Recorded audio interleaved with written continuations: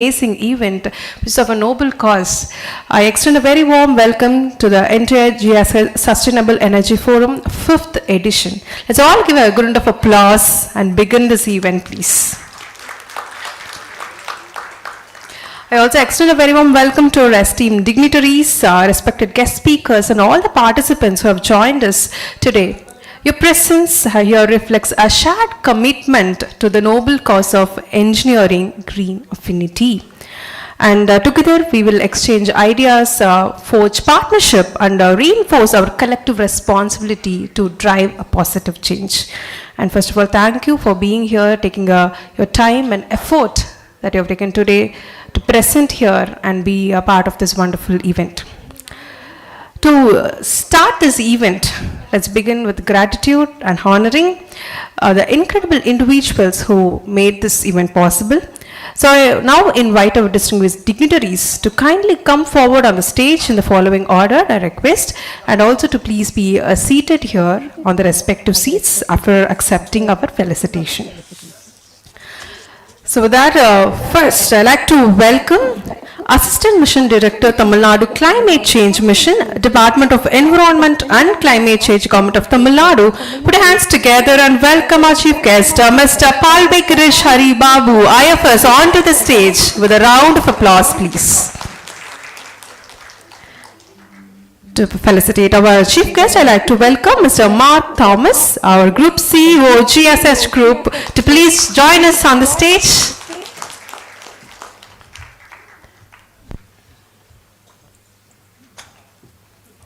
A honorary shawl as well as a memento is now presented.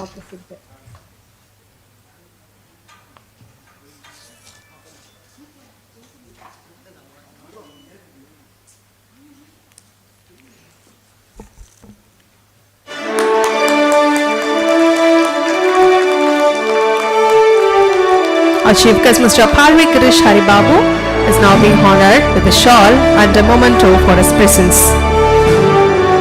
Thank you to Mr. Mark.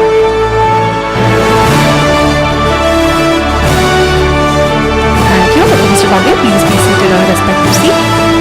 Followed by, I'd like to welcome our next guest, Professor Dr. K. Bhaskar, Director, Indian Institute of Information Technology, Senapati, Manipur. All the way from Manipur, he has come here to be our guest. Most welcome, sir. To honor him, I'd like to welcome Mr. Kevin Okefe, Group CEO of Group CFO of GSH Group, to please join us on stage at this moment.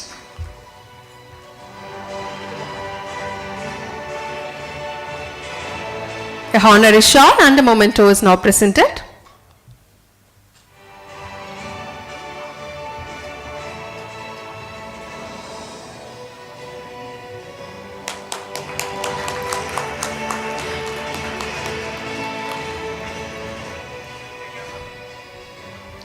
A memento on behalf of GSH is now presented by our Group CFO, Mr. Kevin San. Thank you so much. Followed by, I'd like to welcome our next guest, S. Raghupati, Principal Advisor, Confederation of Indian Industry, New Delhi, to please join us on the stage at this moment, sir. Most welcome.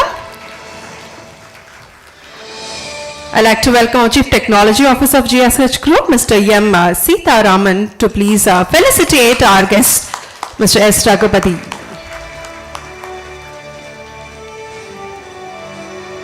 Honorary shawl and a memento is presented to him on behalf of GSH.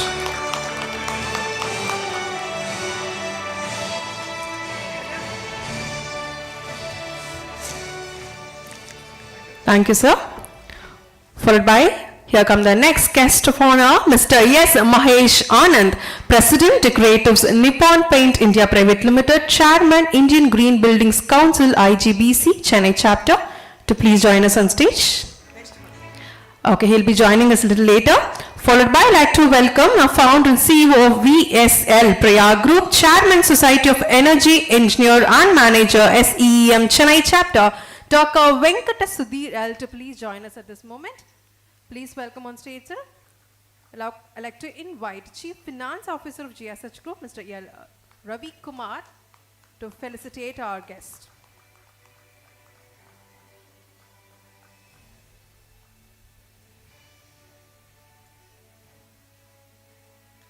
To show our gratitude and respect, a shawl along with a memento is now presented.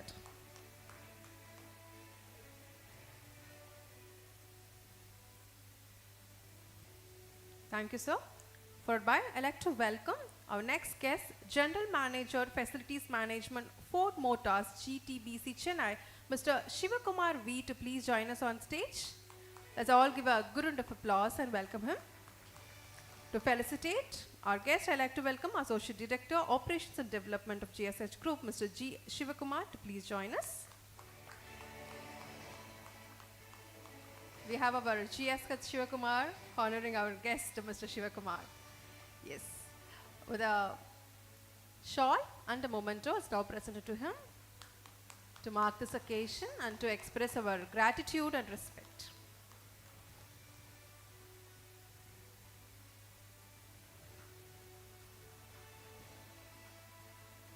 Followed by, I'd like to welcome our guest, Sustainability Advisor of GSH Group, Dr. R.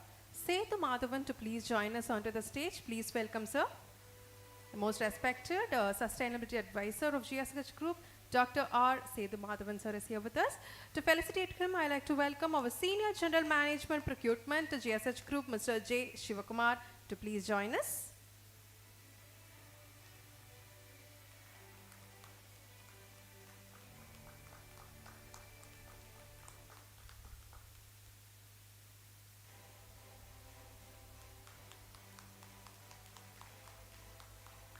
As a gesture of respect and gratitude, a shawl along with the memento is presented to him now.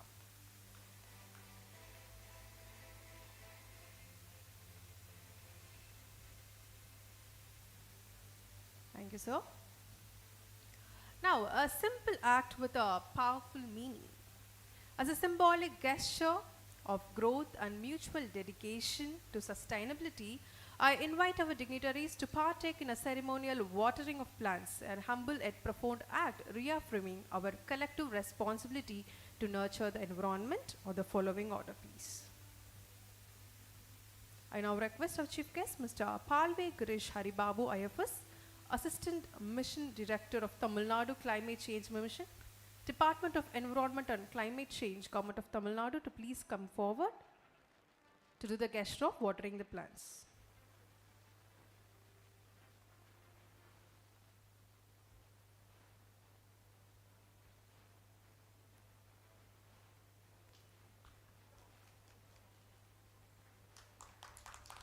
Let's give a big round of applause. Thank you. Followed by, I'd like to welcome Professor Dr. K. Bhaskar, Director, Indian Institute of Information Technology, Senapati, Manipur, to please do the honor, the gesture of watering the plants.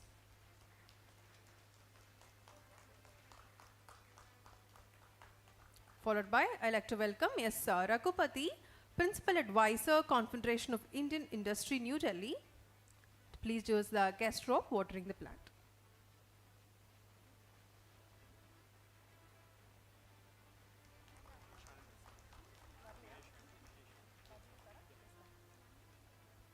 I also like to welcome our guest, President Creatives Nippon Paint India Private Limited, Chairman Indian Green Building Council IGBC Chennai Chapter, Mr. S. Mahesh Anand, to please join us on stage, sir.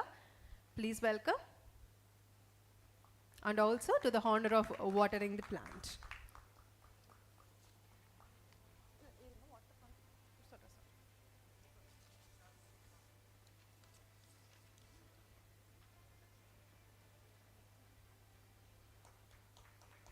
Thank you, sir. To express a felicitation, I'd like to welcome our Chief Executive Officer of GSH Group, Mr. Nurul Amin M, to please join us on stage to felicitate our chief guest. I request Mr. S. Mahesh Anand to please accept a felicitation. A honorary shawl and a memento is now presented to him on behalf of GSH.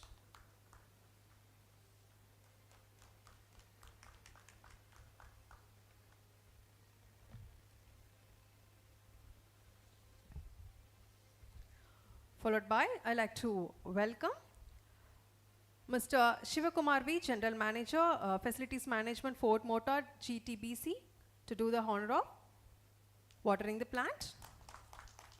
Along with, I'll also like to welcome Dr. Venkata Sudhir, Founder and CEO of VSL Prayag Group, Chairman, Society of Energy Engineer and Manager, Chennai Chapter, to do the honor of watering the plant.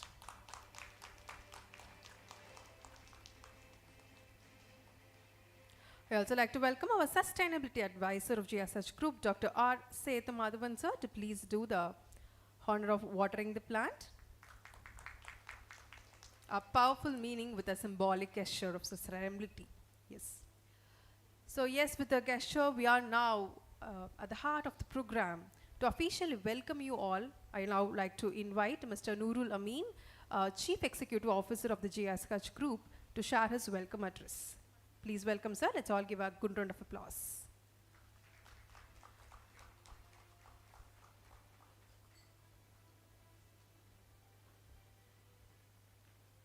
Respected dignitaries, distinguished guests, industry leaders, and fellow advocates of sustainable development, a warm good afternoon to each one of you. On behalf of GSH India, it's my profound honor and privilege to welcome you all to the 5th edition of Sustainable Energy Forum 2025. Today, as we gather under the inspiring theme of Engineering Green Affinity, we stand at a defining moment where innovation meets purpose, where technology embraces sustainability, and where collective action can reshape our energy future. Ladies and gentlemen, today we are privileged to host an extraordinary assembly of leaders who have not just witnessed India's sustainability journey, they have authored it, architected it, and accelerated it. Our chief guest represents the perfect synthesis of technical excellence and environmental governance. Today, he stands at the forefront of Tamil Nadu's climate action under the Department of Environment and Climate Change to shape policies that will determine our state's environmental resilience. His mechanical engineering background uniquely positions him to understand the technical complexities of sustainable energy systems, while his forest service experience grounds him in the ecological realities we must protect. This rare combination makes him the ideal leader to bridge the worlds of engineering innovation and environmental conservation. Mahatma Gandhi once said, "The future depends on what we do in the present." Our chief guest embodies this philosophy, transforming present policies into Tamil Nadu's sustainable future. Sir, Mr. Palve Gris Haribabu, IFS, Assistant Mission Director, Tamil Nadu Climate Change Mission, Department of Environment and Climate Change, Government of Tamil Nadu. We are deeply honored by your presence, sir. Your leadership at the intersection of technical expertise and environmental governance inspires us all. A warm welcome to you, sir. Among us today is an institution builder who shapes minds in one of India's most strategic regions. As chairman of the NAC Peer Team Committee, he doesn't just evaluate educational institutions, he elevates them, ensuring that India's higher education ecosystem remains the world class. Nelson Mandela said, "Education is the most powerful weapon which you can use to change the world." Our distinguished guest is arming India's youth with the knowledge, values, and vision to engineer a sustainable civilization. Professor Dr. K. Bhaskar, your presence bridges academia and sustainability. Through your guidance, technology meets social responsibility. We are privileged to have you today, sir. Welcome you, sir. Ladies and gentlemen, when we speak of India's green building revolution, one name stands tall. The godfather of India's sustainability movement, a gold medalist in chemical engineering with 42 years of transformative leadership. In 2004, when CIA Godrej building became India's first platinum-rated green building under his governance, he didn't just construct a building, he constructed a movement that swept the nation. The Native American proverb reminds us, we do not inherit the earth from the ancestor, we borrow it from our children. Our distinguished guest has dedicated his life to ensuring we return the borrowed planet in better condition to our children, to our nation. Mr. Raghupati, Principal Advisor of CII, sir, you are the architect of India's green transformation. Your vision continues to inspire millions. We warm welcome you, sir. Today's corporate landscape, we need leaders who prove the business success and environmental responsibility are partners, not adversaries. Our next distinguished guest leads one of India's most iconic paint brands, transforming it into a beacon of sustainable innovation. Jogan Geist wisely noted, sustainability is no longer about doing less harm, it is about doing more good. Our distinguished guest exemplifies this philosophy, turning business operations into opportunities for environmental stewardship. Mr. Mahesh Anand, President Decoratives of Nippon India Paint. Sir, you prove that vision and conviction can transform any industry. Warm welcome you, sir.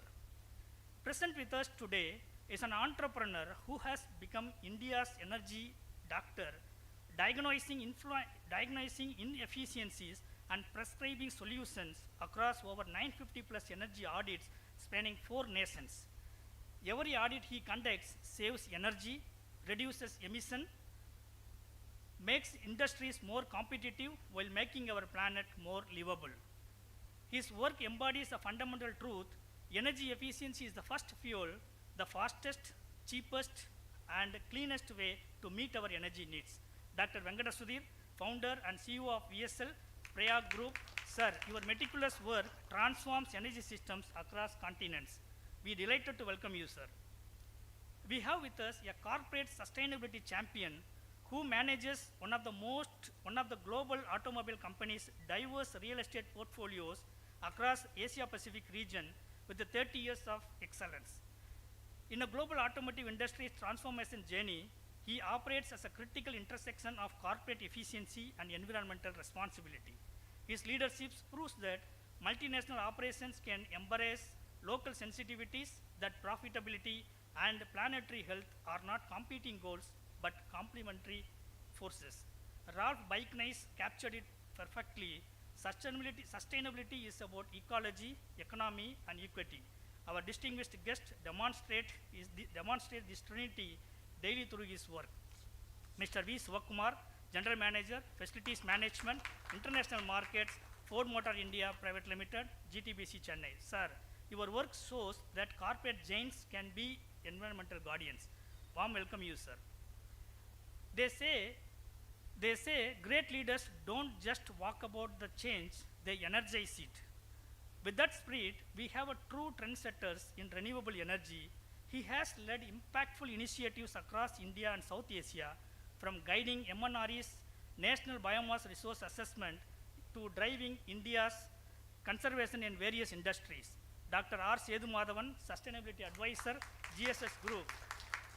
Your work continues to inspire the country's sustainable energy transition.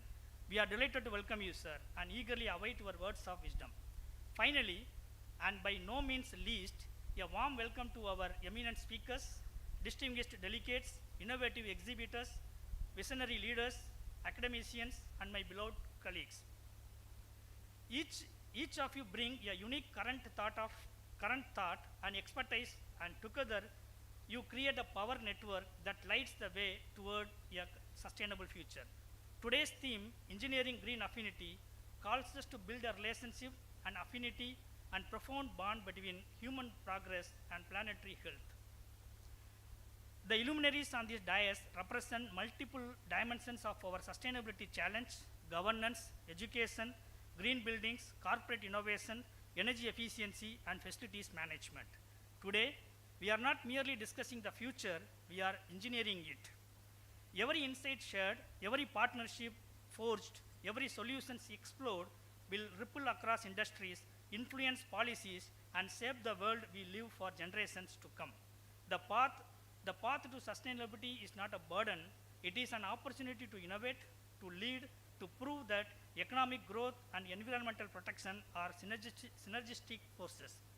May this 5th edition of Sustainable Energy Forum 2025 ignite innovations that illuminate lives, forge partnerships that amplify impact, and inspires action that secure our planet's future. Thank you. Let us together, let us together engineer a greener and brighter tomorrow. Thank you so much.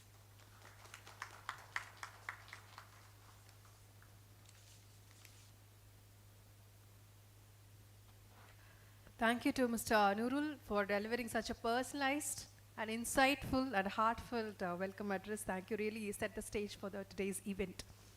And now, next, we have a series of special notes from our distinguished guests who bring a diverse perspective and expertise to this forum. And it is a honor to introduce the first special guest on stage to deliver his special note address. It is a honor to welcome a man who has dedicated his life of shaping minds and building institutions, Professor Dr. Krishnan Bhaskar, Director of Indian Institute of Information Technology, all the way from Manipur, has come here. He is a DSc holder from Sweden's prestigious KTH Royal Institute of Technology and Fellow of the Royal Society of Chemistry, London. Dr. Bhaskar has worn many hats, and from professor and researcher to vice chancellor and mentor, whatnot. His academic journey spans over 3 decades with international recognition, numerous research contributions, and an unwavering commitment to nurturing the next generation of leaders.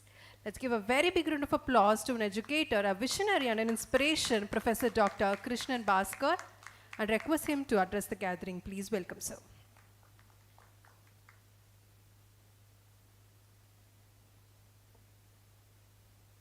The most distinguished chief guest of today's program, Mr. Haribano IFS, and distinguished guest on the dais, and the CEO of GSH and managements of GHS, and then invited speakers and participants, and my friend Professor Saravanan from Department of Energy, Anna University, and invitees, ladies and gentlemen. Good evening to all of you. And indeed, it's a great pleasure for me to participate in this great gathering and among the great speakers. And yeah, I strongly believe the topic of today's discussion is very important, and I think there is no doubt, and even every common man also understands the sustainability, in particularly in energy sector. Creating a green energy is very, very important and order of the day. And then we all very aware that how the global warming is changing, creating the climate change, and therefore for which the creation of local energy resources are very, very important. Because when Edison invited the electricity way back to 100 years ago, and then he thought that the electricity can be produced locally. Maybe he did not know that there is a solar cell which converts sunlight into electricity at that point of time. Though you could do or make appliances to work on direct energy sources, but as you know that in that point of time, transmission of energy from one place to another place is a big challenge when you talk about a direct current, because the energy losses are very huge.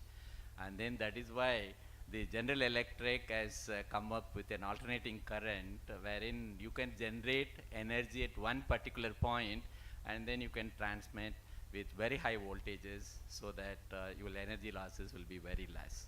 Because during that time or until recently, even today also, we strongly believed that energy needs to be generated at one particular point and needs to be transmitted everywhere. But it has been changed. And now it is very, very important that for a sustainability, we need to generate energy locally. And that is why when you talk about green initiatives, I think the government of India has taken enormous initiatives, and we are almost leading the world in terms of the kind of speed, the kind of energy generations which we are making the recent years is very, very fabulous. And particularly the states like Gujarat and Tamil Nadu are leading the country. And therefore, as a educationist, I think we have a lot of commitment also to tell our students the importance of the sustainability. and particularly in the area of energy, because I come from Indian Institute of Information Technology, where we have electronics and computer science. And when you talk about a computer science, and today we talk about artificial intelligence and Internet of Things, IoT. And when you talk about electronics, and we think about how to convert in terms of when you talk about energy and how the light can be converted into an efficient energy system. Because today when you talk about normal solar cell energy conversion, it's about average by about 16 to 18%. And therefore that is the reason why there is a lot of research is going on all over the world to come up with new materials like the copper indium sulfide, selenide, gallium arsenide.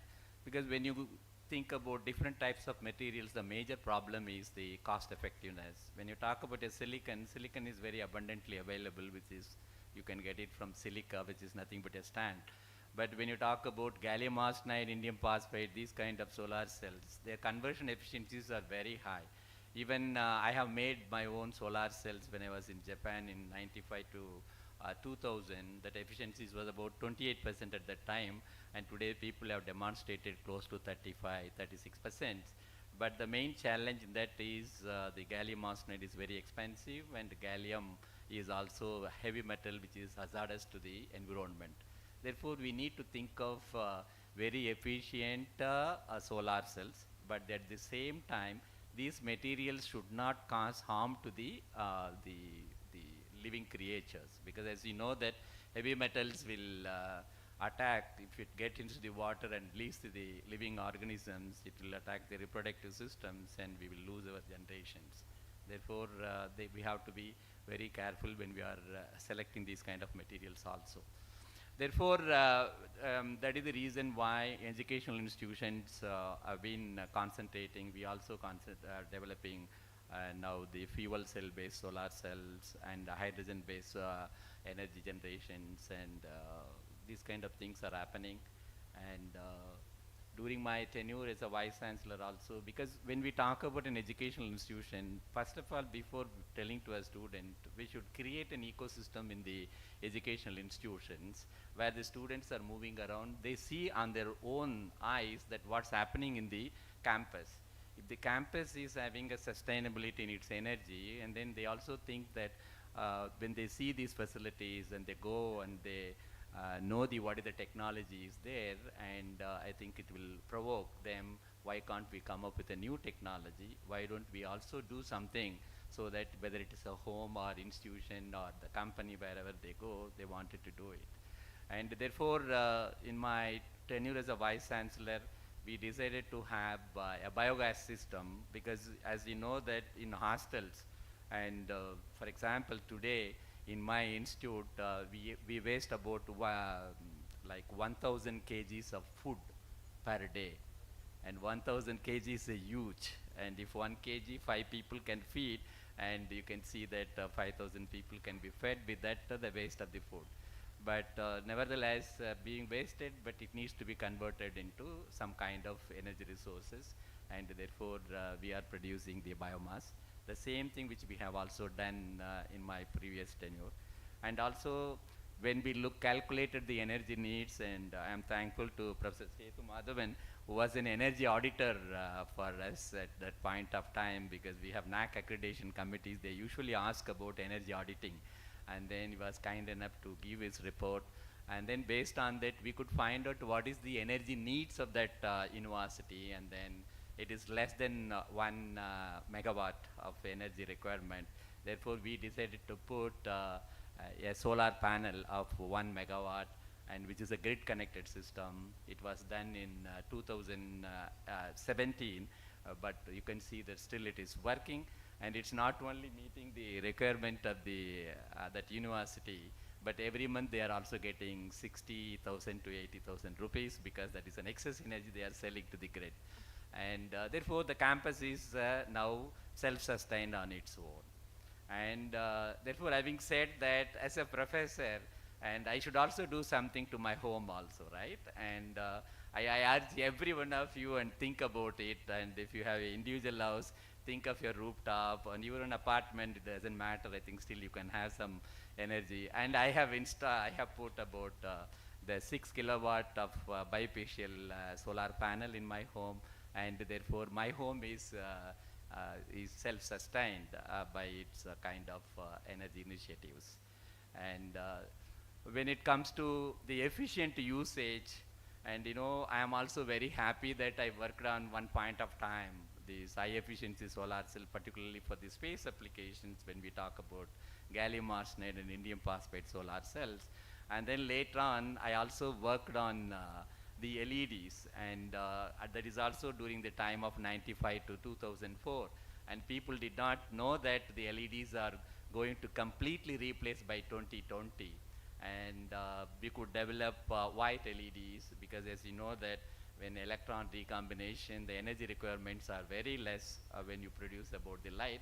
Where, for example, when you talk about energy from the incandescent lamp, the Edison lamp, and most of the energy is consumed as in heat rather than the light.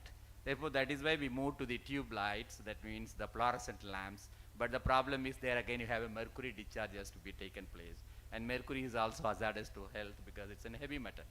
And therefore, and people have come up in Japanese group, we also had opportunities. My students could work with that Nobel array to have invented these LEDs, and we also worked on that.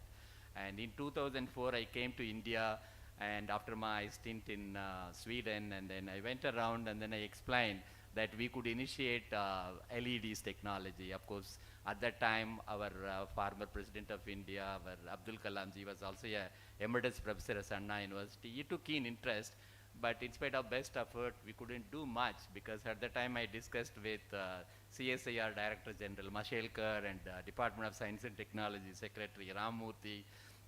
It's a very high level body. They thought that it's an expensive business. But expensive business, always when you are successful, will always make you to lead the world, and then you can be the leader in the business. And just imagine that if you would have started in 2000, 2004, we are not relying on the semiconductor devices outside the country. Okay?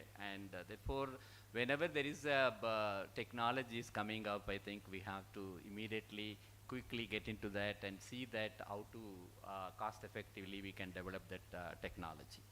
And today, as I said, this Internet of Things is very important, because with artificial intelligence, you can see that how efficiently you can save the energy. Because the energy, when you talk about sustainability, is not only about the generation of the energy in the non-conventional energy sources, but it is also how efficiently, how effectively you use the energy resources.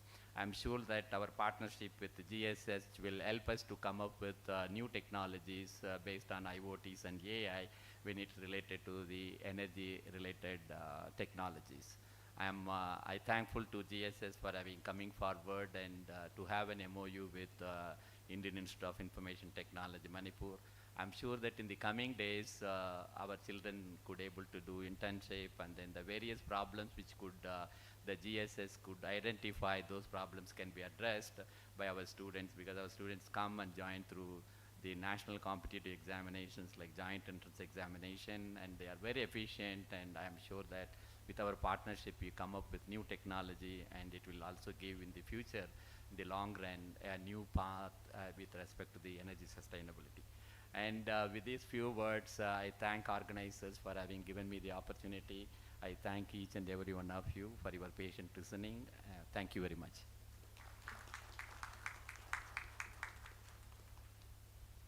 Thank you so much to Professor Dr. Krishan Bhaskar, sir. Of course, as you said, change begins at home. So you have really inspired us. Let's see what all we can do starting from our home. Yes, at this moment, we are also honored to welcome the most special and important people, the press and media who joined us today, who are covering this event. Times of India, the Hindu Tamil, Financial Express, Indian Express, and Denakaran. Thank you so much for your presence, and your support is very significant for us to get this word out and make a change. So let's all welcome them with a round of applause. Thank you. So now let's move on to the next speaker of the day. As we continue our journey of exploring sustainability and innovation, it is time to hear from a leader who has not only witnessed but actively shaped India's green transformation. With over 4 decades of experience in energy efficiency, green buildings, renewable energy, and sustainable development, he has been instrumental in bringing global recognition to India's efforts in building a cleaner, greener future.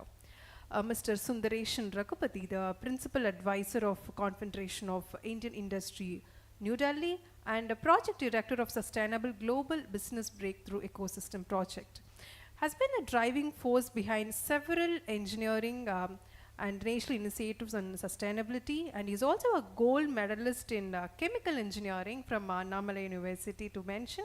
He has served up as a national expert for energy conservation under the UNDP Government of India project. Under his leadership, the CII Godrej GBC building became India's first platinum rated green building, igniting a nationwide greener movement. And his contributions throughout the Indian Green Building Council has helped India emerge as one of the top 3 countries in the world of greener building footprint, with over 16,000 projects and 14.6 billion square feet of sustainable spaces. A former board member of the World Green Building Council and chair of its Asia Pacific Network, he continues to inspire progress and with a purpose. So, ladies and gentlemen, please join me with giving a very warm welcome and a big round of applause in welcoming Mr. Sundareshan Raghupati to deliver the special note address. Please welcome, sir.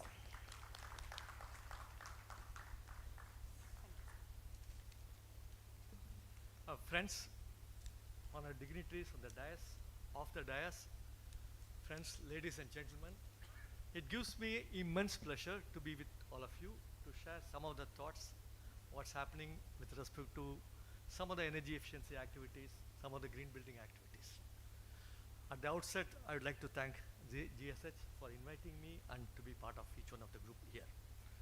Thank you, friends. Friends, I was wondering what I should cover in this session. Then I thought that I will share some 3 experiences, personal experiences I had, and what shaped my thinking and what shaped the certain activities which we undertook. Friends, the first experience I had was when I got involved in the energy efficiency activities somewhere in 1985. I went for an interview with a company. That time I did not know much about energy efficiency. I seen the advertisement as energy efficiency activities. I did not know much about it. I went to the company. That's a lovely company. It was one of the best companies in India at that point of time. And the chairman interviewed me. And the interview was going for about almost 10 to 15 minutes. And the way in which he was conducting the interview, it looks like he has already selected me. And then so I was more or less answering yeses to his points and discussion, etc. Then he asked me, what is your decision? Okay. I said that I'm very keen on energy efficiency and any design related activity, and your action talks about like that, so I'm willing to join. Then he said, he's a leader in the industry, he's one of the best management guru I ever seen on earth. And that man said, Raghupati, don't take decisions like this. You should not take impulsive decisions. Just like that, somebody offers you should not take it up. You should verify the company. You should go and talk to many people. At least you should talk to a couple of them. Find out what this energy efficiency field is all about. And then take a call. Then it's okay. So he told me, yes sir, I do not know much about the energy efficiency field. I have to first find the person who's handling that activity and talk to them. Please give me 2 days. Okay, fine, go ahead. And then through my friends, I ultimately found 2 persons. And through my friends, I went and met both of them. Can you believe the answer that both the guys gave? And they said, my dear fellow, you seem to be in a good job right now. You are going to waste your career. You are making an enormous mistake by getting into this field, and don't take it. If I were you, if I am intelligent, I will not choose it. And that was the message 2 of my good friends, or good friends of my good friend, mentioned to me. So with that views, I went back to the chairman and I said, yes, thank you for giving me 2 days time. I met 2 of the colleagues, 2 of my friends, and this is, and he asked me, what did they say? And I told him, this is what they said. You are making the biggest blunder in your career. And I said, no, what is your decision? Yes, sir, I'm ready to join you. Why? He asked me. So I'm very passionate about design and improvement activities. I would like to take a chance. And immediately called his assistant and typed the appointment order. And today I realize, or even that time itself I realized after 5 or 6 years, that was one of the best decisions I have taken in my career. It looked like an impromptu decision, but yes, we wanted to pursue challenges. We want to make a difference to the country. We want to make a difference to the movement. That was a thought I had. And that the same culture got into many other activities in the kinds of green buildings and many other things. In other words, what you have to look for a job is job is challenging? Is it giving you opportunity to contribute to the nation, to the country, to the people? And energy efficiency is such a great job. All the guys who said that there is no future, today after 40 years in the job, I still see a very, very bright future. And I see a bright future up to 2070, 2080, till the climate change problem is solved. I don't think it will be solved in the way in which the countries are working. We will talk about this later also. So in other words, this enormous opportunity. Friends, let me formally welcome you all for the energy efficiency field. You have got a great opportunity. Please welcome yourself. This was the first experience I had. The second unique experience I had is something amazing. Somewhere in the year 98, 99, I'm not sure of the year, it might be around plus or minus 2 years, we started a concept called world-class energy efficiency. How the companies pursue the energy efficiency in a world-class fashion. When I say world-class, the condition is it should be one of the lowest specific energy consumption in the world. That's the main criteria. Believe it or not, there are several companies in India who also had the lowest specific energy consumption. And our cement industry is a gem or a crown in the India's cap. Our cement industry is one of the leaders in energy efficiency. Today, if you ask for what is the specific energy consumption, cement industry will be one of the lowest in the world. And I'm now talking about 1998, around just before 2000. So we did the concept, we wanted to create awareness on world-class energy efficiency. See, and we arranged, and we selected few companies who are very low in specific energy consumption, and we arranged something called the ENCON mission. ENCON mission is we will bring delegates from other companies. They will visit the energy efficient company and learn from this company and interact, and it will be a mutual learning. And this was arranged. This was the first program of its kind in India at that point of time. At that point of time, no equivalent program was there. So we selected one unit at somewhere near Trichy, Madras Cements, as one of the world-class energy efficient unit. And visit was arranged. And since it was a focus only on cement industry, there were about 20 to 22 participants from all over India were there. And we took them in a bus from Madras to Trichy area, and they all entered the factory. When you enter the factory with 20 delegates, the bus was stopped about 100 meters to 200 meters before main gate. And we started, hey, what is funny? But something peculiar. When the bus stopped and we were asked to, everybody was requested to deboard the bus, come out of the bus. And then we all came down, and immediately the Nadaswaram as well as drum started. Okay. And this is one of the most superior welcome. Like how in Tamil we call it as Mappalai Azhappu. The entire batch of 20 participants were given some sort of a very ceremonial welcome by the host company, which is Madras Cements. And all of them were so delighted. Such a treatment is being given to a visitor of a company. And these 20 members visited the company, and they spent one full day in the company, and they went through every nook and corner of the company. Everything was explained. How this world-class company achieved world-class performance was shared. And that was the greatest visit. That was the starting of the thing. The CIA has undertaken several Lincoln missions. But this was the starting point. So, can you now make a guess? What is the characteristic of a world-class energy efficient company?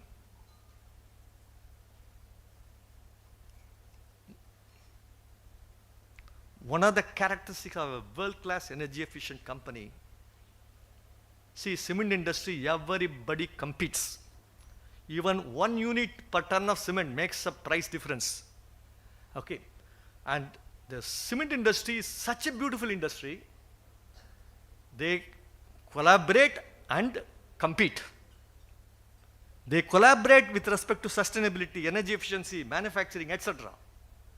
But with respect to price per kg of cement, price per bag of cement, they compete. The beauty or the oxymoron in this situation is the combination of anything. Oxymoron is some competing 2 points which are not opposing each other. So the oxymoron here is they collaborate and compete.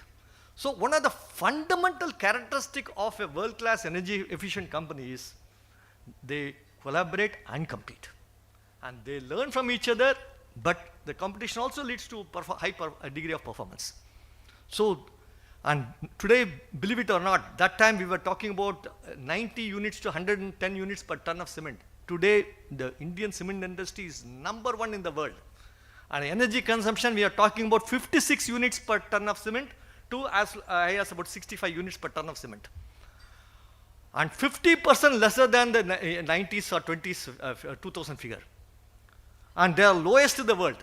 And if you see some of the big manufacturers of cement industry, FLS Smith, etc., and they are doing a very innovative product, and the people will ask when they invest 100 crores, they would like to see where this product has been successfully or the technology has been successfully implemented. And the case study, invariably, it is in India. They will be nominating some cement industry. People will come from Japan, Germany, and they will come to India, and they will learn the technology. Indian cement industry was superior in attempting world-class technologies. One of the characteristics of a world-class energy efficient company is they are the first to get into the superior technologies. And when you have an implementation of superior technology, because the technology is being tried first, so the cost of the technology is also lower. So that is the bargaining power of the world-class energy efficient company. And he gets the advantage also. Though he might become a guinea pig, but he has advantage of cost also. So this was a unique example we had in Madras Cements. And that was how the characteristic of a world-class energy efficient company. The same type of sharing doesn't happen in chemical industries or even pharmaceutical industries. Even you can't enter the gate. Whereas cement industry, everybody knows each other. You will be welcomed right at the gate. You will be given a royal welcome. And next, I'm going to the third and final episode. So in other words, the main message I'm talking about is the second message. If you want to become globally competitive, each one of the Indian industry should cooperate, collaborate, and compete. That's the core message I'm telling. Every product manufacturer should collaborate and compete. Entire sector should collaborate and compete. It is good for the country, good for the nation, good for everybody. And India will be globally competitive. Now let me go to the next and the important point, which is the green building movement, which we had. In 2000, CI decided that we will launch the Green Business Center, and President Bill Clinton launched the concept, and we said that we will initiate the Green Business Center. And the US side was our partner, and we launched the Green Business Center. I was involved with it, and we really did not know what to do with the Green Business Center. What to do? What will we do? How to promote green? What is green? We did not know. Then my very, very close friend, it's always important to have good friends, Mr. Patanaban of US side was there. He was a mentor, friend, guru. Okay. And he told, Raghupati, don't worry. We'll go to best companies in USA and learn from them. So a team of about government officials, CI and the private industry, about 5 or 6 of us went and visited US. And the very first meeting we had at Washington was a presentation with US Green Building Council. And there they presented about what is the green building rating, etc. Believe it or not, the architect who came along with us, myself and my colleague, 3 of us, first time we are understanding green building in some way. We do not know what is the technology implication, what are the cost implication, etc. We decided that we will take the platinum rated building. We will construct a model green building and it will be a platinum rated building. three people who do not have any knowledge about the thing, who's first time hearing about the green building concept, decided this. And today, that was the second best decision we have ever taken. And three of us together, all three of us, we never consulted each other. Each one of us wrote. And when we compared the notes, it's the same point. So that was the second best decision. And lot of things went right, lot of things went wrong, but the platinum rated building was delivered in the year 2003. Believe it or not, it was the greenest building in the world at that point of time. At that point, it was a world record holder. And thanks to that leadership of Mr. Jamshed Godrej, who funded it, who made it happen, who delivered it on the ground, the green building movement, thanks to his leadership, it has gone beyond its limits. Today, people like Mahesh Anand are all leading this activity, and they have given new life, new activities, new thought leadership into the entire movement. Friends, today we have more than 16,000 projects on green buildings. And with 14 billion square feet of green building footprint, India stands number 2 in the world. And that's the type of growth that has happened. And the cost of green building, originally when the first building came, it was about 7 to 10% more. Today, a platinum rated building is in fact as same cost as a normal building. In fact, even 1 to 2% lower. And some people are saying 1% higher, 1% lower, like that. So cost is not at all different. I'm talking about a platinum rated building. So in other words, friends, the scope is enormous. Now, right now you see the green building movement. It is a fantastic example of a collaboration in a multi-directional things. The green building is a collaboration between architects, builders, agencies like GBC, etc., Green Business Center. The entire sectoral is combining. It is a collaboration across the sectors, which is making the thing impossible possible. Second, it is also a global collaboration. Whatever we learned from the green building movement, it has come from US, it has come from Europe, it has come from Singapore. Enormous amount of global cooperation happened, and lot of new products have been introduced. Many of the international players are there in India right now and delivering green products. So in other words, if you want to have a very high scale, you want to have a major movement across the country, which completely transforms the entire country as a whole, you need global cooperation. Previously we talked sectoral collaboration, now I'm talking about global cooperation. Every country should learn from each other. Yep. And for us, whatever learnings we had in Green Business Center, it all came from US, it came from Europe, it all came from Germany, it all came from Singapore. So these are the countries we learned. So friends, what I'm trying to say is the scope is phenomenal in the field of energy efficiency and green. Okay. So my parting message is, each one of you has got a great opportunity in front of you. You should take the thing. You should be innovative. You should be highly competitive. You should make a difference for the country. Thank you very much. Thanks for your patience. Thank you so much, sir. Your passion, your energy is definitely contagious. The way your storytelling, I wish it reaches the millions of youth, especially in Indian youth, and inspire them to begin their career in sustainability. Thank you, sir. With that, let me introduce the next guest speaker of today's event. So our next guest speaker is a dynamic business leader who has been instrumental in transforming one of India's most trusted paint brands into a household name.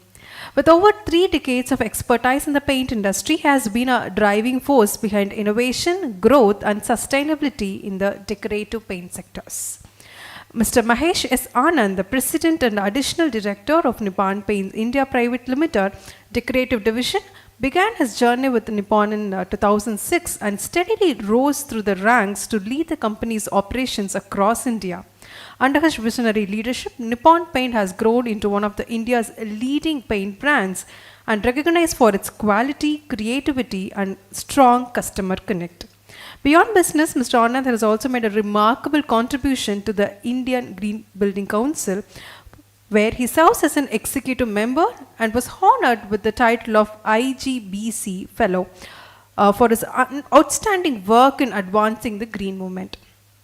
A commerce graduate from St. Joseph College, Tiruchirappalli, and an MBA in Marketing and Material Management from Madurai Kamaraj University, Mr. Anand continues to inspire us with the leadership and commitment to sustainability. Please join me in welcoming our industry trailblazer and a visionary leader, Mr. Mahesh Anand, to address the gathering. Please welcome, sir.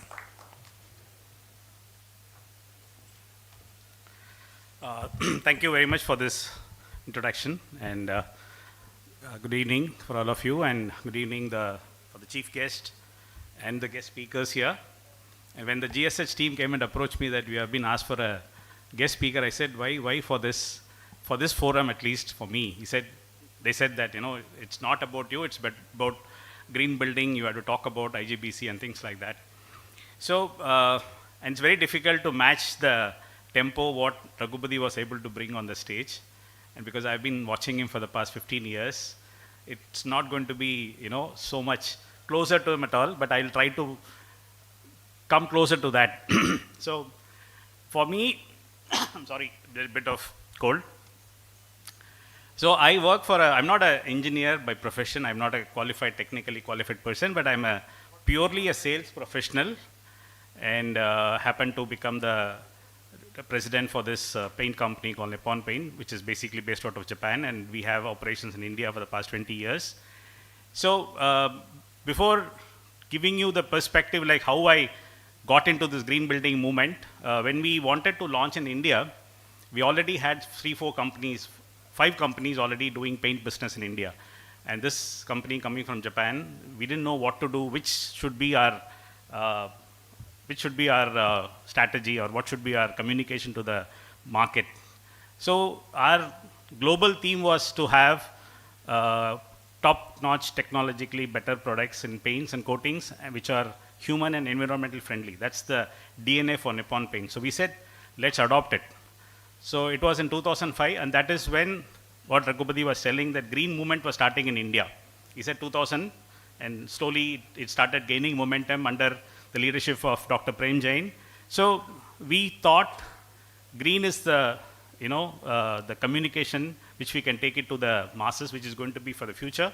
So we adopted green in our products, in our communication, and for us green means business. For you it might be just a color of green, but for Nippon Paint green means business. It makes business ethics for us also. So that's how we got into this movement, and today I am the chairperson for the Indian Green Building Council Chennai chapter. And because of that, probably GSH has approached us, and Muthu Chelvian, of course we are also a green co-rated company. Our manufacturing process is completely green. And one of Doctor's student, Muthu Chelvian, who is the senior counselor for CII, he spoke to me, he said GSH will be approaching you for this event, and finally I'm here today, and thank you so much for this opportunity. So, Raghupati and the previous speaker, Dr. Bhaskar, were talking about energy efficiency, energy saving. I would like to put it in a very simplest form, and even Raghupati was telling it, each one of us has an opportunity in front of us. I say each one of us has the power to reduce energy consumption. I'll tell you a classic example. This is something which I learned in my journey in the green movement through one of the chairperson of green building, Mr. Chandrasekhar Hariharan. Raghupati knows him very well. So I'll just tell you a small calculation which everybody can relate, right? Let's take an example of paying electricity bill, right? Paying electricity bill, everybody does, right? Everybody in this forum pays electricity bill. If 1,000 rupees is the electricity bill you pay, just imagine 1,000 rupees electricity bill you pay, you consume, if the electricity charges are 5 rupees per unit, you consume how many units? 200 units, right? 1,000 divided by 5. If you have to consume 200 units, at source, it has to be 4 times. It has to be 800 units. Only then you can consume 200 units. If at source 800 units have to be manufactured, 1.5 times of coal has to be burnt. So 800 multiplied 1.5 is approximately 1,200 kgs of coal is burnt to manufacture the 800 units of electricity, right?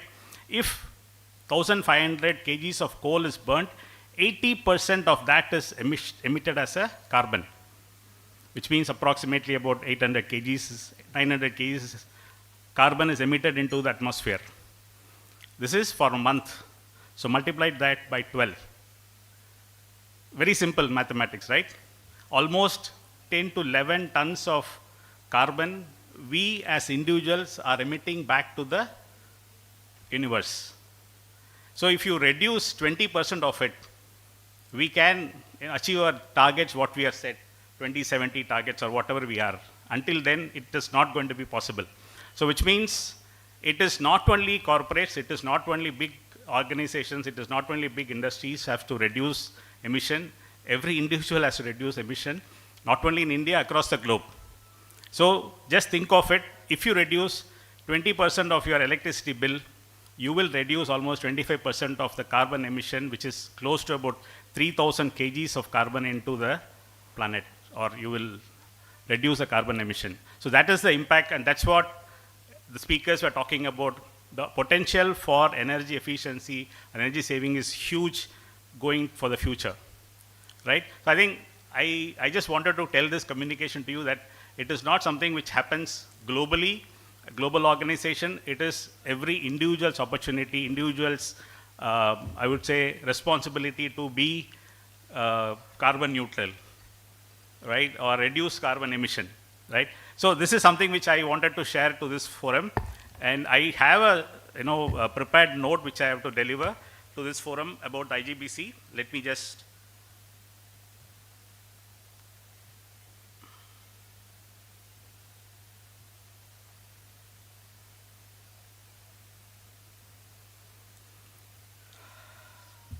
so it's part of my role, what is I've been asked to play. Again, a very, very warm good evening for everybody here. It's a privilege to be part of this Sustainable Energy Forum 2025, and very important forum fostering dialogue and innovation for a cleaner, greener future. Buildings and built environment, I don't know how many of you know about it. Buildings and built environment contribute to 40% of total energy consumption, 30% of greenhouse gas emissions, 20% of water use, and 30% of solid waste. So it is not the vehicles which emits carbon. It is buildings also emit more than that. Buildings emit more than vehicles today. So buildings emit almost 30% of carbon into the atmosphere. So Confederation of Indian Industry, with of course like what Mr. Raghupati told earlier, went into the forefront of promoting sustainability, and they started IGBC, Indian Green Building Council, and this movement became progressive from 2001 onwards. Today, as he said, we have almost 14.6 billion square feet of green footprint. We are the second largest in the world with almost 16,000 buildings and almost 32 rating systems. What is green build? I mean, IGBC has done. It started off with a collaborative effort from USGBC, but in the short span of time itself, we understood the opportunity and we became independent, and we had our own rating systems. We cannot adopt a rating system of some other country because India is unique for us.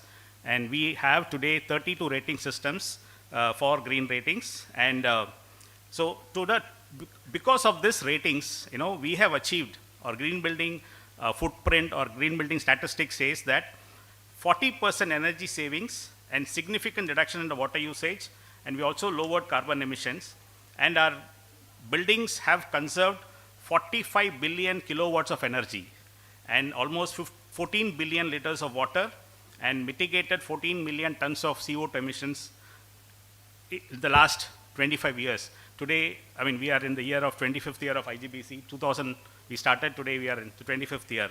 So the construction industry continues to grow at 9.5% because India is still growing or yet to start growing. So which means you will have a lot of buildings. So we need to reduce our carbon emission, and so we have to play a pivotal role in making 500 gigawatts of non-fossil fuel energy capacity by 2030. That is what we have committed in the COP27, and we have to become net zero by 2070. And green building movement, IGBC helps or advocates this journey. And we have the building ratings to encourage renewable energy technologies such as solar rooftop, solar facades, hybrid renewable systems, and on-site energy generation to move buildings closer to self-sufficiency. Energy efficiency remains the foundation. Buildings adopting passive design strategies, efficient HVAC systems, high-performance glasses, LED lightings, and smart building management systems have consistently demonstrated lower energy footprints and improved occupant well-being. This is also most important thing. It is not that the building should become green. The people inside also should be that the wellness is also more important. So we have ratings which will certify the building for being, well-built rating. And people inside will feel very energetic till the end of the day. And they are avoiding, or they are getting rid of their sick building syndrome because of the products what they use in the building actually. And the synergy between Energy Conservation Building Code, the PAT scheme, and the IGBC rating frameworks ensures that India's building sector contributes sufficiently to the national energy efficiency goals. Another integral initiative by CII over the 25 years is the Green Pro Eco Label. Green Pro Eco Label is something which is the green products which are available in the market today to build a green building. So like we have green paints. As I said in the beginning, it is not a color which is green. Any color, it will be green in the nature, in the formulation itself.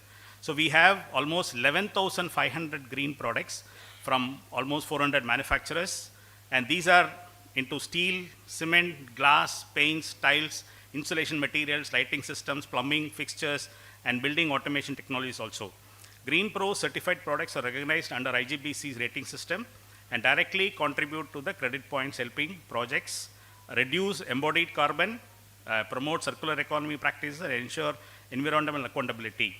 And prominent examples for these are Tata Tiscon, Tata Structura Steel, and there are a lot of coated steel which is available, architectural glasses, paints, low VOC paints. All these are Green Pro certified, which helps contribute for the energy efficiency in the buildings. By adopting Green Pro certified materials, projects in Tamil Nadu and across India not only strengthen their green credentials, but also support local manufacturing and regional supply chains for sustainable construction materials. The Chennai IGBC chapter continues to work very closely with the Government of India, the builders, the consultants, the academic institutions to promote these initiatives through awareness sessions, capacity building, and pilot demonstration project also. And the energy forums like this, the SEF 2025, emphasize carbon accounting, life cycle assessment, renewable integration, which are becoming essential business tools for organization and optional aspirations. Every stakeholder in the building environment, architect, developers, engineers, and policymakers must integrate sustainability from the beginning of the project itself. And the return on investment on green buildings, like what Mr. Raghupati said, in the last 15 years, green buildings were costing almost by 5-6% cost higher than a normal building. Today it has become the same. The green building doesn't cost more. And even if it costs more by 1 or 2%, the returns are much, much faster. You'll get back the returns within 2 years, right? And as a chairman of IGBC Chennai chapter, I strongly believe our role to inspire action, create collaboration, and drive implementation so that every building contributes to India's sustainable energy vision.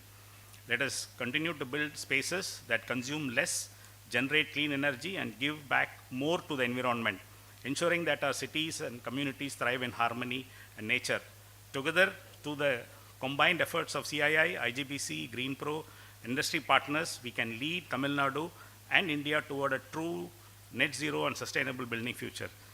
Thank you so much for this opportunity. Thank you so much for the patient learning. Thank you.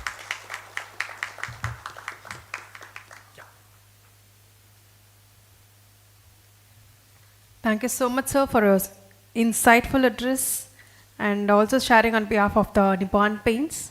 Thank you. So now let's continue the next speaker's introduction. So now the next speaker we call upon is none other than Dr. Venkata Sudhir, founder and CEO of VSL Prayag Group, Chairman Society of Energy Engineer and Manager of SEEM Chennai chapter. So he is a pioneer who Her career itself is a testament of the power of innovation in energy conservation. With over 34 years of hands on experience in optimizing energy systems, he has conducted more than 950 energy audits across a wide spectrum of industries, from textiles to petrochemicals to automobiles, healthcare, and hospitality. And his expertise has left a lasting impact not just across India but also in countries like Bangladesh, Thailand, and Indonesia. A PhD in energy engineering, a fellow of the Institution of Engineers, and an accredited professional of the Indian Green Building Council, Dr. Venkata Sudhir has been a constant advocate of sustainable development. His groundbreaking projects, such as the biomass gasification initiatives for OBT Private Limited, which earned carbon credits, and his work through VSL Prayag Energy System stands an example of how engineering can drive environmental change.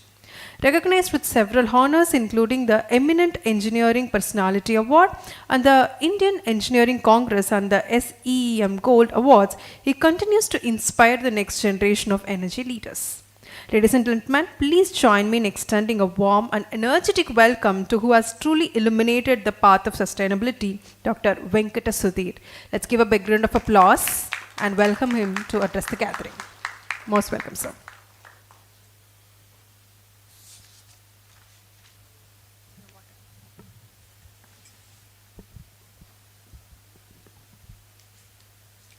Good evening, friends. Welcome to all dignitaries on the dais and wishes to the speakers. First of all, I would like to thank GSH for hosting this 5th edition of Sustainable Energy Forum and bringing many experts and dignitaries on one platform, and my special thanks and congratulations to Mr. Noorul Amin and all his team members. At this juncture, I would like to say a few words because Mr. Raghupati, he was saying that in 1985, he met one eminent personality in who was, who was very great. I also know him because in 1989, I met that person in the almost similar scenario, and Mr. Raghupati happens to be my first guru, and he led me, like a child, he took me in his hands and he taught me so many things, and still I remember those things, and similarly, Mr. Sethu Madhavan, sir, he is from the same college, that is College of Engineering, Gindi, Anna University, and we had a very long association with Sethu Madhavan, sir, and still we will be meeting him regularly for something or the other. Now coming to this subject, so in 1987, Our Common Future, the name of the report, the United Nations Brundtland Commission described the concept of sustainable development, for which energy is a key component. Historically, the concept of sustainable energy development has focused on emissions and on energy security. Since the early 1990s, the concept has broadened to encompass wider social and economic issues. Therefore, sustainability is a three-dimensional comprising of environmental, economical, and social issues. Rather, it is balancing all the three components.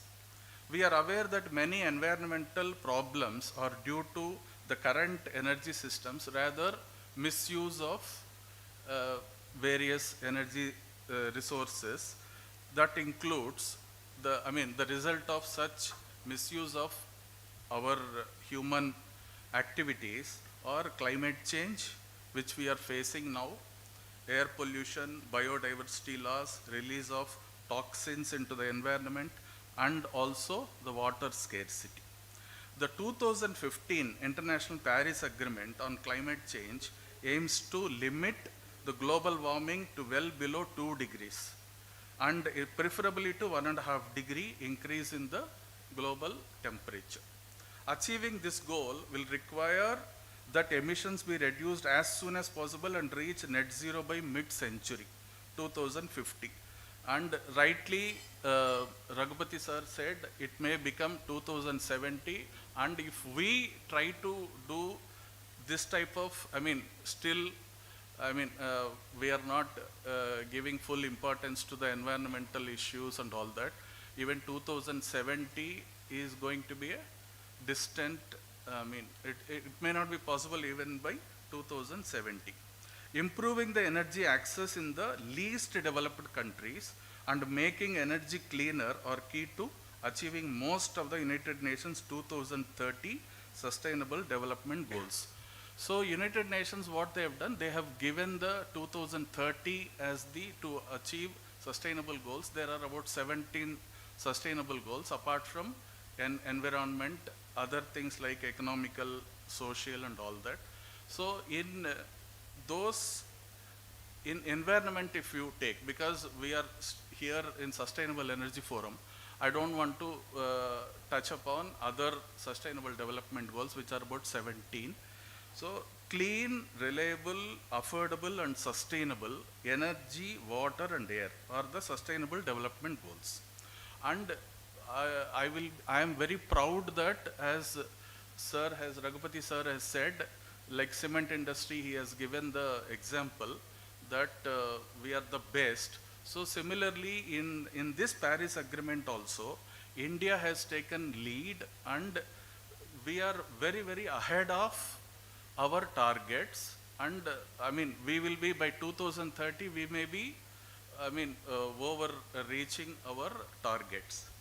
So since the topic for today's forum is sustainable energy, the speakers, the forthcoming speakers will be deliberating mostly on environmental issue, which consists of GHG emissions, impact on biodiversity and ecosystems, hazardous waste and toxic emissions, water consumption and ways of water conservation, depletion of non-renewable energy, so that is fossil fuels, and energy sources with low environmental impact.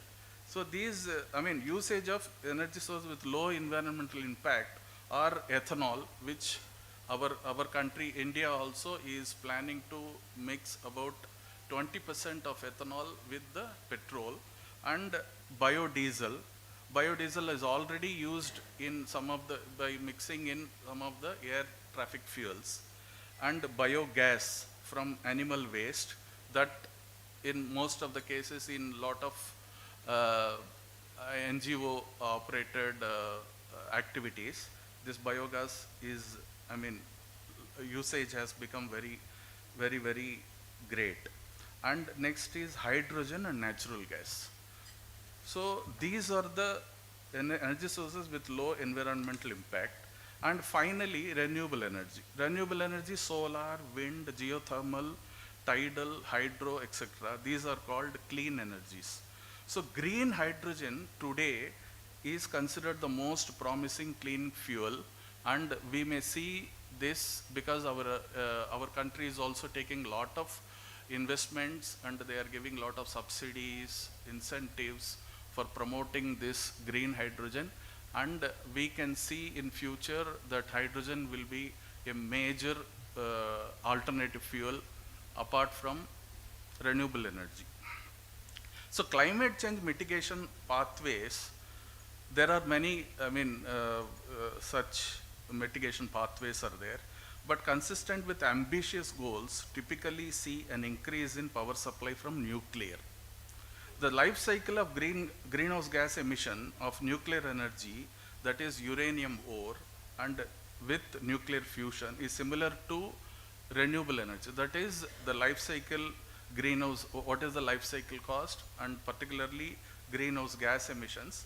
We can see nuclear and renewable energy are on par with each other. But however, many climate change mitigation pathways that is more practical for industry, that is buildings, so on and so forth. That is actually, that is a three three main aspects are there. One is, first and foremost, is accelerated adoption of energy efficiency measures. This starts with energy management and energy monitoring. Next is adoption of energy efficiency technologies, that is making our utilities, let it be pumps, fans, blowers, compressors, HVAC systems, so on and so forth. Then next is adoption of best available technologies. Best available technologies is not only for the equipment, that is also for the process. So process and equipment, adoption of best available technologies, which will make the equipment or process more energy efficient, particularly specific energy consumption. That is what Raghupati sir was also saying. That is, earlier it was in 1990s or so, it was 95 to 100 units per ton of cement. Now it has become 56 units per ton of cement. This is called specific energy consumption, and this is the benchmarking norms. So when we do all this energy management, energy monitoring, adoption of energy efficient technologies, adoption of best available technologies, ultimately the specific energy consumption will be optimized. And when we optimize this, we should always compare with national and international norms, so that we are somewhere on par with the international norms. And next is, after completing the energy conservation and all these things, second, the main aspect for mitigation pathway is adoption of renewable energy as low emission energy source to produce electricity. So some people will be taking this renewable energy itself as the first. So what will happen when you are not efficient, or when your specific energy consumption is not really on par with any national or local or international norms? So adopting to renewable energy, what will happen? Your renewable energy in implementation cost is going to be very, very high. So first step is, that is energy management. That is, it starts with the your bill, how you are viewing the bill, what is your KVA, these are the nitty-gritties of it. So after achieving this, then you can go for renewable energy. And third main aspect of the climate change mitigation pathway is electrification, that is increased use of electricity instead of directly burning the fossil fuel. But there is a paradox in green technology.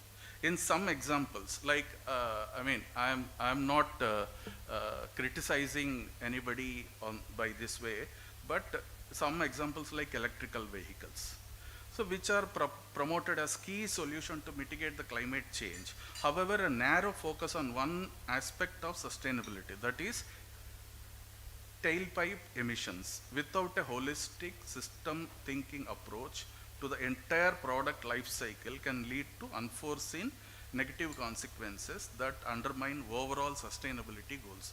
So what exactly is this paradox? See, extraction and for creating this electrical vehicle, we need to extract and mine rare earths, that is lithium, cobalt, etc., which rely on energy intensive technologies, and mostly in those places. So these minings, etc., are forced to use fossil fuels, and it requires a lot of water, and so both ways it is causing lot of harmful emissions and also water pollution. So challenge, and in addition to this, there is a challenge of recycling these complex materials is yet another issue. So when we plan certain sustainable things, so it has to be planned holistically. Like for example, like how this Green Building Council has put up so many 1,500 Green Pro materials like that. So what we have to do is, when we are planning for some sustainability project, it has to undergo various holistical approach things. Now governmental policy. So how important is governmental policy when some technology is going to be adopted? So bringing new energy technologies to market can often take several decades. But the imperative of reaching net zero emissions globally by 2050, that is what the mid-century, that is what we are aiming. That progress has to be much faster.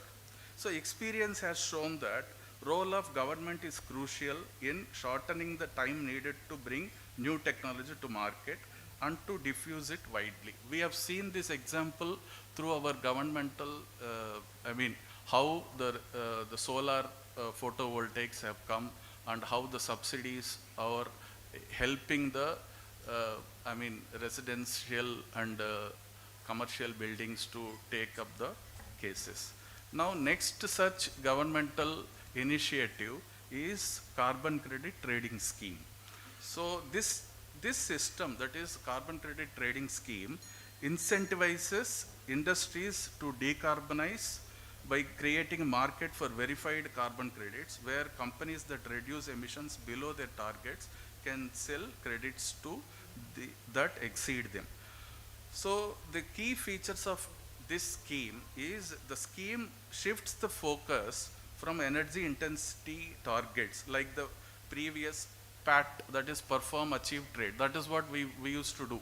In Bureau of Energy Efficiency, they have identified initially 7 energy intensive industries. Now it is about more than 35. Okay, they have now shortly next year they are going to bring even the buildings also into this. So now it is going to be shifted from PAT scheme to reducing overall GHG emission intensity. It creates a competitive market that encourages industries to invest in low carbon technologies and projects to reduce their emissions. Now covered entities, that is those who are made mandatory, they have to do this, they will be monitoring, reporting and have their emissions verified by accredited agencies. Till now, accredited agencies are the accredited energy auditors, those who have passed this BE exam. Now, with this GHG emission and shift from PAT to this scheme, now BE is going to give accredited carbon verifying agencies. That is ACVA, ACVA it's called. So voluntary mechanism. So in addition to those who are mandatory, so this carbon credit scheme is also open for voluntary companies.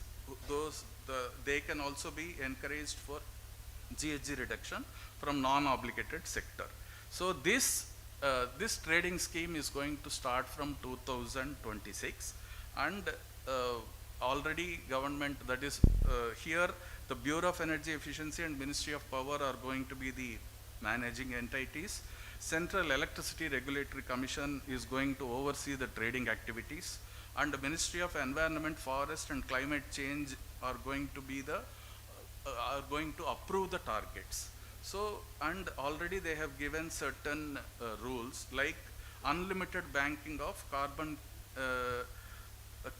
carbon credit is allowed, meaning companies can save unused credits for future use. So with this, I would like to thank you for giving us this opportunity, and Jai Hind.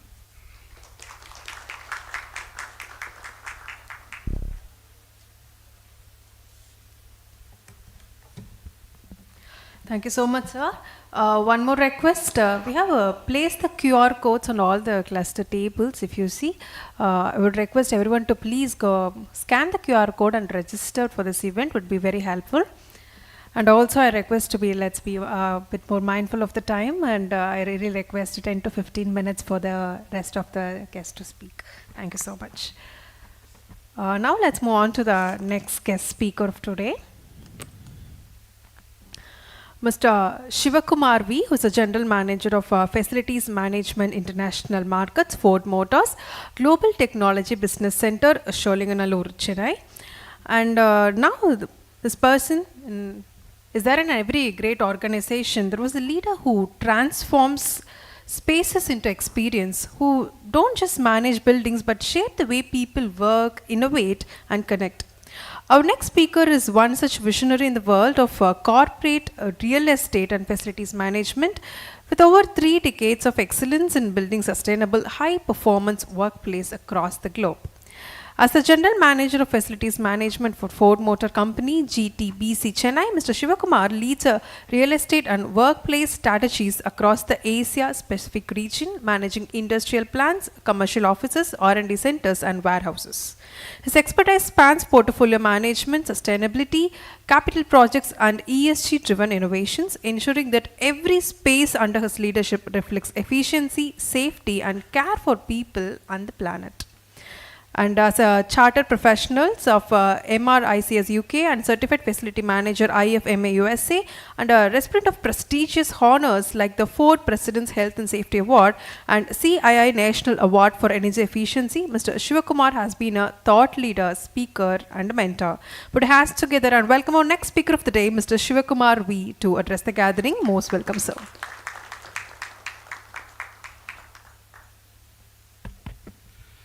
Thank you so much, GSH management, for giving this opportunity.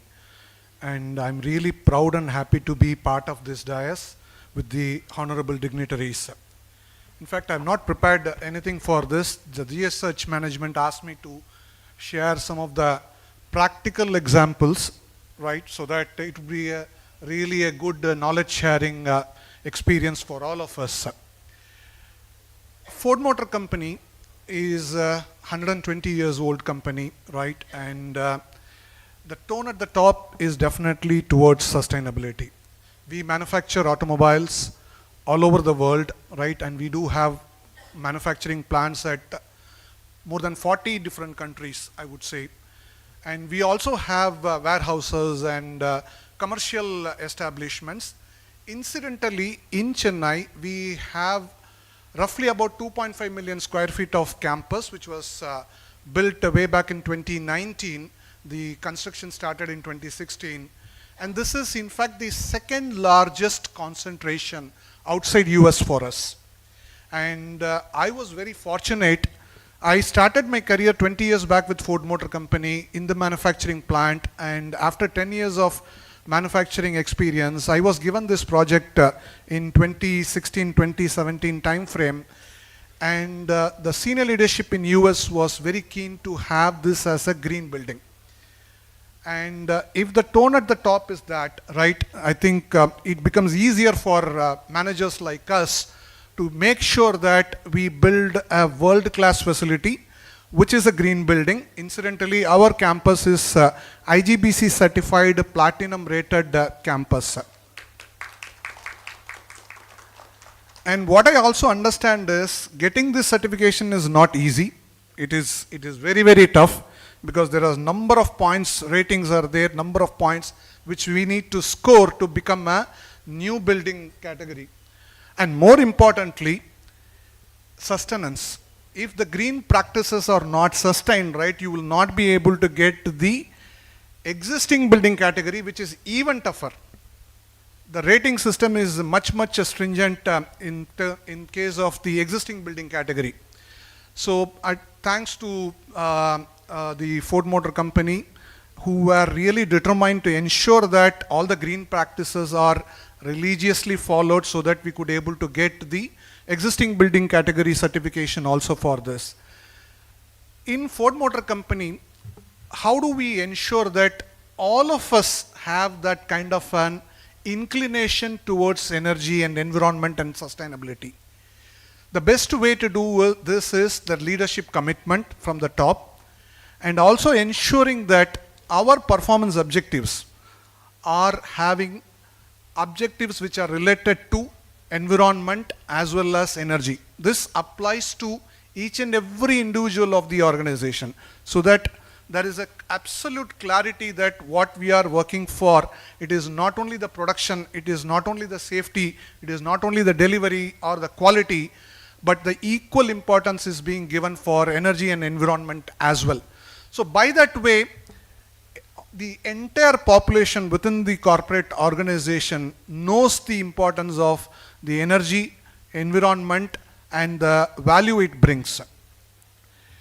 In our campus, especially in Chennai, right, I mean, sustainability is definitely right in the front and center, but what we also did is we coined that with the employee experience.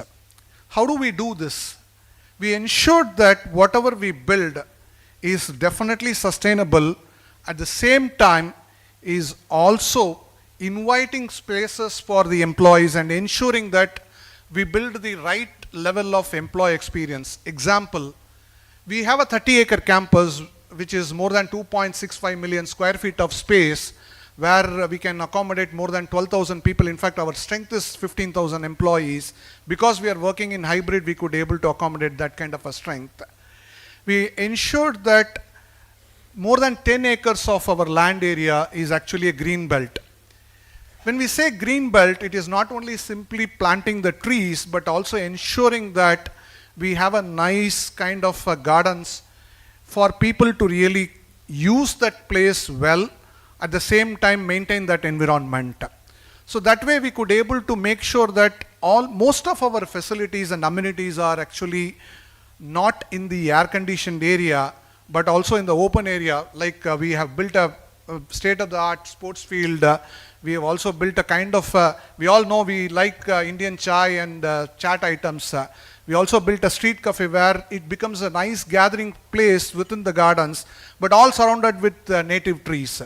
We have also built something called as a rooftop terrace. We don't go to the normal hotels and do conferences. These rooftop terraces, which is actually outdoor places where we can conduct big conferences, team lunches and get-togethers. So by that way, there is an employee engagement also getting involved as we build more sustainable workspaces.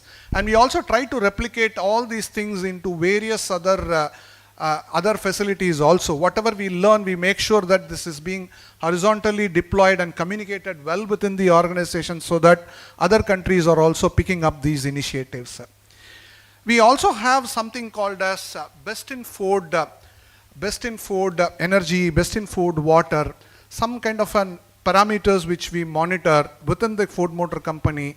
By that way, we create something called as a very healthy competition. Incidentally, Chennai used to be the best in Ford in terms of energy, the least amount of energy being spent for manufacturing vehicles, at the same time least amount of water which is being consumed for manufacturing a vehicle or an engine. So that way we were actually proudly carrying that flag very high so that we could able to proudly say that the facilities in India is actually at par with the world-class facilities.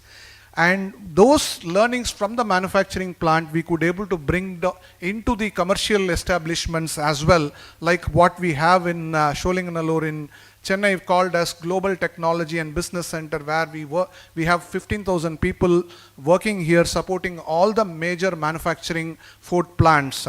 Like we do have AAML, we have global data analytics, we have fintech services.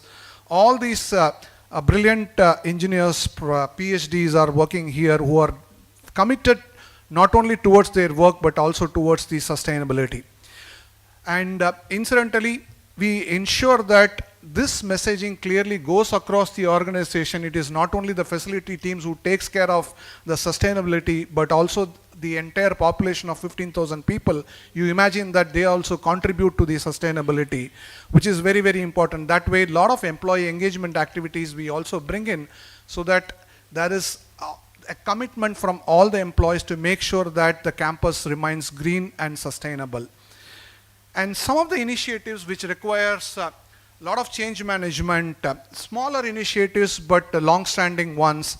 For example, we make sure that we don't use paper towels, right? And in an office campus, without a paper towels, it becomes a big issue. But we incidentally, we give them alternates, right? A very high class, very high energy efficient hand dryers. That way, I think you don't need to have paper towels. Otherwise, you will be using tons and tons of paper every year because of that. We also, I mean, these are small initiatives. We also make sure that there is no paper cups within the campus, right? And that messaging is right across everybody so that they clearly understand that they don't need a paper cups. Nobody asks for the paper cups because they know that this is harmful to the environment. And lot of technology also we have imbibed by the way of going for IGBC, right? So we make sure that all our establishments have got 100% LEDs and make sure that it is all highly energy efficient. And we know that in any office building, right? So I think sir mentioned about any built environment is the highest consumer of electricity, more than 40%. And in that, if you really see 50% plus will be HVAC systems. We have the state-of-the-art building management systems which completely integrates both the high side and low side of the HVAC systems, which actually automatically controls your ACs, both water-cooled chillers as well as air-cooled chillers in an automatic fashion with very minimal human effort. That really saves us a lot of energy, right? And more importantly, I would say, all these green initiatives, right, it actually impacts not only the environment, but also the balance sheet of the organization. If you really see any facility budget, if you take, right, utilities will be more than 50% of the overall budget. And any small improvement or a kaizen you do with regard to energy, it directly impacts your bottom line. And you will be able to see the saving in your balance sheet. By that way, I think we also encourage a lot of our people to go for small, even though it is small energy kaizens, but we ensure that small, big, medium, whatever it is, right, those things are really implemented. The recent one I could say, we have a world-class technology center where we bring cars from outside the world and we completely strip down and do a lot of research and development. That's a fully air-conditioned facility with a double height garage systems. But we have closely worked with the business units and we said, right, during peak summer we will run the ACs, but during the non-peak summer days, right, so we can have the high volume, low speed fans. Readily the business unit accepts because they see that this is really sustainable and you don't need 24/7 air conditioning, which is again helping us in driving the carbon neutrality. I mean, overall, we have set up a target of carbon neutrality by 2050, and that messaging had gone across the food world to all the various manufacturing sectors and also the non-manufacturing commercial establishments. So every single entity in Ford Motor Company works towards the carbon neutrality. Of course, it is a big challenge for scope 3 emissions to bring it down to such a minimal level, but it is certainly an aspirational goal, and we are marching towards that 2050 aspirational goal.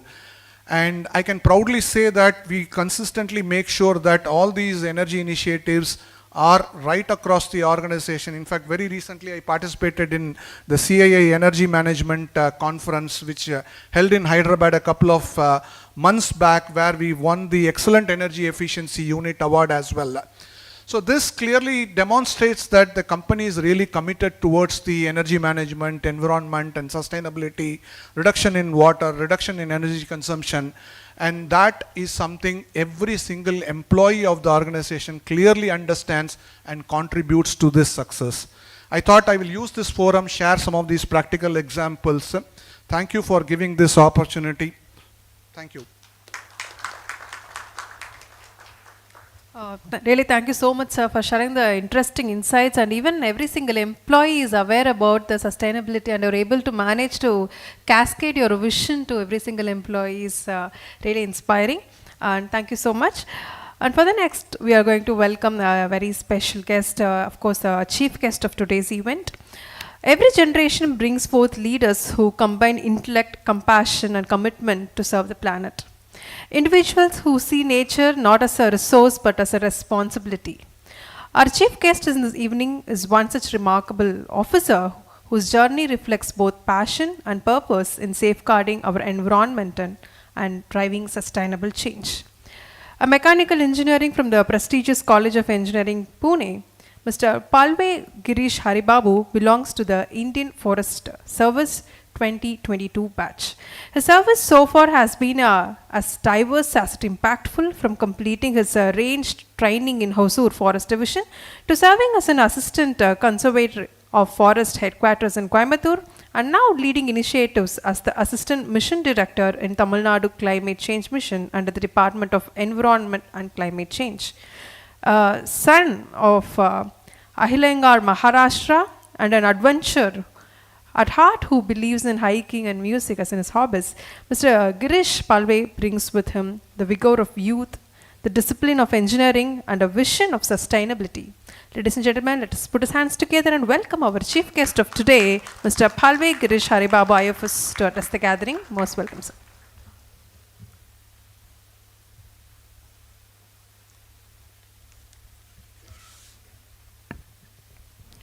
Respected dignitaries on the dais and torch bearers of sustainable energy transition, I believe everyone present here, because I believe that every action, small or big, that matters when we talk about sustainable energy transition. So, good evening to all of you.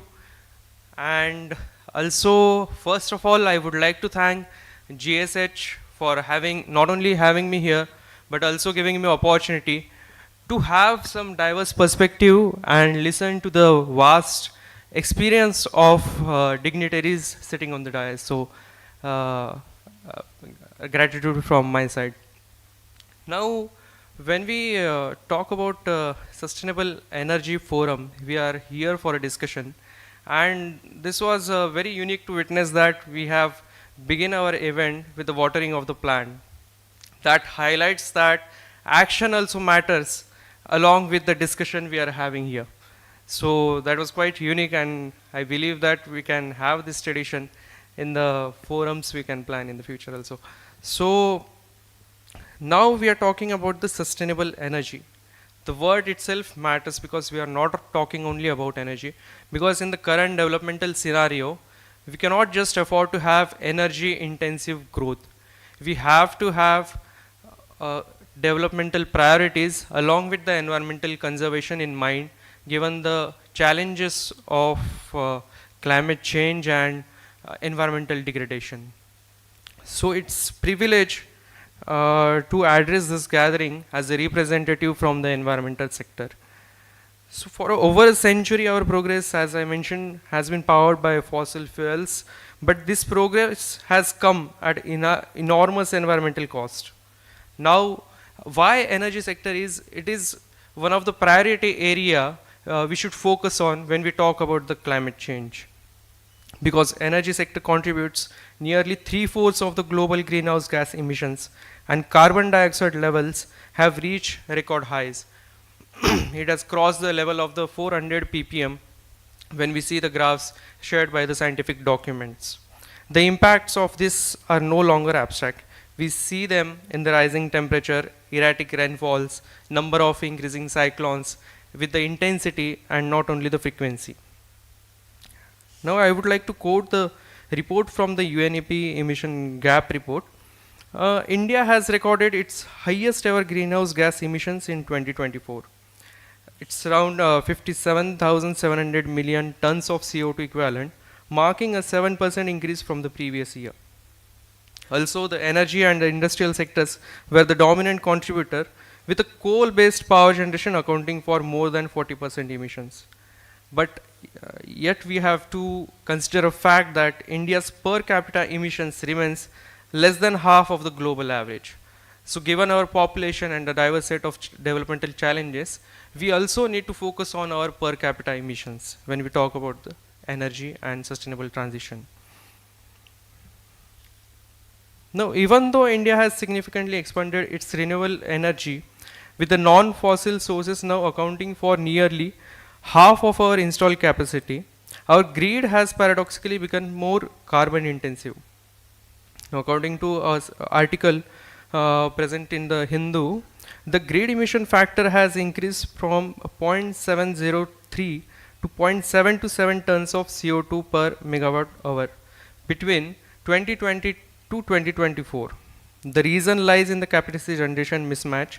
While the solar and wind plants often operate at 15 to 25% of the utilization, coal continues to deliver 65 to 90%. So this shows that adding more renewable energy capacity alone will not make grid cleaner unless, as already highlighted by our dignitaries and previous speakers, energy efficiency and demand side management go hand in hand with the generation expansion. Now coming to the point of energy efficiency, it has already been highlighted that energy efficiency also matters when we talk about generating the renewable energy as well as utilizing it in an efficient way. The Bureau of Energy Efficiency has shown that India's energy efficiency programs have already saved about 1.29 billion tons of CO2 and 7.6 lakh crores in cost from 2017 to 2023. So efficiency therefore must move from margins of policy to center of our clean energy strategy. At the same time, renewable energy remains our cornerstone for the deep decarbonization. Solar, wind, hydro, bioenergy, all these renewable sources matters, which has potential to power our industries, homes, transport system, while keeping our emissions near zero, as we cannot reach the goal of the zero. So what is best is to have mitigation strategy and to have the minimum impact on the environment when we talk about our energy, meeting our energy demands.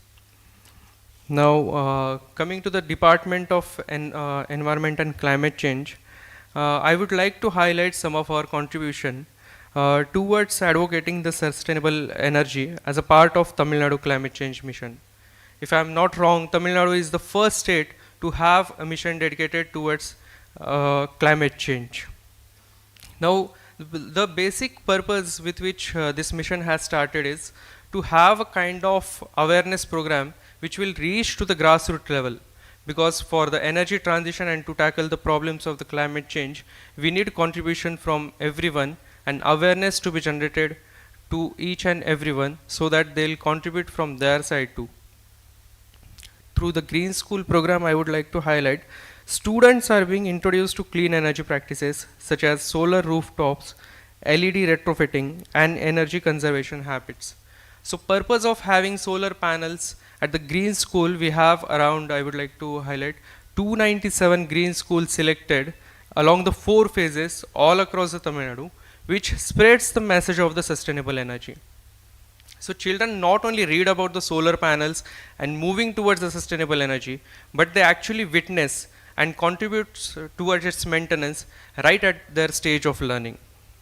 Along with that, we have many initiatives like retrofitting of the government hospitals with a solar power system, efficient lighting, that showcase how public infrastructure can lead by example in the energy transition and the cost reduction. Now coincidentally, on 31st of October, in the same hall, we launch one of the initiative in collaboration with the Vasudha Foundation, Decarbonization Action Plan that has been launched for 4 districts in Tamil Nadu: Coimbatore, Nilgiris, Ramanathapuram, and Virudhunagar. So that shows that decentralization is also key when we're talking about the sustainable energy transition. We cannot have just a state action plan and have our policy implemented at the district level until and unless we have some concrete decentralized action plan in place. And also we had launched a climate action tracker which monitors the goals which have been put forth in the action plans. So a kind of MRV mechanism which was talked about earlier has been in place, and that I think is important when we launch our action plans and policies. So going forward, I think the holistic approach is the key when we talk about this tackling the challenges. Now, to achieve the sustainable growth and SDGs highlighted earlier, I believe that there are certain key points which we should focus on. First is to accelerate the renewable energy deployment along with demand side management. Also the energy efficiency, I cannot emphasize more as it has been already talked about. Modernizing our grid infrastructure, promoting innovation, because for the unprecedented challenges, we have to have some technology which is unprecedented and which is innovative. Last but not the least, we should encourage our citizens and seek the institutional participation from all the stakeholders, because only one government department or few people working towards this goal, we cannot reach to our goals, national determined contributions. So each and every stakeholder, ranging from the educational institutions, industries, our citizens and government departments, along with the civil society, we have to work together, as collaboration has been already highlighted, and promote the healthy competition to achieve our goal of future, which is green, resilient and equitable. So with this, I once again thank GSH for the opportunity, and I'll keep it brief for the for want of time. Okay. Thank you from my side.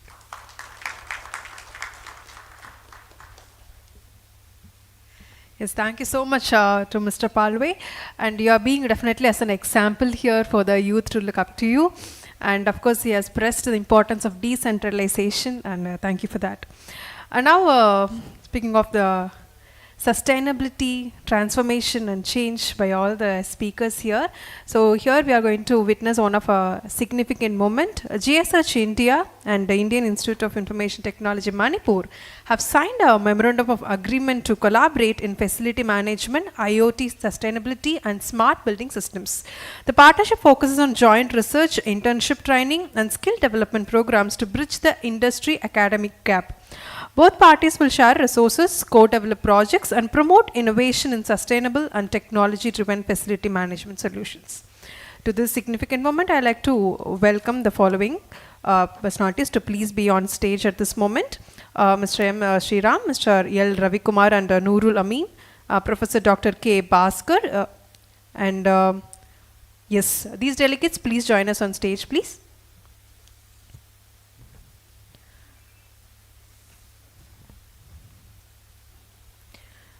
And we are about to witness a transformative MOA, the formal exchange of memorandum of agreement between GSH India and Indian Institute of Information Technology Manipur. I request the delegates to please come forward and sign the memorandum of understanding. Yes, let us all give a very big round of applause.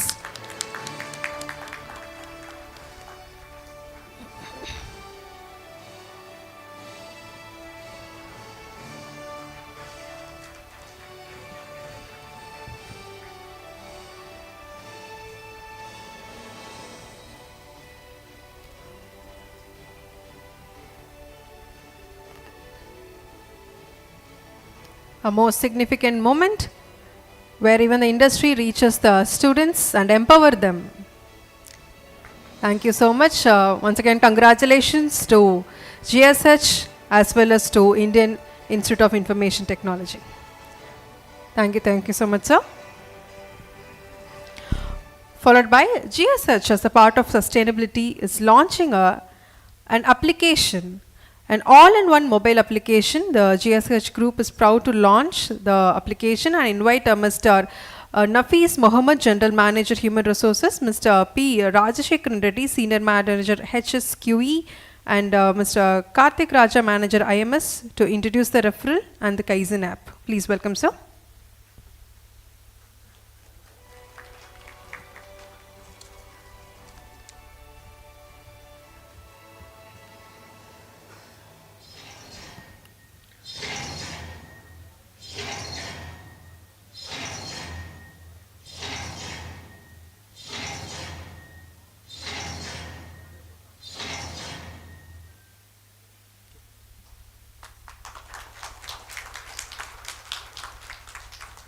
Respected dignitaries, friends, good evening. It gives me immense pleasure to be here today to launch the referral and Kaizen app. There is an interesting story behind this app which I would like to talk to you about. Friends, we at GHS are a people-driven organization. Our employees are not only our asset but also our business as well. we have our own challenges in hiring the talent. We have followed the threaded, beaten, conventional path of hiring. Uh, the same conventional method that companies do. We had a lot of challenges in this. It is then we decided to break free from this conventional mold and introduce the referral app. Because why this referral app launch in this forum?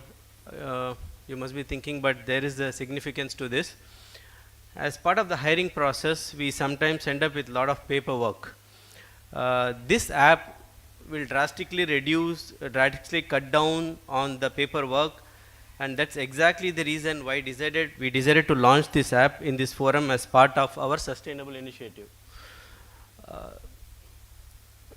Through this app, though this app is an internal use for the GHS, but the spin-offs of this app will not only benefit the company, but also our client to a large extent.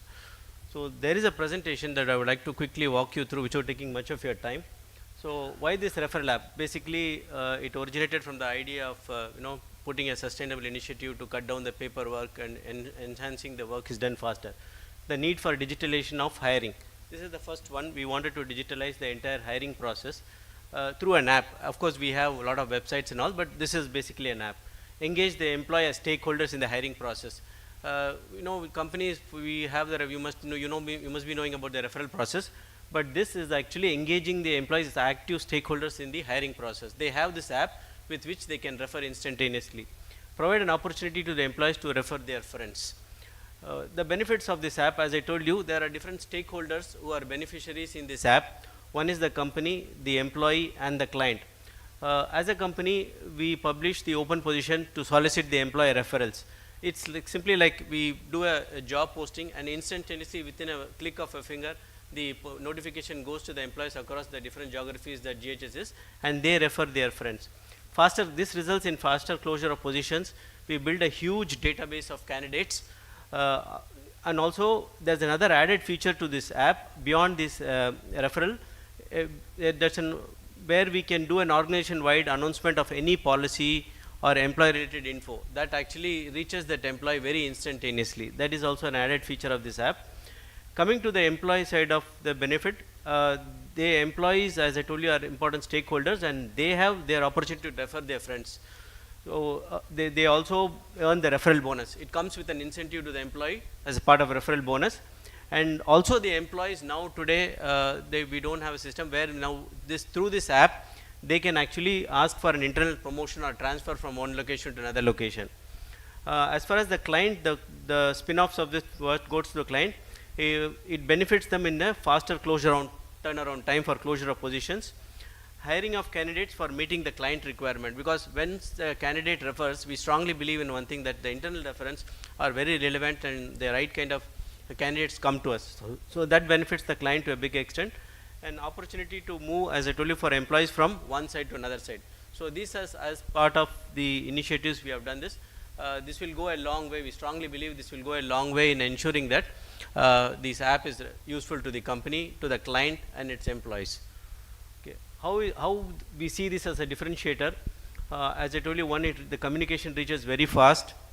And GHS, of course, there is a lot of referral things, but app-based system, probably GHS is the first company that we are doing this as a part of app thing.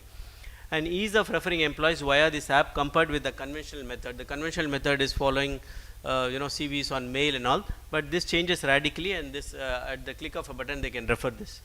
How this app can be used as an effective tool? Yes, if we use this tool effectively, it can definitely help us close positions very fast, enable employees to become referral champions. Actually, a lot of employees can become the referral champions and then earn the referral incentives. Ease of hiring of employees compared with the conventional hiring method. As I told you, we want to drive home that same thing. The conventional beaten path sometimes doesn't work. So this app probably should be a game changer for us. Okay, this is the login screen. Quickly, without taking much of your time, I'll walk you through that. This is the login screen where an employee logs in with the name, an employee ID and the phone number, signs up, and that triggers an OTP. Once the OTP is keyed in, the app asks the name of the location where the employee is based, which site, the password and confirm to create a login for the employee. And then this is an HR page where we create the job, we put the job title, experience, all that, and then that creates a immediate notification to the employee that there is a job vacancy being created. Next. So once the job is being created, it comes in this format, and then it opens up a job opening like this, and then they apply. This job screen applies for a candidate thing for employee screen. They apply email with the candidate's name, with the phone number, and then they upload the CVs to us. Next. And this, we get it, it's a dashboard. We know exactly who are the referrals that are coming in, the job report we get, and the job filter we do. Next. So we know the candidates, we can instantaneously respond to that employee stating that whether the employee is eligible or not eligible, and then whether the employee is joined or not, and what is the joining status. Next screen please. And also, as I talked to you earlier about the announcement screen, beyond this referral app, any information, any policy related, anything that the company organization wants to communicate to its employees, instantaneously at the flick of a finger we can do this. Okay, so these are some of the benefits of the referral app. I think this is I requested our management to include this. Probably they did ask me the question as what does it do to with initiative, but I told them one thing: we are ending up with a lot of paperwork and all that. We can drastically cut down. I strongly believe that is part of sustainable initiative. So that's the reason exactly why we wanted to launch it here. Okay, so I'll request my colleague Rajshekhar to present the case Ana. Thank you. Good evening, ladies and gentlemen, and speakers and dignitaries. So it gives immense pleasure to stand before you today on this special occasion, the official launch of our Kaizen and Reference Digital App. A major milestone on our continuous improvement journey within the FM industry. As many of you may recall, our digital transformation began with the launch of the RAMA, called Risk Assessment Mobile Application, on February 4, 2020, by our chairperson Rachel Scarhall, marking that 125th foundation day of the GSH group.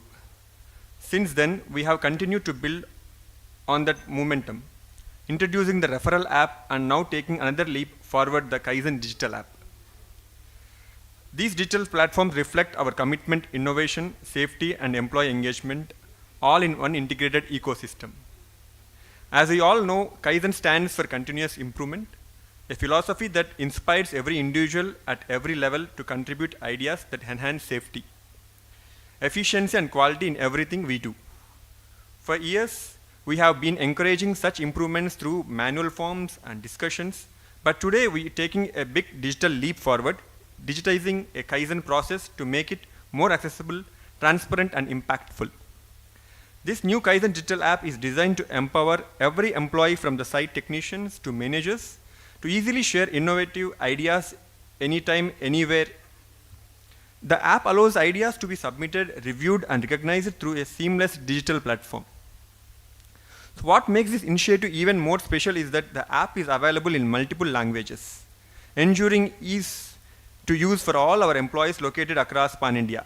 No matter where our team are, north, south, east, west, everyone can now participate equally in our Kaizen journey. Moreover, this platform allows us to implement innovations horizontally across sites, meaning that the great ideas from one location can quickly shared, replicated, and scaled up across other projects, multiplying its impact across entire FM network. This digital transformation helps us streamline idea collection and approvals, eliminate paperwork and manual delays, enhance transparency and visibility, and recognize and reward innovation instantly. So ultimately, it's not just about adopting a new app, it's about building a culture of continuous improvement.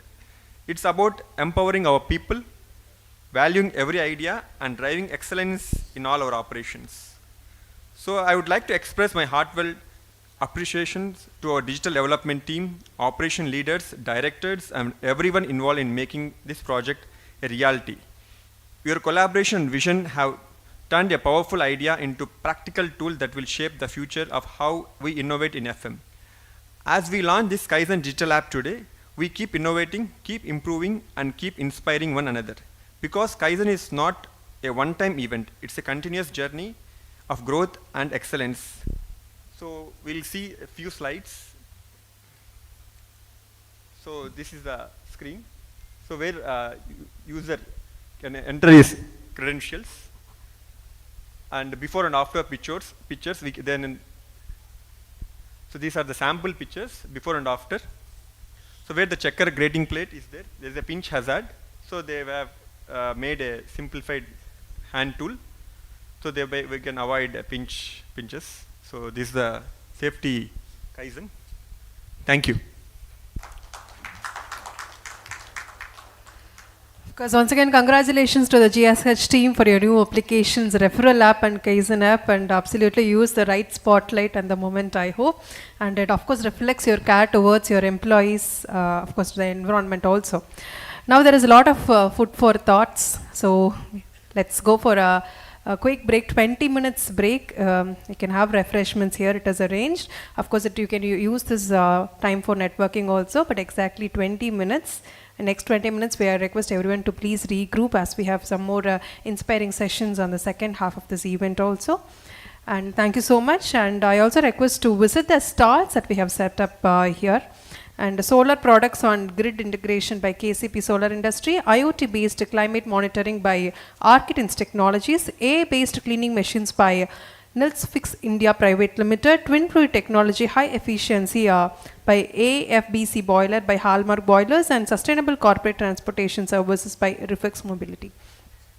And can all promise please come back by next 20 minutes.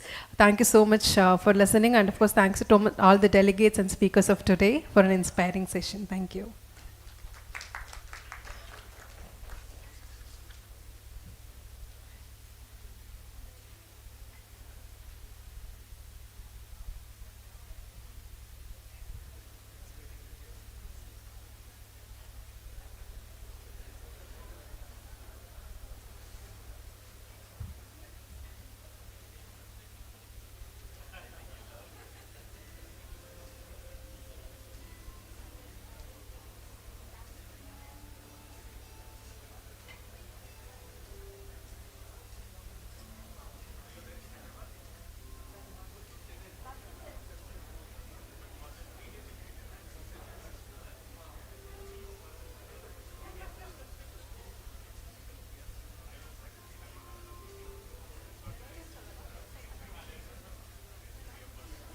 Ladies and gentlemen, the tea, coffee, refreshments are on the left side of this place.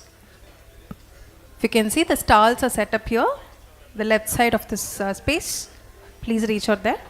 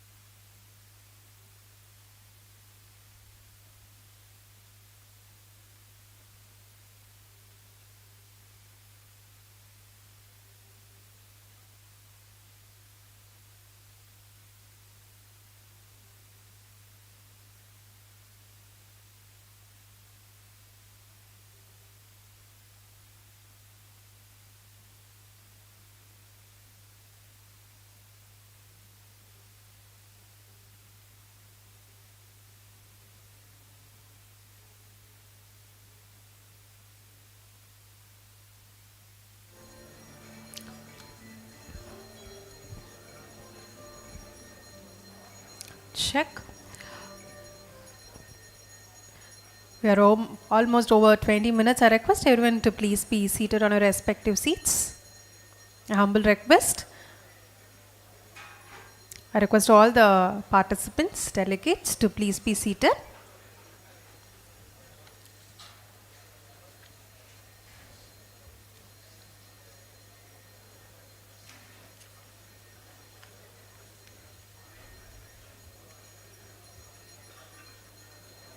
If you're still drinking coffee or tea, then you can carry your cup to your table, please.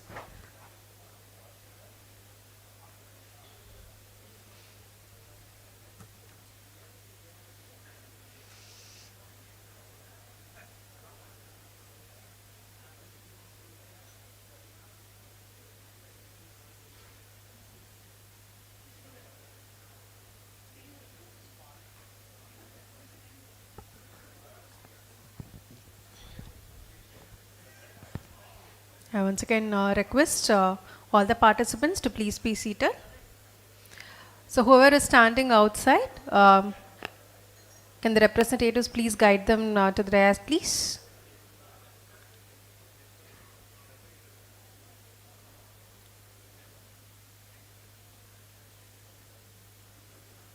I request everyone attention, please. Can you all please be seated as we are going to begin the second segment of today's event.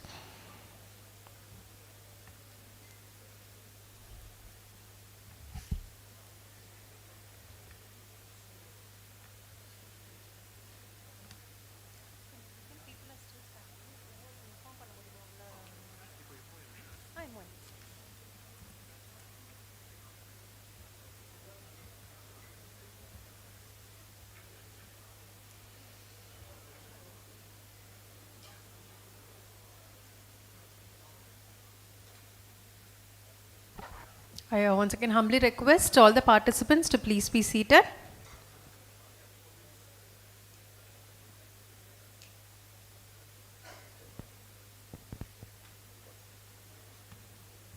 Can you all please settle down?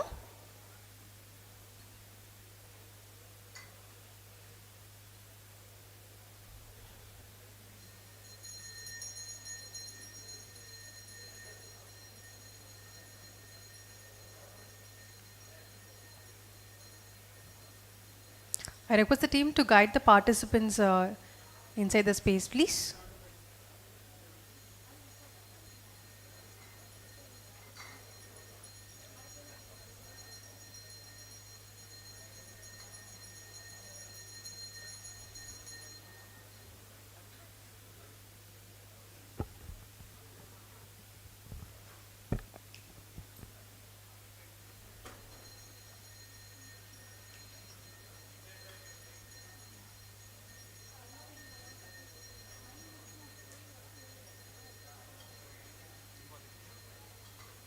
Yes, we also given a symbolic bell.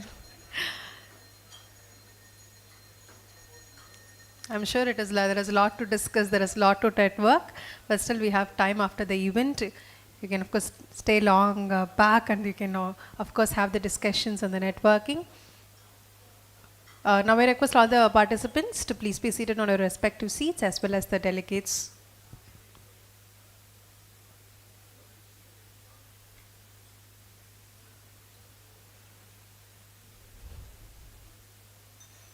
Thank you once again. A very warm welcome to the GSH 5th edition of Sustainable Energy Forum 2025. Hope you all refreshed and regenerated, because I know there is a lot to process, because each and every speaker here are thought leaders who are walking the talk, who are on the top of their respective industries, and they have shared their journey. Of course, there is a lot. And let's do one more energy check. Before that, can you all answer my question? So, who are all learned something new today? Raise your hands. Learn something new out of all the speeches? Awesome. Great. Okay. So, how many of you are going to think that you will be remembering whatever you have learned today tomorrow? Raise your hands. Really? Okay. Great. So, What you can do is, of course, you can go back and watch the video also, because we are live streaming. If at all you felt you have missed something, it is always to catch up, because we are going live right now. You can always go back to the YouTube and search our GSH forum, and you can look back at today's moment, and of course spread the word. And because here we are all here for a very noble cause, you can really be proud of. And there are people with passion, there are people with purpose, and today I think Ikigai is met for everyone, and today we are all here with an amazing purpose and passion clubbed together. Now, as speaking of walk the talk, even you can see at this forum, we are trying to reduce the plastic as much as possible. Even there is, you cannot find any plastic water bottles. So that is what I'm speaking about. Having sustainability as a mindset. So for that intention, let's all give a very, very big round of applause to the organizers of this GSH Sustainable Energy Forum. Come on, everybody. Thank you so much. So now let's begin this second segment with some positivity, with an amazing gesture also we are going to do right now. We are going to celebrate a milestone, which is we are going to have another MOA. Let me tell you what it is. So GSH India Private Limited signs an extended MOA with Anna University Chennai and in November 2025 to strengthen collaboration in energy management, sustainability and technical skill development. The partnership includes expert lectures, internships, joint research projects, technical workshops and training programs to promote industry academic synergy. Both institutions will also share technical knowledge and resources to support innovation and facilitate students' placements in core engineering and energy domains. To sign the MOA, I'd like to welcome respected Mr. M. Sitaraman, Mr. L. Ravi Kumar and Mr. Nurul Aminium, along with Dr. R. Saravanan, Head of Department Mechanical, Anna University Chennai, to please join us on the dais.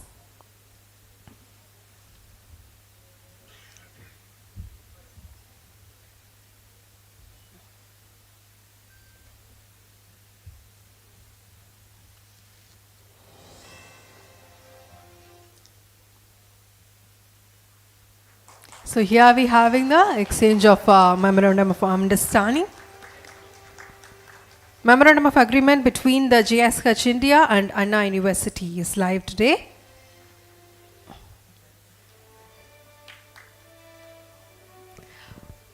Once again, let's all give a big round of applause for this transformative milestone. Sure, it will impact lives of lakhs and lakhs of students of Anna University. Thank you so much. As we move on to the next part of our forum, we shift our focus to something that defines the future of industries across the world. The journey towards the net zero and industrial decarbonization, it's not just a trend, it's a transformation, one that demands innovation, responsibility, and a vision. And to lead us into this conversation, we have with us a professional whose expertise lies at the very heart of this transition. Mr. S. Sivagurunathan is a BTech mechanical engineer with over 16 years of experience in technology development, engineering consultancy, policy advocacy, and capacity building in the energy sector, especially in the renewable energy. He currently serves as a counselor at CII Godrej Green Business Center, where he supports industries in their renewable energy and net zero energy journeys. His work has directly contributed to national solar missions, advising for ministries of Government of India, and pioneering solar thermal projects for power generation and industrial applications. He is also an BEE certified energy auditor, bringing both technical depth and strategic foresight to the table. Ladies and gentlemen, please join me in welcoming Mr. S. Sivagurunathan, Councillor, Confederation of Indian Industry Chennai, as he delivered the lecture on industrial decarbonization and net zero approach. Over to you, sir.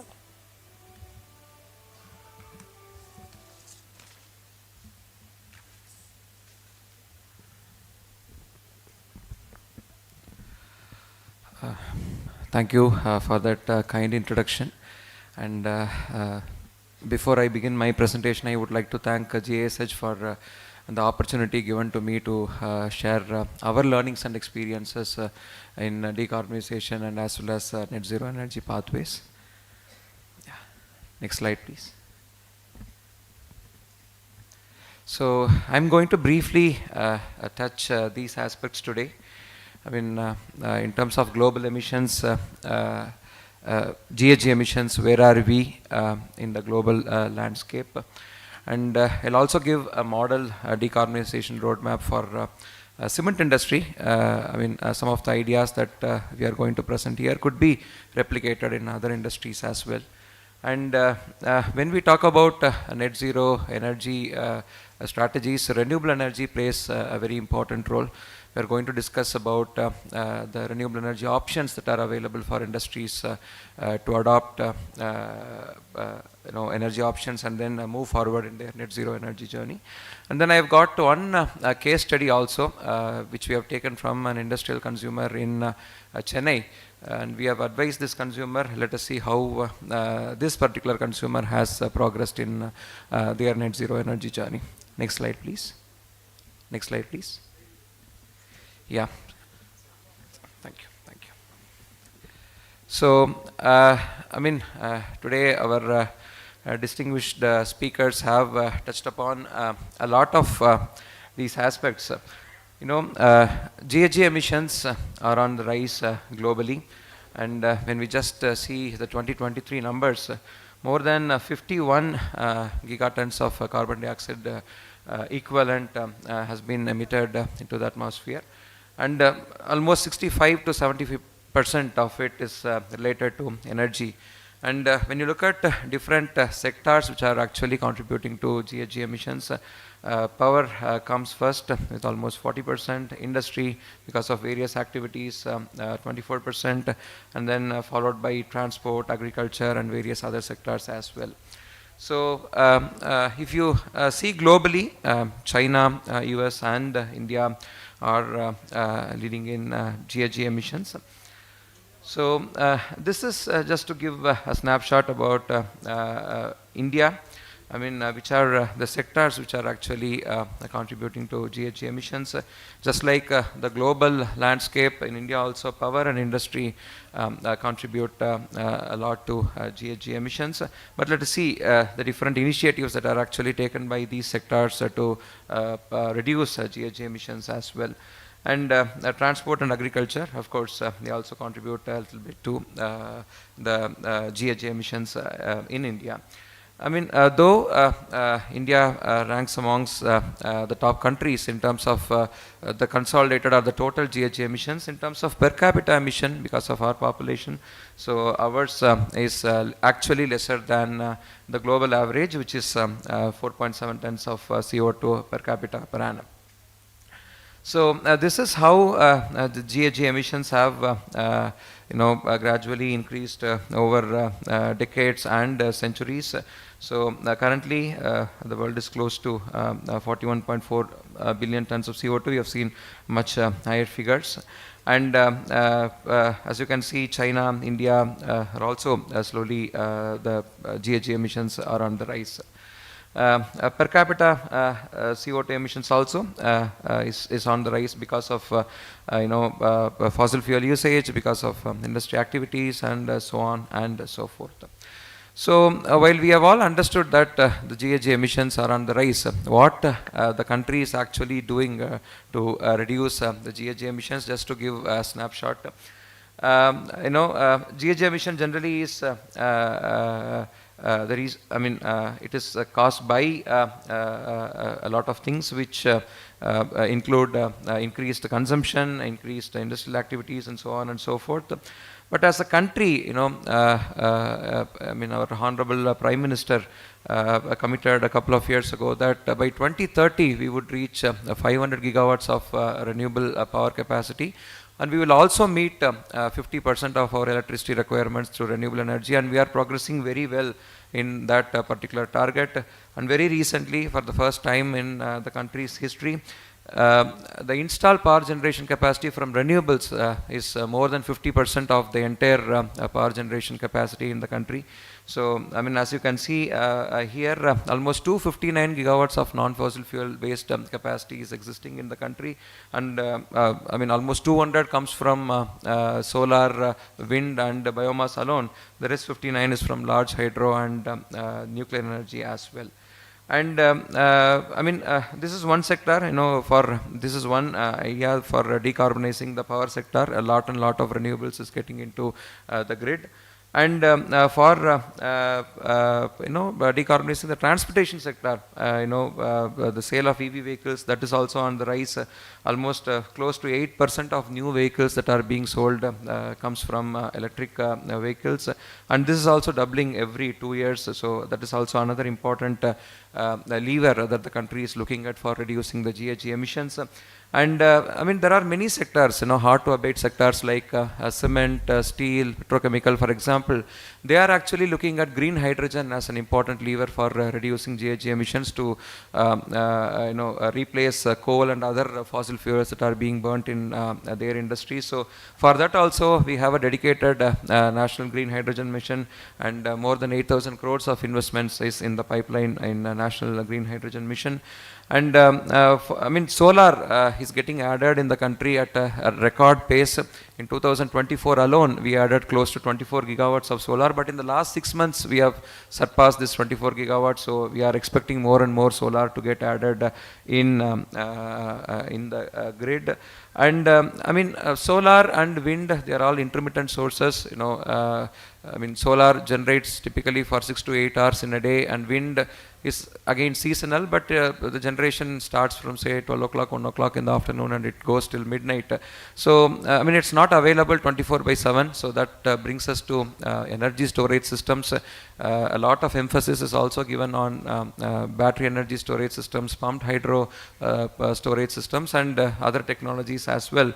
So I mean, the henceforth, which I mean, the renewable energy auctions that are going to happen will have battery energy storage also as a major component. So I mean, the country is progressing well on all fronts. We are decarbonizing the grid, we are decarbonizing our industrial process, we are decarbonizing our transportation sector, and agricultural sector also. I mean, the Ministry of New and Renewable Energy is running a dedicated program named PM Kusum for solarizing the pumps that are used by farmers. And I mean, they are also setting up I mean, 2 megawatts. I mean, each plant capacity is 2 megawatt of you know, solar power projects also in rural areas for solarizing the agricultural feeders. So a lot of actions are happening. So I mean, in this scenario, it actually you know, makes us wonder, you know, why net zero is important, and you know, why people are talking about renewable energy. You know, till say 15 years ago, the cost of electricity generation from solar used to be, you know, 14 rupees, 15 rupees a unit. You know, it was not economically viable for any energy consumer to go for solar at that time. But because of technology innovations and the kind of the project development expertise that the country has got, the cost of electricity generation has come down drastically from 15 rupees to 2 rupees, 3 rupees a unit currently.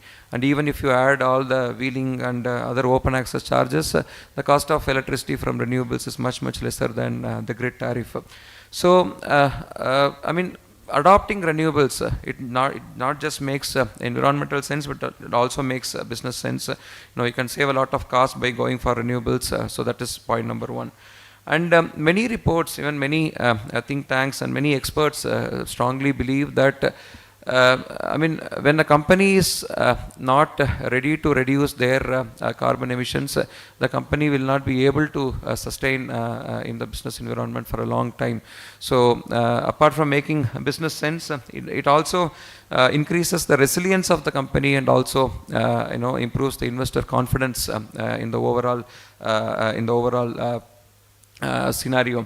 So I mean, inspired by the country's net zero target for 2070, a lot of corporates have voluntarily, taken up targets. I mean, this is just to give a snapshot of how the leading corporates in the country are going for net zero. In the top 500 NST listed companies, almost 114 companies have got net zero targets. 39 companies have got some carbon emission reduction targets, and 23 companies have got scope 3, I mean, to decarbonize their supply chain. Those targets also they have. I mean, while this is an encouraging step, still a lot needs to be done, and in the coming years we hope that more and more corporates, more and more large and small companies, including MSMEs, go for renewable energy adoption, and further for net zero energy, net zero carbon as well.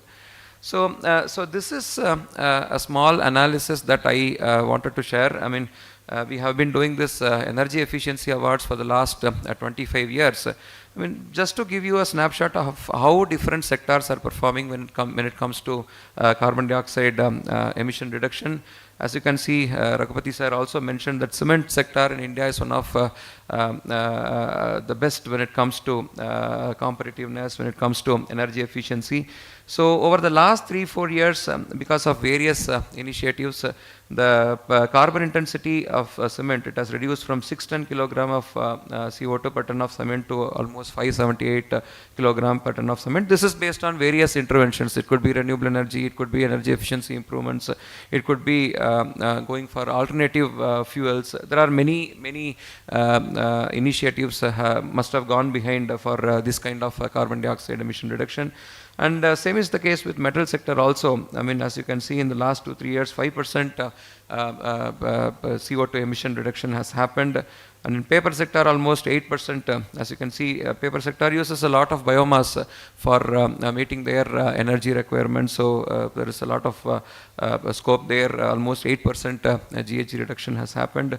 Automobile sector, one of I mean, the largest contributes to India's GDP, I would say, has gone almost 44% GHG emission reduction in the last 2-3 years. This is based on verified information that we have got from our energy efficiency awards. As you can see, because of renewable energy adoption, because of various other initiatives, they have been able to reduce the carbon dioxide emission. And power plants also, because of energy efficiency improvements, they are also reducing their CO2 emission. So one major takeaway from all this is all sectors are now focusing on GHG emission reduction. They are looking for energy efficiency improvements. They are looking for renewable energy adoption. They are looking at different technologies and innovations for reducing their CO2 emission. So that is one major takeaway from this slide. So I've got one model decarbonization roadmap for a cement plant, how cement plants are actually looking at reducing their carbon emissions. As you can see here, almost the energy efficiency improvements, if you can see here, they can contribute to almost 2.5 to 3% of their GHG or carbon dioxide emission reduction. And just by switching over to alternative fuels, instead of using coal, by replacing some percentage of their coal consumption with biomass, with alternative fuels, including municipal solid waste, with green hydrogen, there is possibility for reducing GHG emission by another 23 to 27%. By adopting renewable energy, again, this also can lead to substantial GHG emission reduction. By going for EPR concrete and low carbon products, basically another 9 to 11% GHG emission possibility is available in cement sector. And there are various other factors, like say for example, by reducing the clinker factor, again 10 to 23% GHG emission reduction possibility is there in cement sector. And by moving for waste heat recovery and moving for clean fleet of transportation, including electric vehicles, and by going for carbon capture and various other innovative technologies, they'll be able to reduce from 763 kilogram of CO2 per ton of cementitious product to almost 348 kilogram of CO2 per ton of product. So these are various levers that the cement industry is currently looking at for GHG reduction, and this could be the same, energy efficiency, renewable energy adoption, even carbon capture and clean transportation. I mean, they are all common for various other sectors also, and these are some of the ideas that you can take away. So just one small observation here: after energy efficiency and fuel switch, renewable energy is in fact the most cost-effective lever for achieving net zero.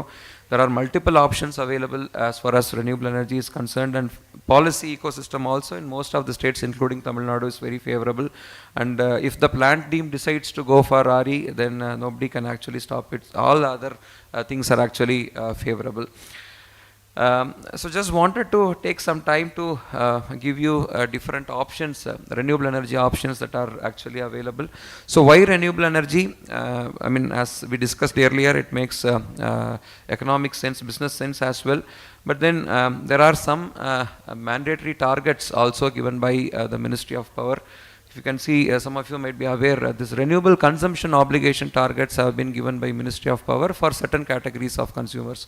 Whosoever is using captive power plant, fossil fuel based captive power plant for meeting their power requirements, or whosoever is procuring fossil fuel based power through open access, and discoms, they are all given this renewable consumption obligation. When they are expected to meet at least 43.3% of their overall electricity requirements through renewable energy by 2030. Year-wise targets are given. For the last year it was 29.91%, and slowly, gradually it increases and it reaches 43.33% by 2030. And there are many initiatives like our Green Business Center. We have this net zero rating programs for buildings. We have got net zero programs for industries as well. So many corporates are actually voluntarily opting for these programs also. And as far as renewable energy is concerned, which are the different options that are available? I mean, you have on-site RE and off-site RE. What is on-site RE? You generate wherever there is demand. That is, you generate power within your facility and then utilize that within your facility. So these are the different technologies that are available. You have rooftop solar, which is the widely used on-site renewable energy technology. You can go for building integrated photovoltaics. You can go for ground mounted solar if some sufficient land is available within your campus. And wherever availability of food waste or kitchen waste or organic residue is there, you can even go for small biogas plants for meeting some amount of your thermal energy consumption in the kitchen. And in addition to that, you have a lot of scope for off-site renewable energy power plants also. You can set up your plant anywhere else. For example, if you have your facility in Chennai, you can set up your renewable energy or solar or a wind power plant way down south in Ramanathapuram or Thuthukudi, and then you can wheel the power back to your facility. The policy regulation is available for such wheeling of power also. And then you have got large scale biomass and small hydropower plants. Of course, not much in Tamil Nadu, but in some hilly regions, hilly states, you have potential for small hydro plants. And then, of course, you have got large biogas, bio-CNG and green hydrogen projects also. And there are different business models available, depending on your requirements, depending on a detailed cost benefit analysis. You can go for any one of these options, or of course you can try all the options that are there. The first one is captive or capex, wherein if you are the renewable, energy consumer, you can directly invest in the system. For example, you want to go for a 2 megawatt solar power plant. The investment requirement would be in the range of 8 to 10 crores. You can invest in the plant, and you can utilize whatever is getting generated from that plant within your campus. And then there is something called a group captive arrangement, wherein you don't have to invest 100% in the project. You can only invest up to 30% 26% equity. That means only 7.8% of the entire project cost. So if you are going for a 2 megawatt project, again, if the total investment is 10 crore, you are required to invest only say 78 lakhs in the project. Rest of the investment will actually come from the renewable energy developer. So you can sign an agreement with the renewable energy developer for a fixed tariff for a fixed time duration, and then you can procure power also. So this option is also possible. For captive and group captive projects, a lot of waivers are actually available in open access charges, and I mean, you can certainly avail that. And then there is this RESCO OPEX or PPA model which is available. This is business as usual. Instead of purchasing electricity from DISCOM, you can go for procurement from a third party renewable energy developer. And there are a lot of developers available in the market who can supply you power, I mean, either only from solar or from wind, a combination of wind, solar and battery energy storage. All these things are actually available. And then you can procure power from energy exchanges also, just like stock exchange. You can procure power from energy exchanges. There are two energy exchanges available in the country, Indian Energy Exchange and Power Exchange of India Limited. You can continuously monitor the price of electricity, and then you can get a lot of cost savings from procurement from energy exchanges also. And then nowadays DISCOMs, they are all directly giving you renewable power. You don't have to worry about where to set up the plant, what kind of agreements I need to enter into the renewable energy developer. If you go to the DISCOM directly, they can give you the renewable power, but this will be at a premium, not at a reduced cost, but this will be at a premium. The premium tariffs are in the range of 25 paise to 1 rupees 50 paise in different states. And if all these options are exhausted, still you want to go for, or still you are not able to meet your targets, then you can go for renewable energy certificate purchase also. This also is getting traded in the energy exchanges. So this is also another opportunity that is actually available for you. So I would like to conclude my presentation with a small case study. This is for an industrial consumer in Chennai. They have their facilities in many other states as well, but for relatability and for simplicity, we have chosen this case study from Chennai. We have in fact advised this particular industrial consumer for achieving net zero energy status. So this is the profile of the consumer. They have a 4 megawatt of demand, and I mean their energy requirement, electricity requirement is in the range of 13,000 megawatt hour per year. We have considered financial year 2022-23 as the baseline year for energy consumption. So even in 2022-23, almost 23% of their energy requirements they were able to meet from solar, 76% from grid, and 1% only for emergency purposes from diesel generator. So our objective was to increase this 23% RE to as much as we can. Let us see to what percentage we have been able to increase. So we have evaluated all the options that are there. So the first thing is to see how much of on-site capacity is possible. So major takeaway here is you maximize your on-site generation, because you don't have to pay a lot of charges if you are generating within your campus and utilizing within your campus. So so we have been able to estimate close to 128 kilowatt possibility or feasibility in that particular facility, and with that they have been able to increase their renewable energy renewable energy contribution by another 1.5%. And one more thing is they had a 3 megawatt solar power plant, but it was actually underutilized. They were not able to utilize the generation fully because though we mentioned that they had a 4 megawatt of demand, the demand was not constant. It keeps on varying between 1000 kVA to 4000 kVA. So whenever solar generation was there, their demand sometimes goes much below their generation. And this is also a captive power plant, so I mean they could not export anything to the grid and utilize it at a later time. So they wanted to maximize this generation. So we have evaluated two options for them. One is to integrate this particular plant with a battery energy storage system, and other to see if we can actually convert this to an open access power plant. So this is the solution that we have provided to increase the utilization of their solar power plant. I will not read the numbers. I think we'll give you the slides. You can refer the slides at a later stage. So with this lithium-ion based battery energy storage system, they were able to increase the utilization of solar power plant, and by another 8% they were able to increase their renewable energy. And another small thing that we have done is to see if converting this plant to open access works. I mean, this is the scenario in Tamil Nadu for captive and group captive power plant. The cross subsidy surcharge and additional surcharge, which are the maximum open access charges, they are all waived off, and only for third party solar power it is applicable. So that option also we evaluated, and these are the details. I'll not go through the details, but in this option also we actually evaluated, and but still they were not able to meet their requirement. So we proposed another 3 megawatt wind power plant also. With that they were able to increase their renewable energy share by another 58%. So based on all these interventions, say for example rooftop solar, a small rooftop wind solar hybrid power plant, and effective utilization of their existing solar power plant with battery energy storage, and another open access captive wind power plant, they have been able to increase the percentage of RE from 23% to almost 90%.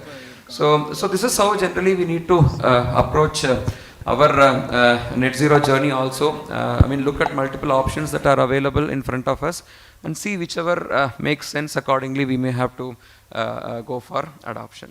So this is my last slide. This is one initiative that CAI is actually doing. The name of this initiative is Synergy. We are actually supporting commercial and industrial consumers in their net zero energy journey as part of this particular project. So we can help you with feasibility studies, roadmaps, best practices, and policy advocacy and finance facilitation. Any of you, if you are interested, we'll be glad to support you under this particular initiative. And these are my coordinates. If any of you would like to reach out for any further clarification, please feel free to do. Thank you so much again for the opportunity given to me by GSH. Thank you. Thank you for the patient listening. Thank you. Absolutely. Thank you so much, sir, for such an insightful presentation. So now to express our gratitude in the form of felicitation, I'd like to welcome Mr. Krishna Kumar, Associate Director Operations of GSH Group, to please join us on stage at this moment. And I request him to felicitate our guest speaker.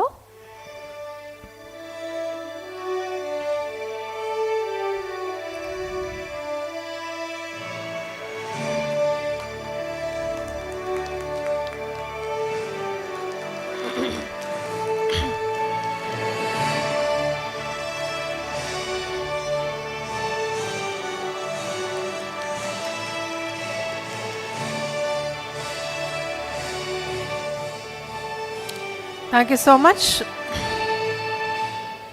Thank you one more time to our respected guest speaker, Mr. S. Shivagurunathan, sir. Followed by, I'd like to welcome our next guest speaker.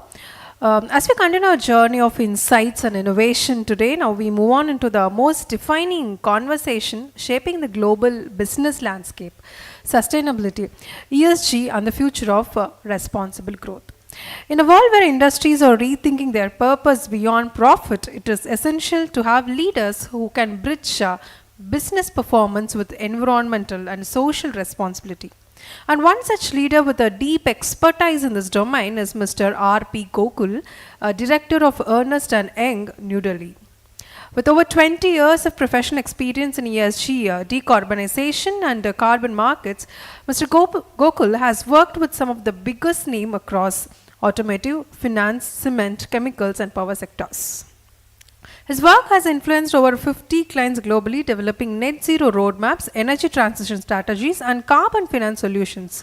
He has also collaborated with organizations such as the World Bank and the Government of India, Nepal, and Bhutan on energy efficiency and sustainability policies. A certified energy auditor and alums of Anna University, Mr. Gokul combines technical expertise with business strategy, guiding industries to meet their ESG goals with creating long-term value. It is my utmost pleasure and honor to welcome Mr. R.P. Gokul, Director, Ernst & Young, New Delhi, to join us on stage at this moment. Please welcome, sir. Yes, sir, please welcome. Let's all give a big round of applause and welcome our next speaker of the day now. And now I'd like to welcome Mr. Varun Kumar, Assistant General Manager Operations of GSH Group, to felicitate our guest speaker, Mr. R.P. Gokul, sir. Please welcome.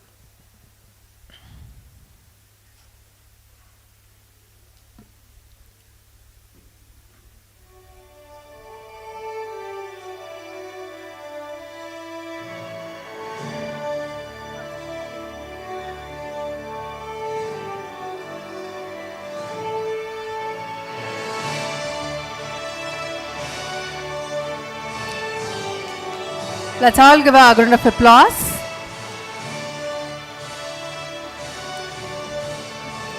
A shawl as well as a memento is now presented to him. Sir is going to speak in the topic of ESG goals and targets for the business. Over to you, sir.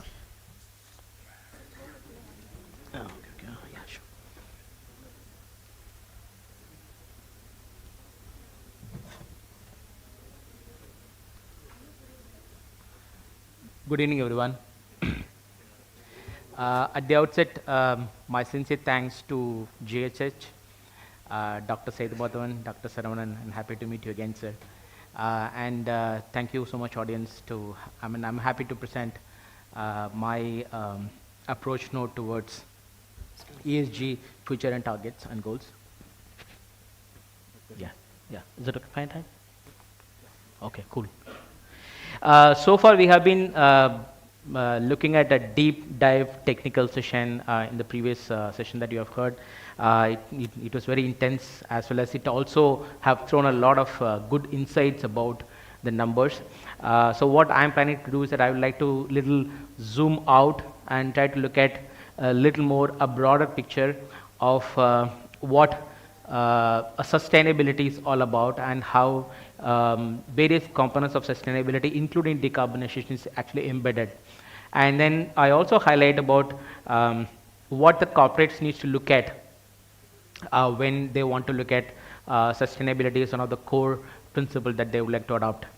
So I'll just quickly talk about like our sustainability and ESGs, which is like being used on a more intertwined basis. ESG is primarily environment, social, and governance. E stands primarily to covers of anything connected with the responsible management of natural resources. And S is primarily societal related aspects, which includes all the people aspects, including employees, your communities, stakeholders, investors. It talks about all the people. And governance, it talks about all the business aspects with respect to the operations towards ethical manner, corporate transparency, risk management systems and procedures. So this has actually gained a lot of importance over a period of time. So I would like to talk about why, as well as like what generally corporate needs to do. If you look at like why this is being very important, you could see this slide. This is a one of the important information that I've got from the World Economic Forum. You could see that there are two graphs that you could see.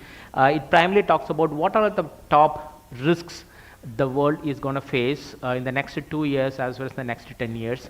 I know it's difficult to read, but you could see the colors. There are certain colors which are in the green color and something in the red as well as in different colors. If you look at the green colors are the ones which primarily covers your environment related aspects. So if you look at the next 2 years, the second risk which is talking about extreme weather events. So anything which is connected to the extreme weather events, which you could know, there is an unseasonal rainfall pattern, there is a climate risk towards water stress. These are some of the key risks that we are facing, that the business is facing, are going to face.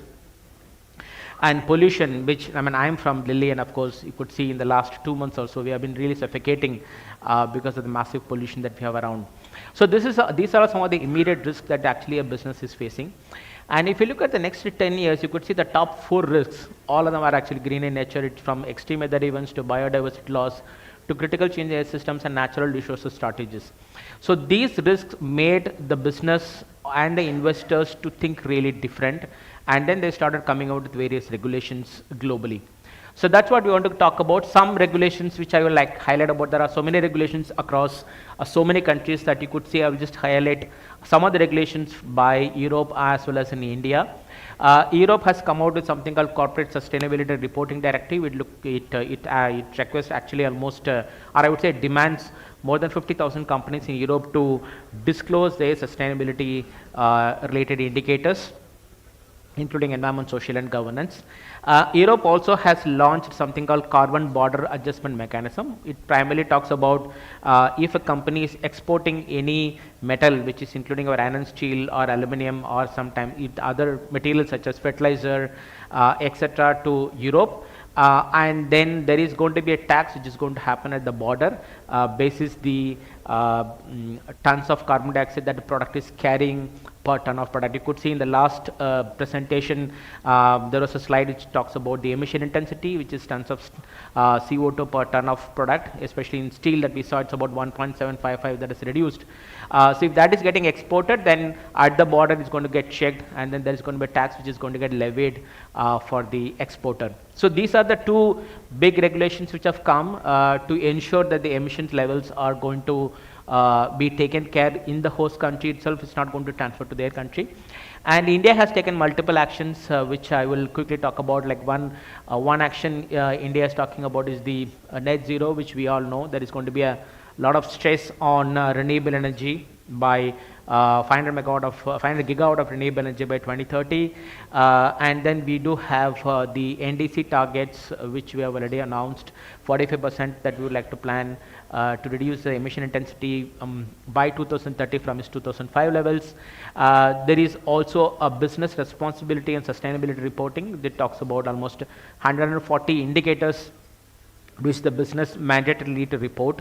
And then there is also a discussion around climate risks. RBI has actually come out with a consultation paper which primarily talks about how an organization is going to take care of the risk towards climate change for their company as well as their suppliers.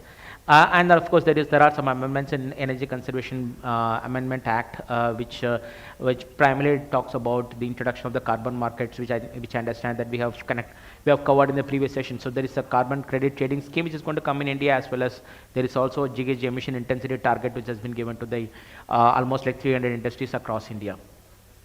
So there are various actions, various regulations, I would say, globally is pushing the ESG, as well as in India there are a lot of regulations as actions which are happening. There are many actions, and just highlighted some of the key actions here. And notwithstanding that, it also look at, if this is some information that I've collected across different banks.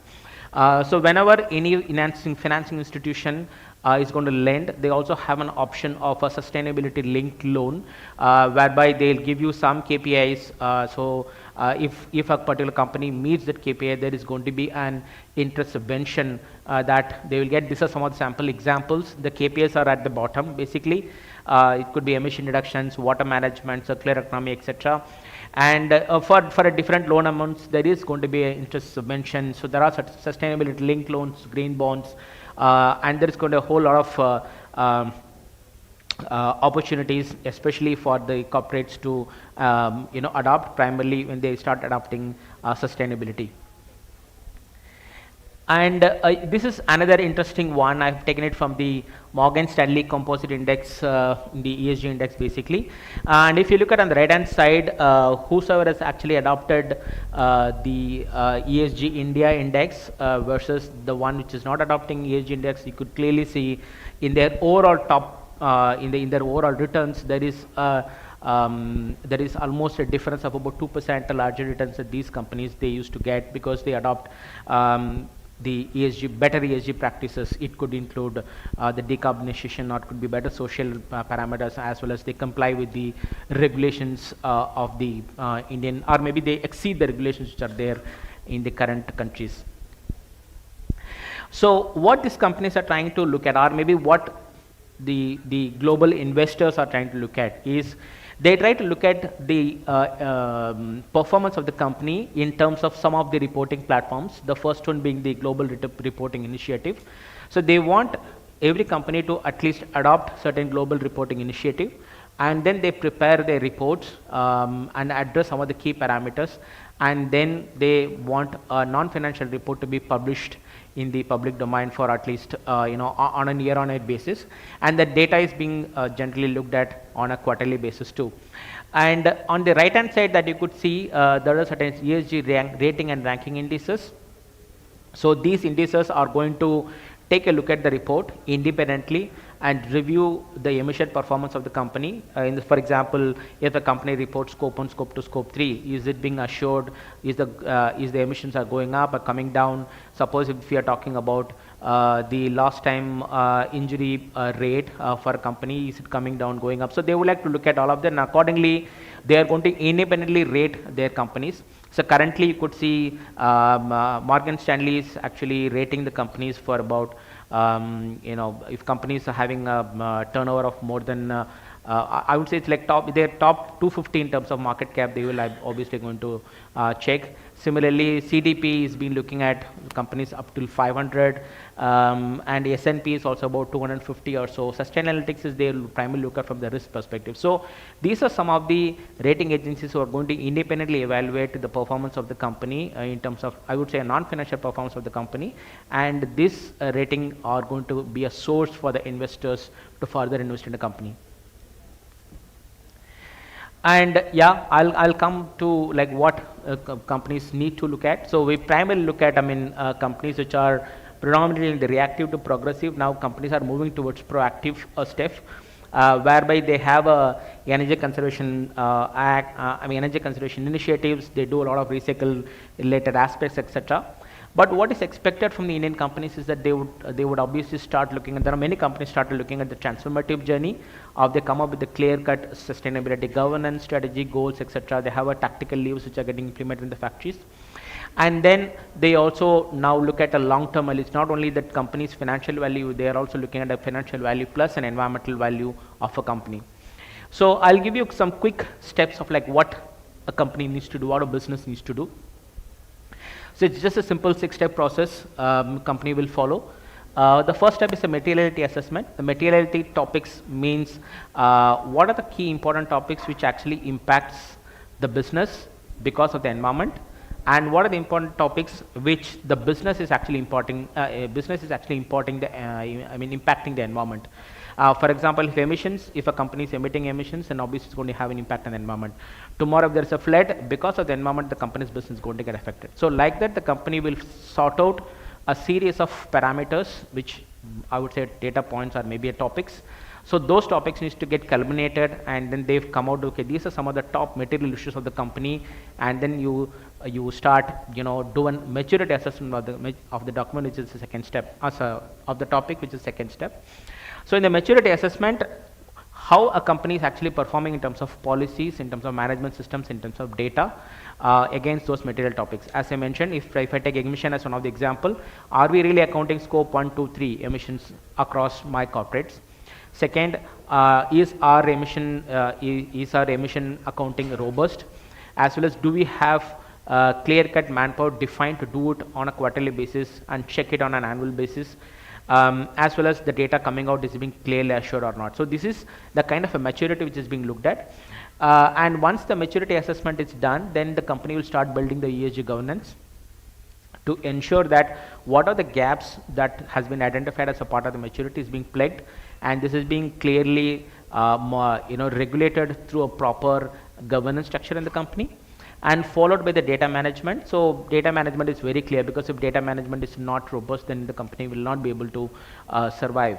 So data management is the fourth step. And the fifth, then once the data is ready, then the company will start setting the goals and targets. Because there are many companies with whom we started this, they straight away declare that we would like to go net zero by say 2050, 2060. Without having a clear idea of like what data that they have, what is the maturity level that they have, what are the key important topics that a company needs to look at, then you straight away go for a target. Then sometimes the company may not be able to go along the target meeting pathways. So you say, for example, some company emission may not be even may not be a major criteria. For example, some of the GCCs, etc., where emission is not going to be major criteria, whereas people are going to be very important. If a company talks about a target for an emissions, then it's not necessary for a company to pick up a target. So that's where it has to be very prudent for the company to look at which goals and which targets should be picked up, and finally, once all of them are done, then company can actually go for an ESG disclosure. So this is how a general materiality assessment happens. Like we understand it could be different topics that the company can pick up. It could be air and stakeholders, etc., etc. And then these are some of the KPIs. That's how we build the KPI. We know the KPIs basically for emissions, it's ton of CO2 per ton of crude steel. Similarly, the KPIs can be built across, and then for each KPI, the company can actually look at what are the particulars and what is the value. It's kind of a dashboard the company can actually bring in. And then this is how you bring the governance structure, which I have explained. above. So you have a ESG committee to take care of the higher level policies, management function, etc., followed by the management operation level takes care of the primarily data checking and verification. And once it is done, then the company can actually start looking at some of the ESG implementation, which focus on towards the targets as well as goals, and set the goals and targets. And these are some of the examples, but I just want to have one example before I close it. So this is just a target taken by chemical sector companies. You could see they have a target taken in the GHG emissions, water consumption, waste recycling, occupational health and safety, diversity inclusion, CSR, training hour. These are some of the targets which are taken by different chemical sectors. So what they would have done, they have all adopted the process which I have mentioned, and then they arrive at, okay, this is something which is possible. For example, if JFL talks about net zero by 2050, there is a clear roadmap which they have in their mind before they disclose it in the public, right? So this is the large summary of my presentation, and I sum it up here. And thank you so much for your patience listening, and thank you GHS for giving me the opportunity. Thank you.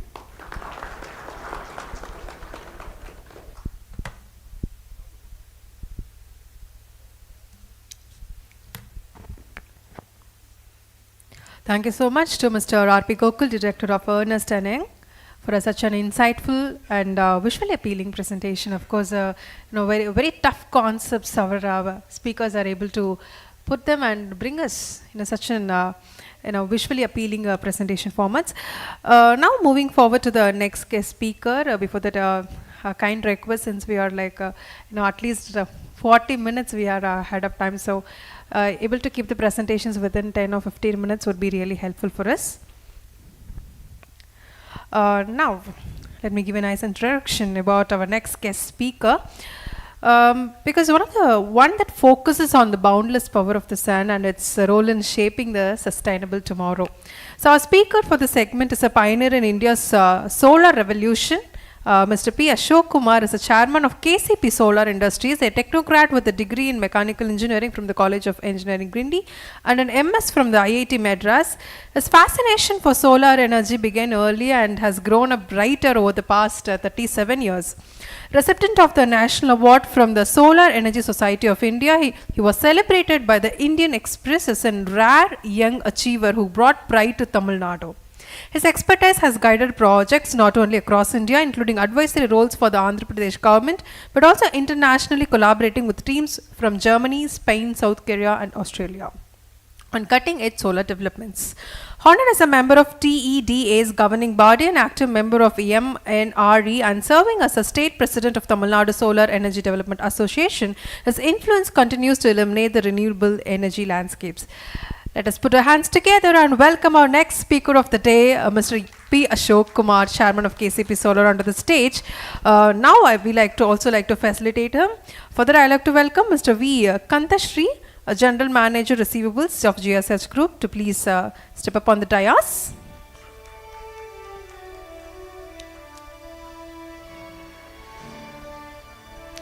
Let's show us our support with a wonderful applause. He is now honored with a shawl and also presented a memento on behalf of GSH. Ashok Kumar sir is now going to deliver a lecture on the topic of solar energy utilization and sustainable development. Over to you, sir.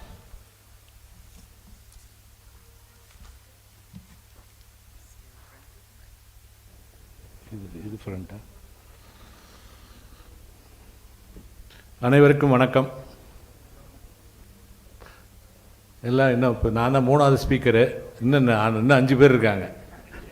அதுக்கப்புறம் தான் நமக்கெல்லாம் சாப்பாடு. Okay, thank you very much given me the opportunity. Thanks to Dr. Sethu Madhavan, my Guruji, so to bring to the stage. Thank you very much. We are in the field for the past 39 years. Next year is our 40th year. I started my career in solar in 1986 actually. We had 3 companies: KCP Solar Industry Private Limited, AS Green Tech Engineering Private Limited, and AS Leon Energy Storage Systems Private Limited.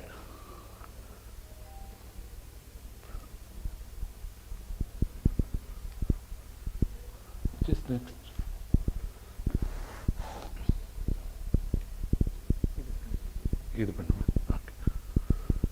Yeah, this is a 13 years old company. We have started doing the solar thermal. Now we are totally switched on to the PV sector.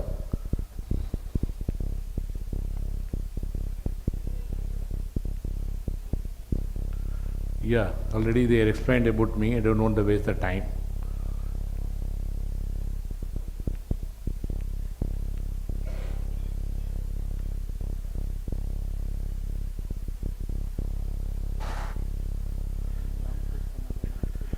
Long process. Okay.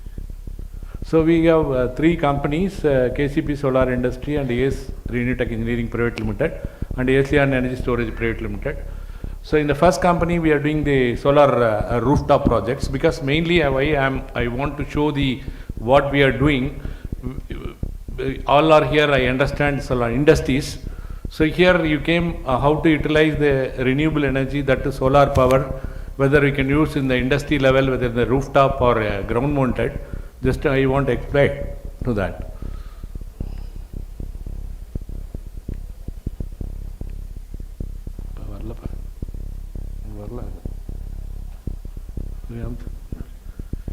So we are a 39 years old company. We have more than 250 employees in our factory. Next. So I will brief about AS Renewtech. First we have seen the KCP. Now this company started in 2019.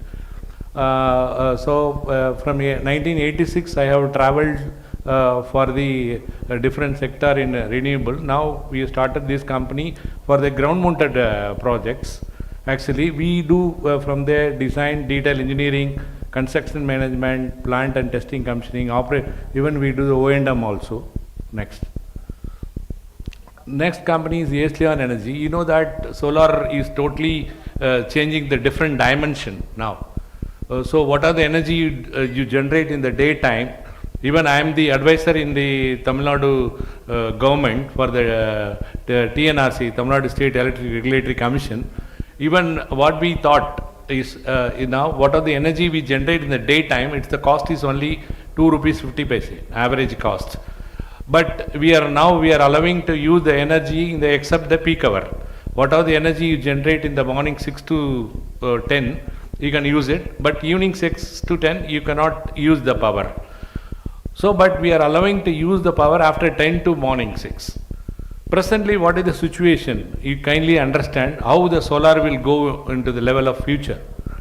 So, what are the energy generated, you give to the DISCOM. DISCOM will give back the power to you in the night time. The energy cost in the daytime, as what the previous speaker told, it is around 1 rupee 50 paise. Even it is available.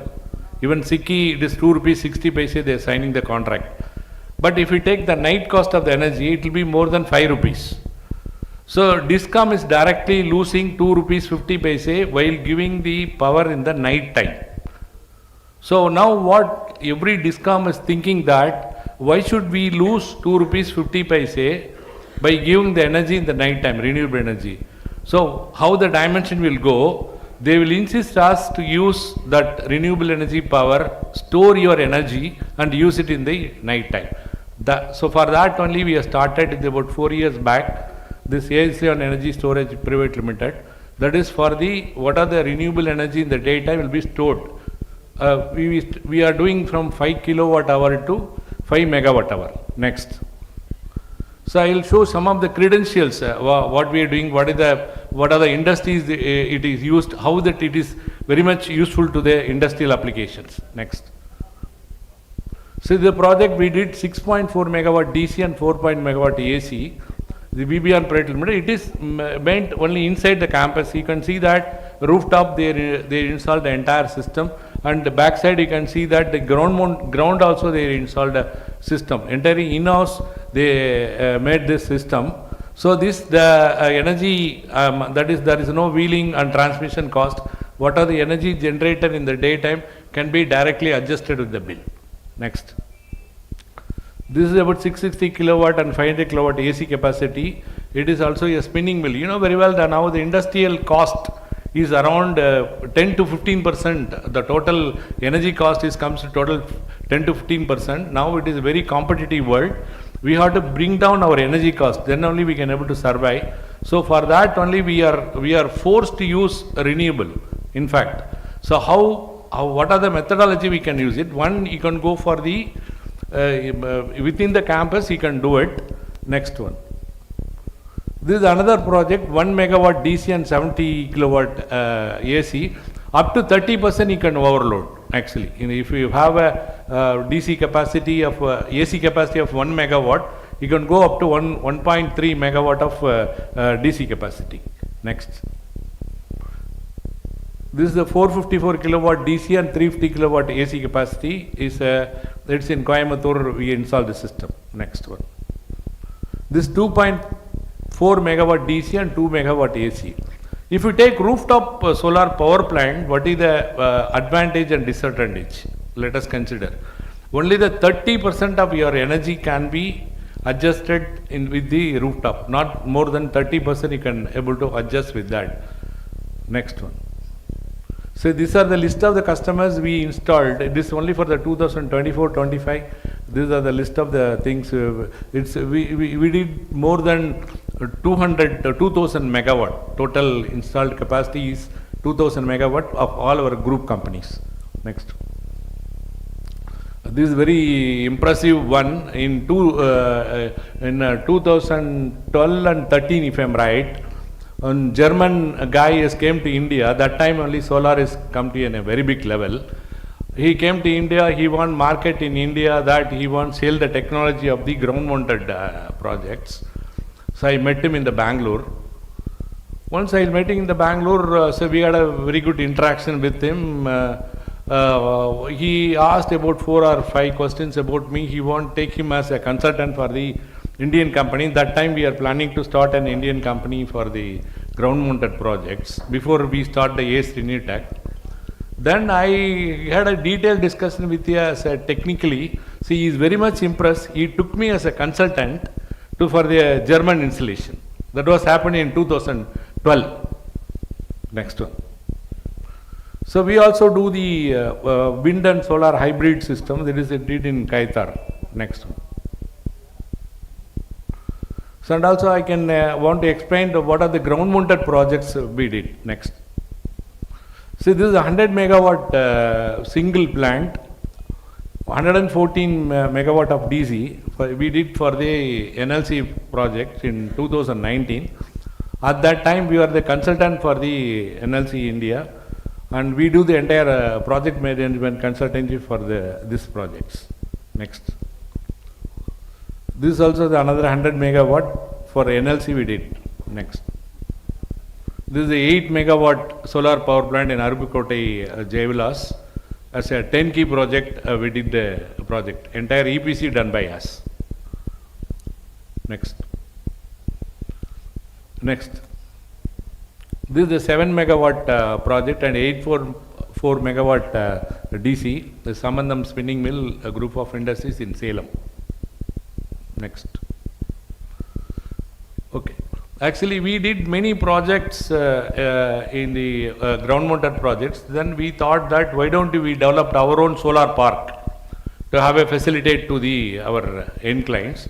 So in Kaitar, we developed a 2 into 50 MVA transformer of 100 megawatt, our own pooling substation.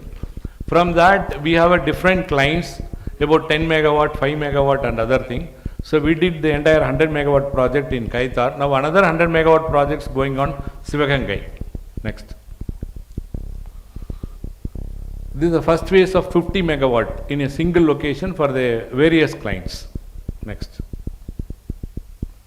This is about another year. So we divided into 2 parts. One is for the phase 1, 50 megawatt. We couldn't able to get the land in a single place. So we taken the 2 space. One is made it in one place. Other is made in the opposite side of our substation. Next. This is a 10 megawatt. We did a novel 3. It's a tracking system. Both 2 tracking system we developed and we did this project. That efficiency has been increased about 20% for in this projects. Next. Next. So these are the clients what we did, the projects. We did many projects. Now we are doing it in Karnataka also. And Bematra we are doing one project in Chhattisgarh, about 55.44 megawatt DC and 43.7 megawatt AC. And out of Tamil Nadu we are doing, all over India we are doing many projects. Next. Okay, this is the third company which we are doing the solar energy storage. Actually we have a 250 megawatt hour battery manufacturing plant in Salem. We started doing from the residential sector, C&I sector and utility scale.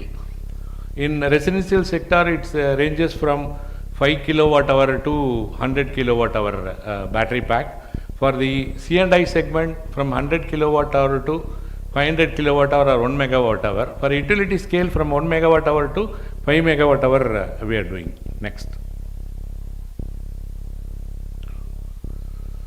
This is the residential sector. I told you that from 5 kilowatt hour to 50 kilowatt hour battery bank. Next. This is for the commercial storage. Now you know very well what are the energy you generate in the daytime. It should be utilized in the daytime. It is only by the net feed-in.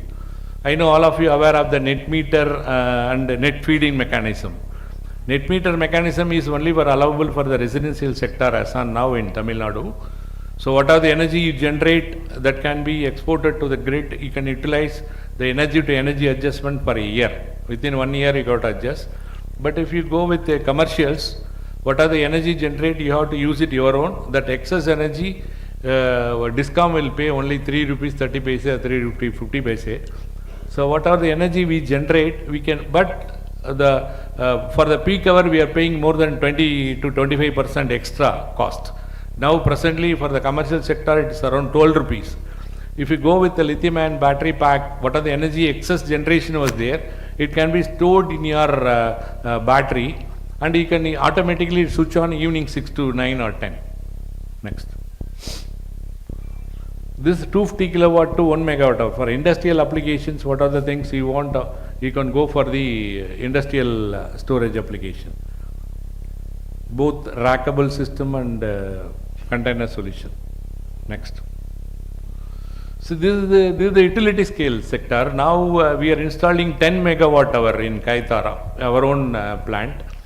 Actually, wind also we have a separate division for the power purchase agreement. If anybody want buy only the power in the peak hour or regular 24/7 power if you required, please kindly contact us. We are ready to provide the power lesser than your DISCOM cost. 5 megawatt hour we are going to install in Kaitar. 1 megawatt hour, 6 megawatt hour we can develop on this. Next. This is our milestone. Actually, in 2017, it has been started in megawatt projects with a 113 megawatt hour. Now we crossed more than 2000 megawatt total installed capacity. Next. So what will be the next? So we want to concentrate more on charging infrastructure. You know very well now EV is picking up very fast. So if you want to use renewable energy, so you have to be able to support the charging infrastructure with solar power. Whatever the energy you generate in the rural, that will be fed to the highways. What are the charging station you have? Now presently you know very well it is around 20 rupees charges by the DISCOM. But if you generate the power in rural, it is around 2 rupees 50 paise to 3 rupees. You can save directly of 17 rupees of the power if you have your own charging infrastructure facility in the roadsides. And also we want to develop the mini grid for the tribal and rural communities for the all over the world. We had a separate Africa division. There we are doing it. Already we have started energy storage. Last thing we want to do the PV recycling also. Next. This is our global presence actually. We have about more than 10-15 countries all over the world we have. Next. So why we choose us? We are technically expressed. and we are in the field for the 40 years. And quality is only the quality is our motto. You know very well, to standing in the field for the 40 years is not a easy joke. So unless otherwise, if you are a quality person, if you deliver the right thing to the end user, your end customer, if your end customer will satisfy you, you can able to stand in the field. And also we do the O&M also. What are the existing plant you have? We have a separate O&M division. We have around more than 250 people are there. So all over India, we're taking O&M also for the entire projects. Next. Thank you. Thank you very much. If you need anything more detail, let us discuss in the question and answer. Thank you very much. Absolutely. One more time, please give a big round of applause to our Mr. MP Ashok Kumar sir for such a comprehensive and data-driven presentation, of course, showing all your works and the milestone. Thank you so much, sir. Followed by, I'd like to welcome our next speaker of today, Mr. KV Anguraj, who is the CEO of EcuPower Engineering. Let me do the honor of introducing him. And our next speaker brings with him over 3 decades of expertise in the field of boiler engineering, a name synonymous with the innovation, precision and excellence, waste heat recovery systems. Having begun his career under the guidance of the renowned, our respected Dr. R. Vasudevan sir, and of course our Dr. R. Sethumadhavan sir from the School of Energy, has contributed to numerous energy-related and incineration projects that have set a new benchmarks in the industry. His professional journey includes leading roles at the Thermal System Hyderabad, Foster Wheel Woods India, and Isaac Heavy Engineering Limited, Chennai and Noida. A two industry veteran, and Mr. KV Anguraj has collaborated with international technology leaders like Alstom, Mitsubishi, Lurgi Metallurgy, Assamelt, and MIM, creating impactful heat recovery applications. And to facilitate him, I'd like to welcome our Saravanan N, GM of Operations of GSH Group, to please be on his seat. Please join us, sir.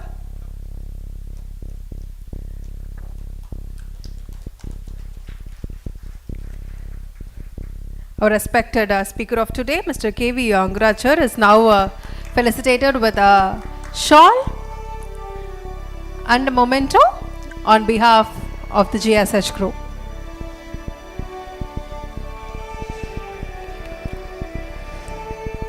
Mr. KV, now sir is going to give a lecture on AFBC boiler performance enhancement combined with low grade heat recovery. Over to you, sir. Good evening, everyone. Yeah, I could see your eyes. We are at least an hour behind. I could notice that. So I will not take a longer time. That's my presentation going to be more technical oriented. It was interesting so far. CA was presenting about how the energy efficiency in the so many plants. It was quite impressive. Then followed by solar energy. So now I am going to touch upon in between. That is, already the technologies exist. How it has been improved now for the efficient combustion as well as on the performance improvement. So I am representing the company Hallmark. Now this Alera is our German partner collaboration we have for the new technology called twin fluid AABC technology. AABC, I think most of the boiler users are aware of it.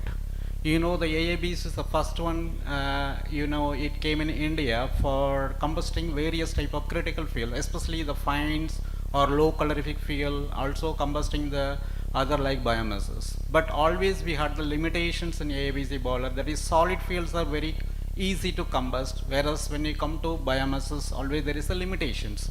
AABC works on velocity and temperature range, so which is very difficult to control in AABC by putting the biomass and other typical fuels. Okay. Now, so that is the reason. Now, recently I had been to Germany. Then we signed this collaboration where already a German partner, he has developed a new technology to combust all type of fuel in one technology. Now CABC, most of you are aware of it because CABC is always suitable for high capacity since it has very high initial investment cost. Also the operation requires a lot of specialization. Also the maintenance aspect also. So I will start presenting this, then followed by the heat recovery.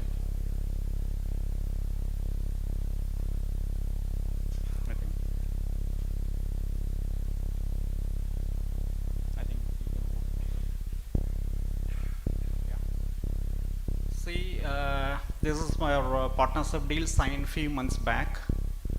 Then, alright, I think for me to manage. Right, the twin free technology is an improved design over conventional AABC boiler. This is a European technology what I will refer to. Mainly the efficiency of the AABC boiler is very limited for the biomass fired boilers, whereas when you have a coal we can get between 80 to 84%, whereas coming to biomasses will be much lower, and also LOE, loss of ignition, will be much higher in this technology.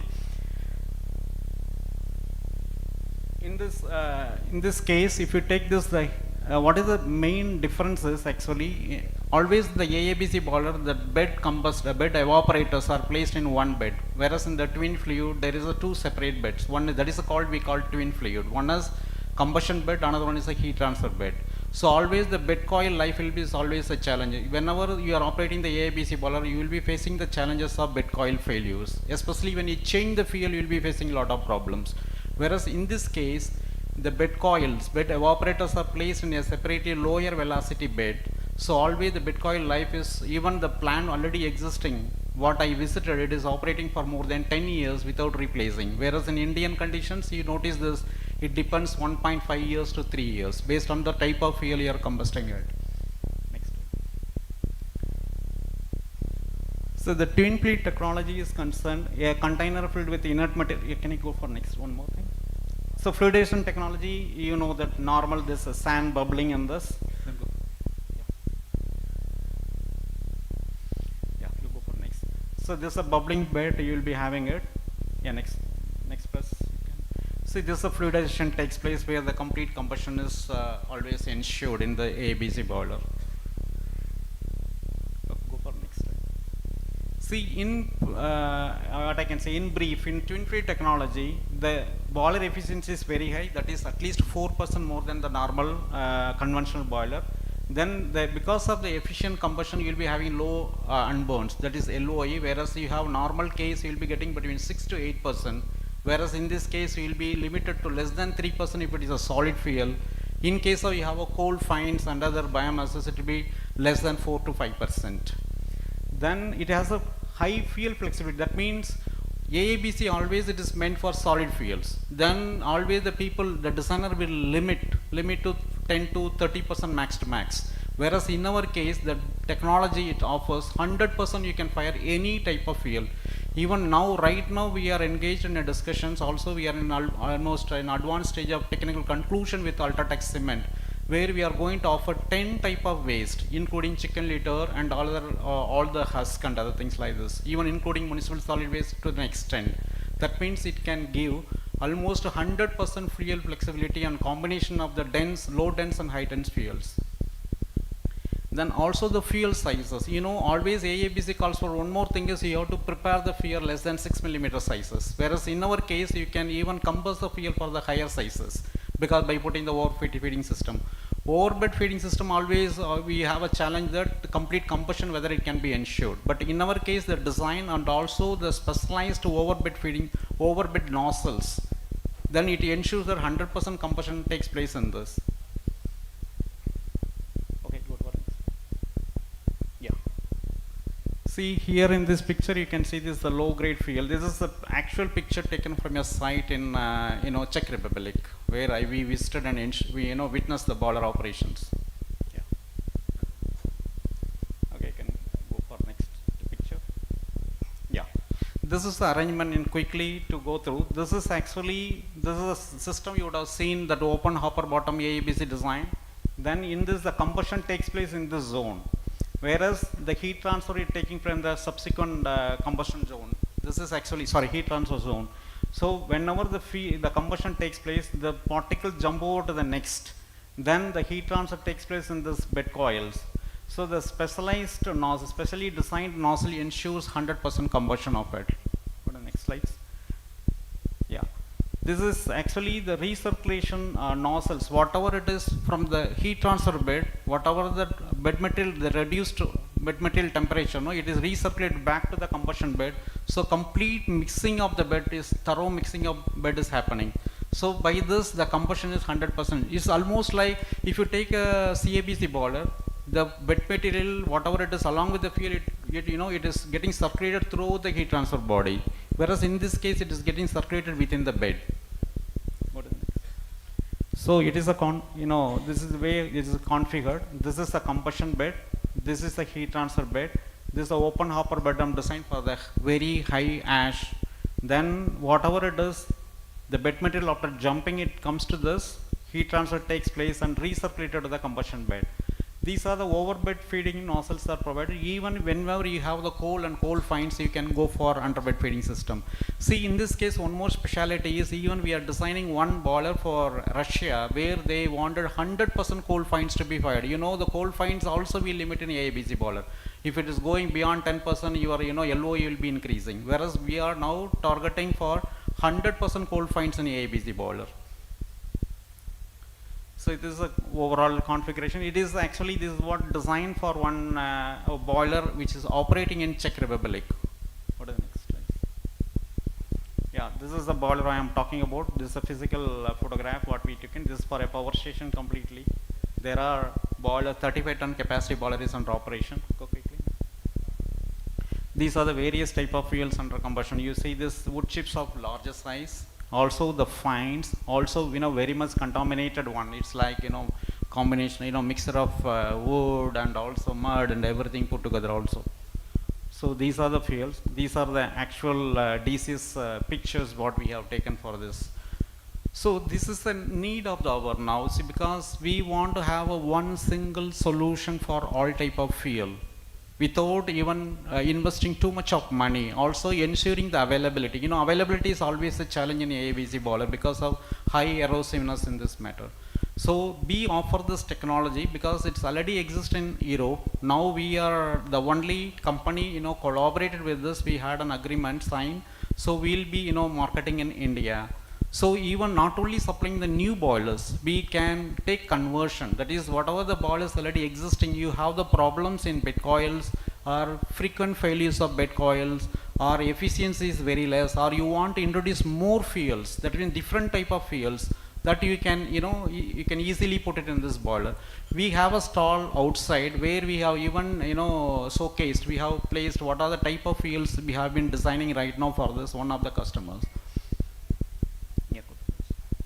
So this is arrangement what we are talking about it, how the boiler will look like. This is again the same combustion bed coming to the heat transfer bed, what are the circulation system, everything it will be look. So the major difference is in the combustion. So we will not touch your pressure parts or anything on the top. Only thing is in the combustion mainly it is taken care of it. Okay, thank you. That's this is our already we have a stall outside. We have all the brochure and also display. Now we'll go to the next presentation. I think we have time to quickly run through waste heat boilers. Can you go to the next presentation? See here also, just I will touch it upon about the waste heat recovery system. That waste heat recovery, because since we are talking about renewable energy and everything, it is the time to talk about it. Because myself, especially, I was also started my career with under Dr. R. Sethu Madhavan in the year, way back long, and that time we were doing R&D of the slop-fired boiler. Now you see many boilers commercially operating slop-fired boiler in sugar industries, whereas that time we were talking about how water can burn. That is the thing, first question I asked doctor. Now we said, yes, I am burning the water in the boiler now. That's the situation right now. See, because why I am referring this point is, sometime whatever we talk about research, whatever ideas, the technical thing, definitely one day it will become a product, one day it will become, the success stories of this. The similar one what I am going to talk right now, I will just touch upon very quickly. Heat recovery systems, waste heat boilers. This is the company EQ4 Engineering which I floated. I really am very very much involved in energy related things. That's the reason after quitting a big corporate, I started this company since I wanted to be so more energy and energy recovery related. Okay, quickly I go through that. There are various energy, you go on next slide please. See, waste heat recovery system is in way back, 20 years back, it is actually, we are very, very conversant about, power means, boiler means only firing. We were not about the waste heat recovery systems. Subsequently, when I visited, even myself, when I, as an engineer, when I visited a plant, first I started with the sulfuric acid plant. You know, sulfuric acid plant, sulfuric acid is the raw material for the fertilizers. When you want to make it, then the sulfuric acid is produced by exothermic chemical reaction in a converter. There are heat energy is released. The heat energies are how they, cooled it by spraying the water. Now what happened is they put boiler every stage. There are 4 stages of converter. One stage is a boiler, other stage is a superheater, economizer, like this they kept on putting. Then finally now all the sulfuric acid plants, the power production for the plant is done in-house because they made it from the waste energy itself. Now like this the various, you can go on. So waste heat recovery steam generation, now it become, in important parcel of every process industries. Okay, you go to the next slides. Now I will tell you, yes. Now this is one slide you can talk about. Now you can look at it. See, now all this process plant, you take sponge iron plant, coke oven plant, coke dry quenching plant, cinder plants, iron and steel plant, metallurgical plants, that is where the copper is smelt and we are making the copper, and also cement plant. So for me, exactly, I think 15 years or 17 years back when I visited the cement plant for recovery, by seeing the preheated tower, which is 75 meters, then temperature of 280, we were laughing at it. 280 degrees centigrade, who will recover it? They're putting so much. Now, by the time, when I visited China, because that time India had only 2 plants, only 2 waste heat recovery system for cement. That means we had an opportunity close to more than 99% of the cement plants were not having recovery. When I gone to China at that time, the same time, China put 98% of the plant they completed with the waste heat recovery, they were recovering, whereas in India, nothing.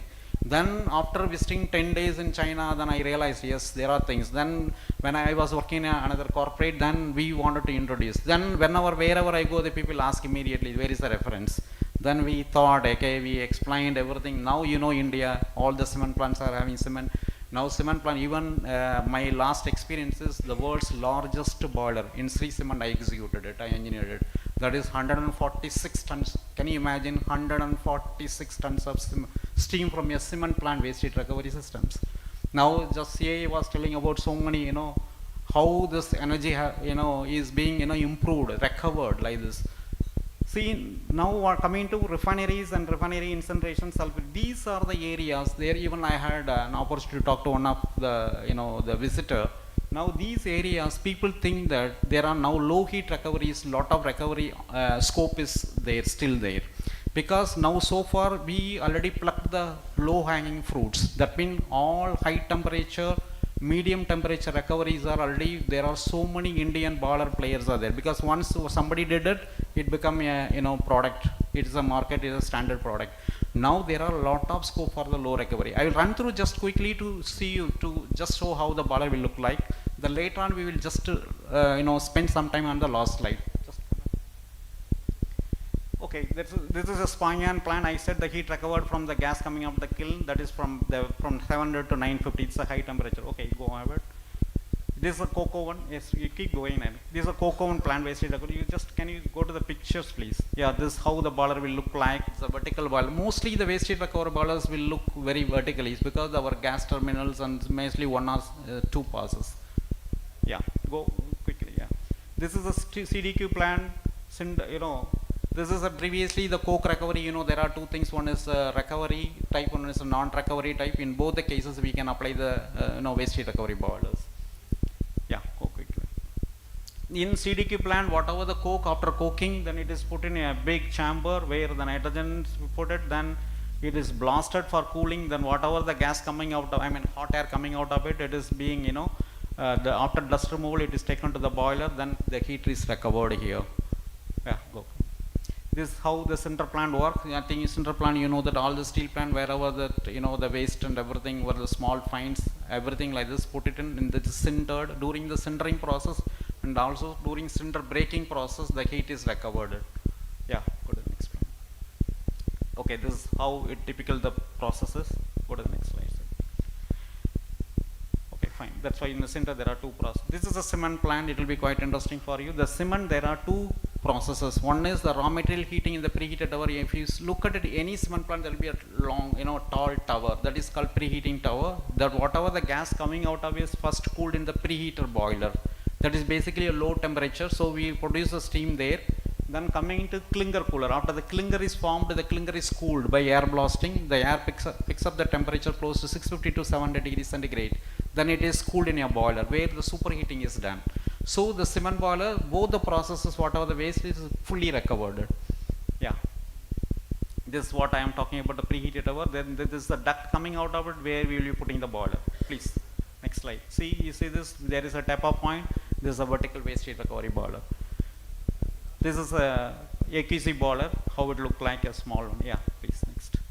So iron and steel, there are various processes in the steel processes also, so various smelting processes. In this also the heat is recovered. Yeah.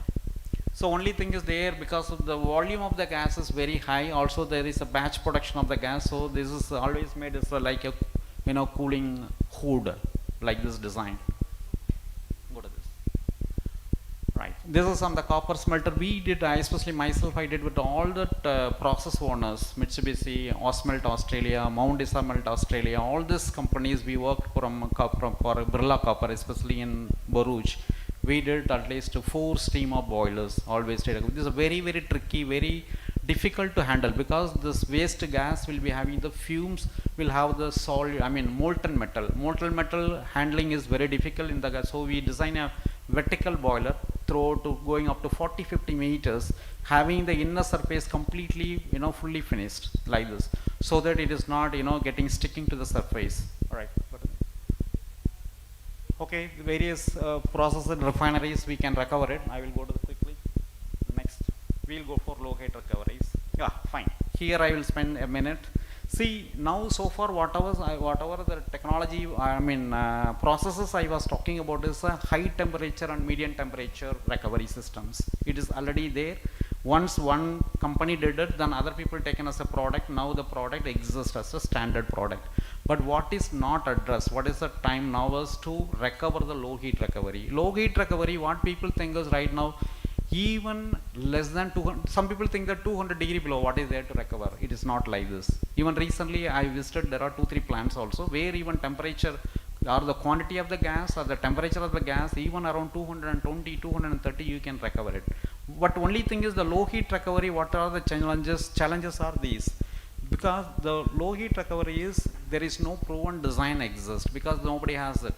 Because it should be tailor-made. Only it should be like you have to visit the plant, you have to study the plant, you need to study the process, then you have to make it. Because basically in the waste heat recovery boiler, the criticality is you should not disturb the process, because you want to recover the heat, but at the same time the production man will not allow you to touch anything. He will not allow you to touch the damper, he will not allow anything like this. So it is you to read, you go and study and understand the process and what is the heat available, how to recover without impacting the final product. That is a very important case. So it should be first of all done tailor-made design, not that it is a standard design like any other fired boilers. Then next one is, go back. Then next one is large volume of heat transfer surface are required, because the delta T temperature difference is very low. You know that who are the engineers, they know very well. You want to recover low heat, then you have to put a large surface area. That means bigger equipment sizes. So the investment will be, initially you will find that it is more. But only thing is, over a period you can see that ROE will be, it's not like other high heat or medium heat recovery boilers. It will have a little longer ROI, return on investment. But only this, over a period of time, your emission, your temperature, because we want to contribute for the global warming, other things we want to really, green energy, we are talking about everything, then we have to do this. So in this, only if you, instead of looking at only ROE, we have to look for finally in overall aspects, then the system will work. So what I want to reiterate that whatever the plant you are operating, whatever the system you are having, either it's an oven, either it's a furnace, whether it's any system, anywhere you are leaving the gas or air, hot air, anything, even more than 200, even more than 180, you can easily recover it by putting the recovery systems. Okay. That's all from our side. I think I made it quick. So if any, technical points, anything, you can contact me on this number. I am available. Thank you. Absolutely. Thank you so much, sir. I think we are hearing directly from the experts themselves. That's the beauty of today's event, their own brainchild, the successful implementations that they are showcasing here today. We are lucky to be a part of this. And now moving on to the next presentation, a women thought leader, women in technology, we are all speaking. And with that, and today's vital conversations, we have with us a remarkable professional whose entire career has become a mission to make sustainability not just as a concept but a way of life. With over 2 decades of experience across industries, Mrs. Respected Kirti D'Souza stands tall as one of the India's leading sustainability professional and environmental and social expert, and the founder of and CEO of Life Giver Professional Services LLP. She has played a pivotal role in framing sustainability guidelines for key sectors through the Bureau of Indian Standards and Coffee Board of India and CAHO, and had led assessments for leading organizations like Toyota, JSW Steel, Mahindra Life Spaces and Hero MotoCorp. Her contributions extend beyond consultancy. She is a co-chair of Sustainability Forum at CAHO, recipient of the UN Hero Award 2018 and the Green Change Maker Award 2022 through her NGO Seeds of Sustainability. She continues to inspire industries, institutions and communities toward a greener tomorrow. It is a pleasure to invite Mrs. Kirti D'Souza on the stage, please, the CEO of Life Giver Professional Services LLP, all the way from New Delhi. Please welcome ma'am. To felicitate, ma'am, I'd like to welcome Mrs. Sunita Narayanan, Associate Director Operations of GSH Group, to please join us on stage. Happy to have you here, ma'am.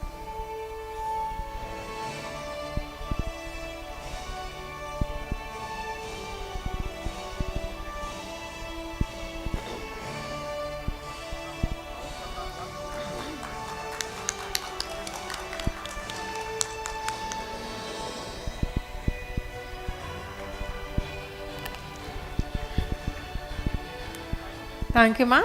Now, ma'am is going to give us a lecture on sustainability roadmap for industries. Over to you, ma'am.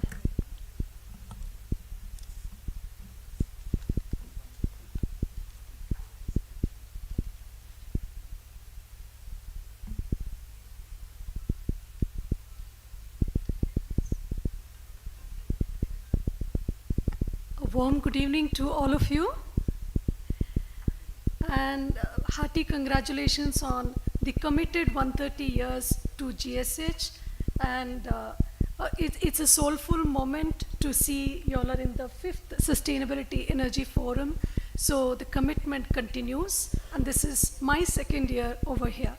So it's a great moment to see that Dr. Sethu Madhavan just called up not only me but a lot of thought leaders in the country which he has nurtured, and it is good to see all of us together here for a purpose.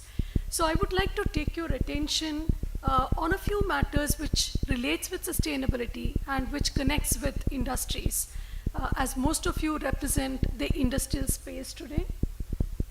So we have been talking about COP30, we have been talking about climate change, we have been talking about rise in temperature. While I'm very impressed by the Center for Science and Environment's report, Down to Earth, not from today, but for last 25 years, since I've been studying 30 years, I should say, every once in 15 days, the magazine comes, and they come with a lot of research backup and groundbreaking studies on environmental issues. So I'm glad to see that they had highlighted 279 times since 1940 we have already breached the temperature. And today the COP meeting that started off is actually not addressing 1.5 or 2 degrees anymore. They are talking if all countries around the world will implement the commitments that they have all taken up, even then we will not be able to achieve much, because we will be having a range of 2.3 to 2.5 degree by the century end. This is the challenge in front of us, and the COP meeting is going to address it. I'm just giving a glimpse about the study what WRI is reporting on the temperature difference. A 0.5 degree temperature difference, what impact does it mean to us, to the ecosystem? So what we see is there is extreme heat which we all have been experiencing in various states of the country. It's no more limited to one place. We have been experiencing from south to north. We also see the sensitive ecological balance that is available, which is indicated by coral reefs getting impacted just because of the 1.5 degree difference between 1.5 to 2 degrees. You see 29% increase in the impact on the coral reefs. And also you can see the fishery industry getting impacted almost 2 times because of this temperature rise. And if we look at the ecosystem, the biodiversity, and especially the species, the vertebral species are also expected to be doubled with impact. The species loss in plant is also expected to be doubled, and in the insects, it's expected to be tripled. If 0.5 degree can cause this particular impact in the whole ecosystem, it is high time that all of us give our attention towards the biodiversity impacts because of our activity, product, and services. So today the whole world is no more only talking about carbon, they are looking at nature solutions. They are looking at the net positivity, what we can bring with respect to the nature interactions that we have in the ecosystem services.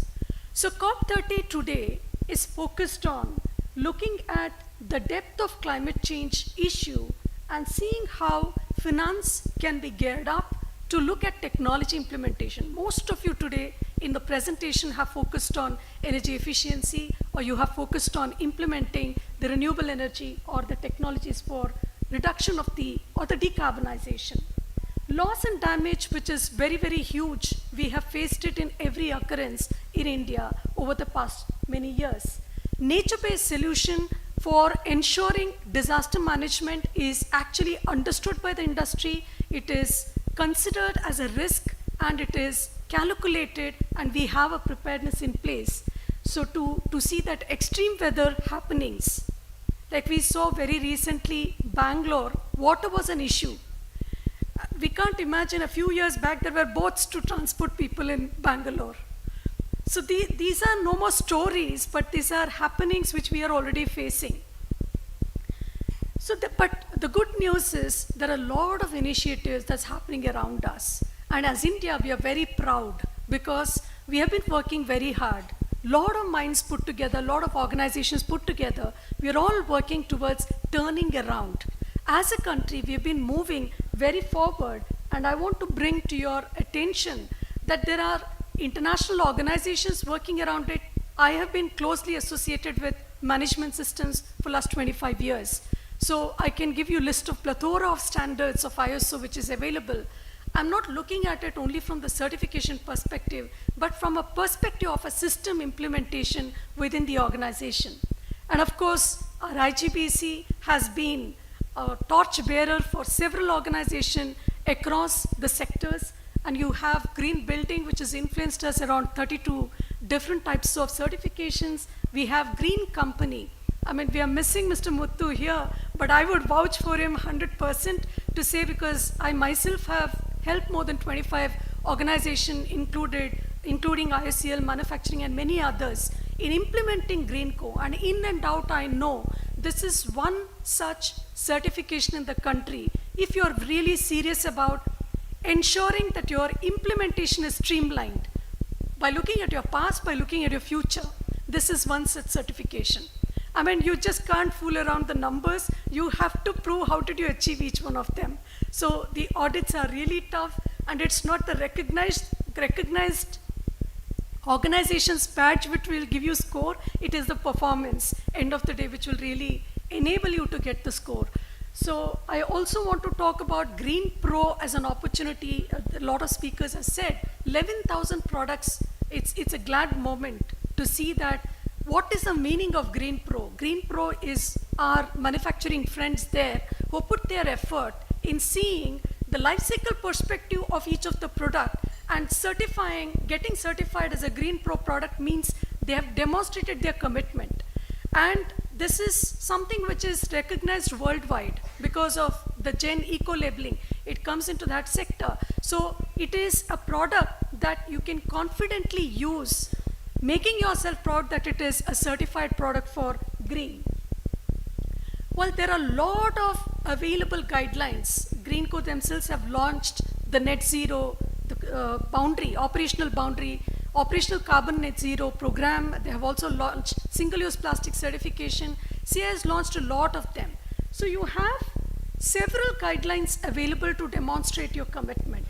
I want to take a few minutes over here to give you an understanding that your scope of operations is not limited only to your physical boundary. It's no more just net zero by looking at your scope 1 emissions and scope 2. You have to take your value chain along. So when your journey starts, you have to look at your left and your right. Your left is your supply chain, and your right is your customer, distributors, all of them, channel partners, you're carrying along with you. You are able to influence. So it's the total ecosystem that you are able to influence. You have to map, think, and then take them along. So net zero roadmap is a reality only when you think about others also and take them along with you, enabling them and hand-holding them, just not giving them targets. Most of the corporates today have, one of the speaker also said, you do have 2030, 2040, 2050 net zero commitment put on your walls, on the public domain. But are you aware what are those pathways that you have committed? What are the commitments of your supply chain because of which you are able to achieve it?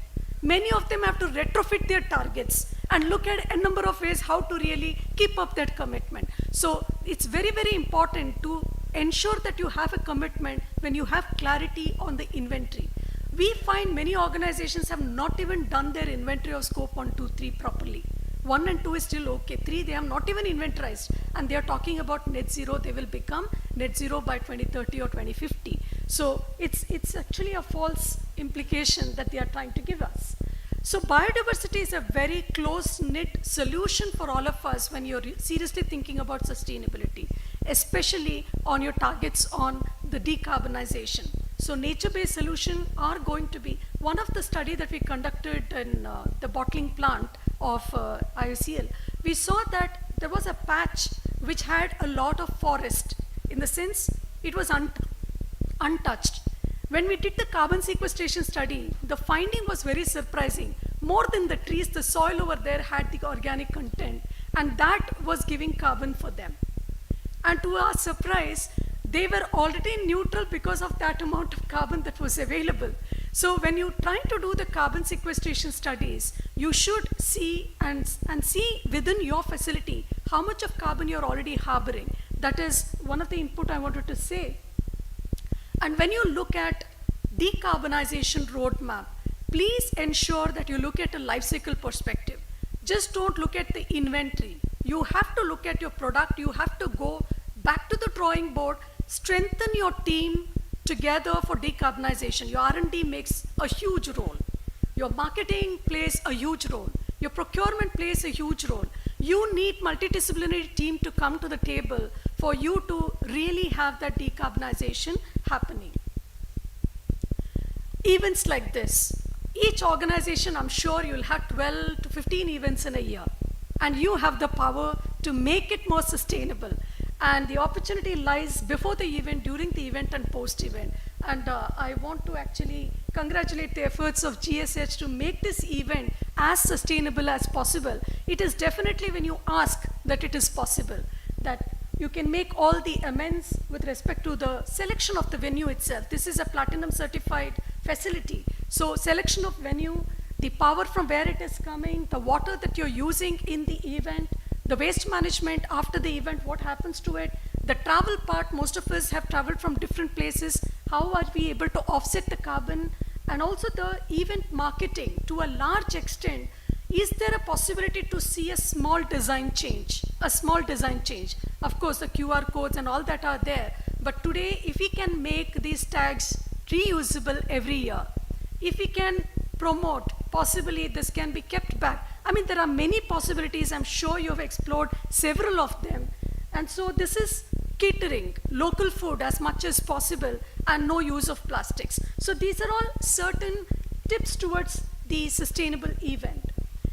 Now I want to come to one basics, which I've also been involved quite thickly. She was talking about the various standards development. I had opportunity to write along with the technical group standards related to sustainability to make industry understand sustainability is not only about green.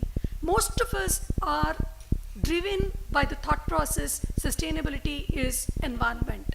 But some of the speakers definitely have highlighted it's not only environment, it's also social, and it is also the profitability, the economic sense with governance. So at BIS, we have been able to work on a couple of standards. The first standard we wrote and submitted to BIS was on healthcare.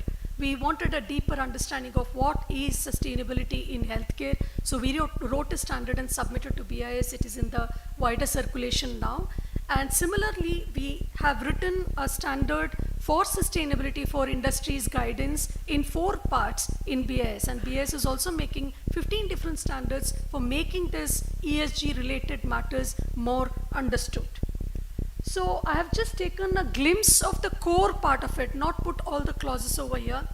The glimpse of environmental issues that come on picture. So you start with material, you start with water, emissions, your value chain, that is your left and right, what I was talking about, design and life cycle thinking, energy and resources transition plan that you should have, biodiversity, see how you can conduct biodiversity impact assessment, have your biodiversity management plans within your facilities, look at circularity, whether that's a possibility in your business, and product and service responsibility. I mean, most of us know the products that we are making, when you look at the life cycle carbon emissions, 90 to 92% lies in scope 3. If I'm a car manufacturer, if I'm a 2-wheeler, 3-wheeler manufacturer, the manufacturing load of the carbon is hardly lying between 8 to 12 to 15, 20% max. 80% of is lying in its use phase. So when that is the truth, can we look at R&D to see that during the use phase of the product, how can we make it more eco-friendly? How can we make it less ecologically impacting? LC is a very, very good scientific study you should be using very often. I've been using it for most of our clients to see that they have an intervention decision-making tool with LCA in hand. These are the various social aspects. Very essential that we embed social aspects. You must be seeing the numbers are big. To be honest, even if you look at GRI, SASB and all other frameworks, you have social is the thicker one, but it is less spoken one. Of course, maybe one of the reasons is that we are guided by law of the land, but we need to see it's beyond law. It's just not the law. So there are a lot of opportunities that we embed the social element into our sustainability journey. That's where I'm saying, if you can look at standards like ISO 26000, ISO 2400, they all enable and guide you to strengthen your management system within the organization from the perspective of all the 3 elements. This is the economic and governance aspects where you have overall financial success. This is the primary part. So in the name of governance, we can't forget economics. We can't call a business sustainable unless we are making profits. We are meant to make profits. Let me admit it loud and clear for all of us. We are here to make profits. But how much with governance are we able to make it? How much with responsibility on environment and social are we able to make it? And please believe me, no one in this room, none of the businesses in the world can just exclude the social part or the governance and economics part and claim that we are sustainable environmentally. All this is so intertwined. Any organization, we have worked with more than 120 organizations on sustainability, implementing ISO 26000 framework. Because certification is very expensive, there's no mandate for certification.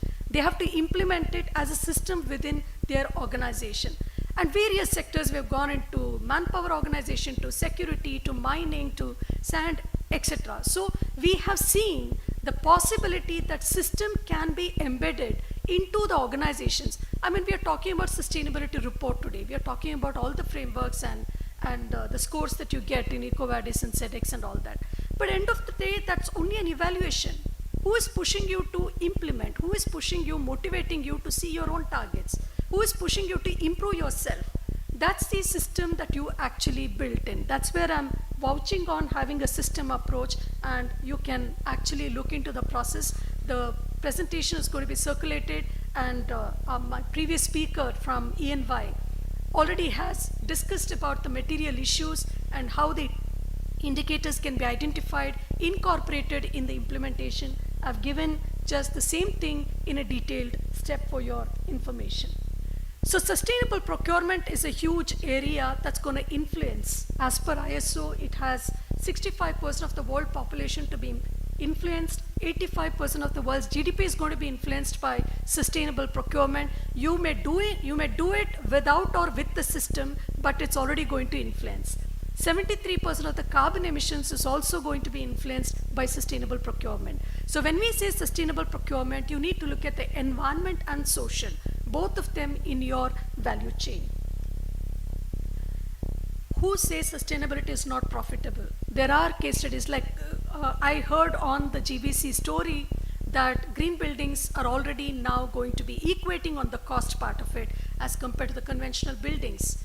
So here is a story of several industries. I'm just leaving the presentation with the links so you can go through them and see for yourself the case studies of several companies which have ticked the profits because of implementation of sustainability. There are several businesses who have changed the thought process, changed their mechanism of doing business. So sustainability is like a thought process, or it is like a seed within your business to make the changes and be something else what you are today.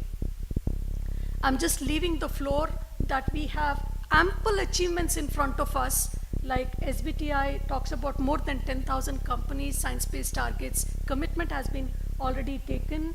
And you see EcoVadis, I'm sorry that there's a little cut. EcoVadis is another organization, more than 3 million organizations have been attached with them for evaluating sustainability performance. SEDEX is another organization, more than 1 lakh organizations have been evaluated worldwide. These are all global platforms who are measuring your sustainability because of the commitments that you have.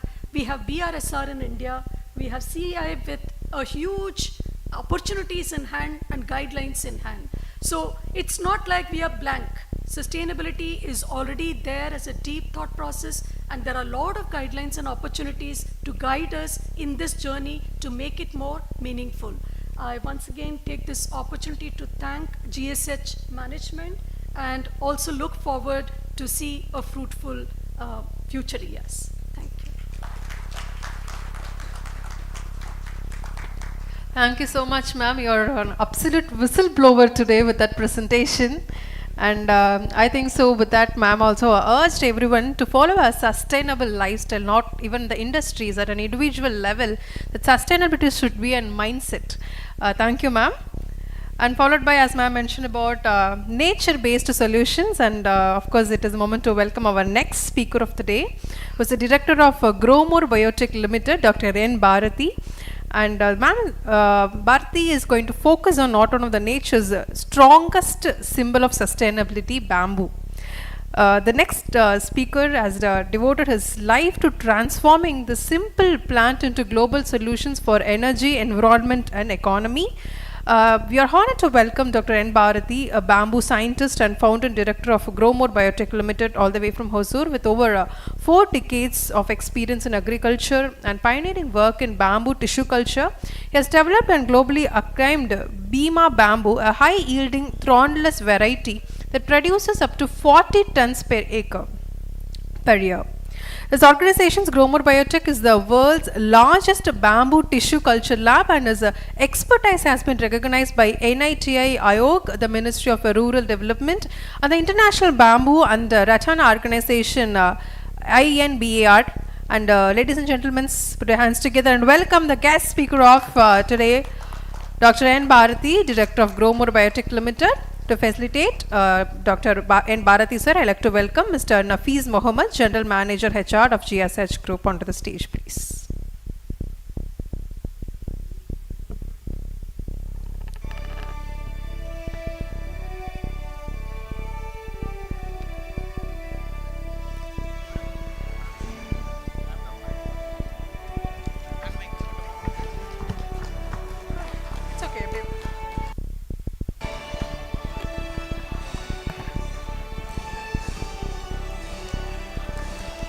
Thank you, sir.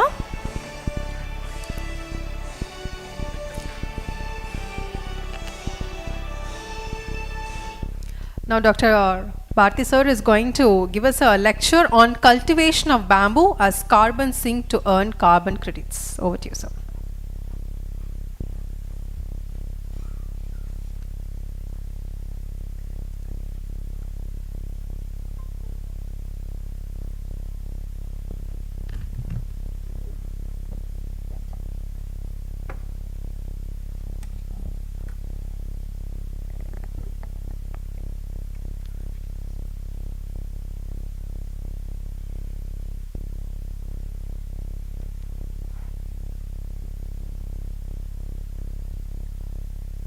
Good evening, ladies and gentlemen.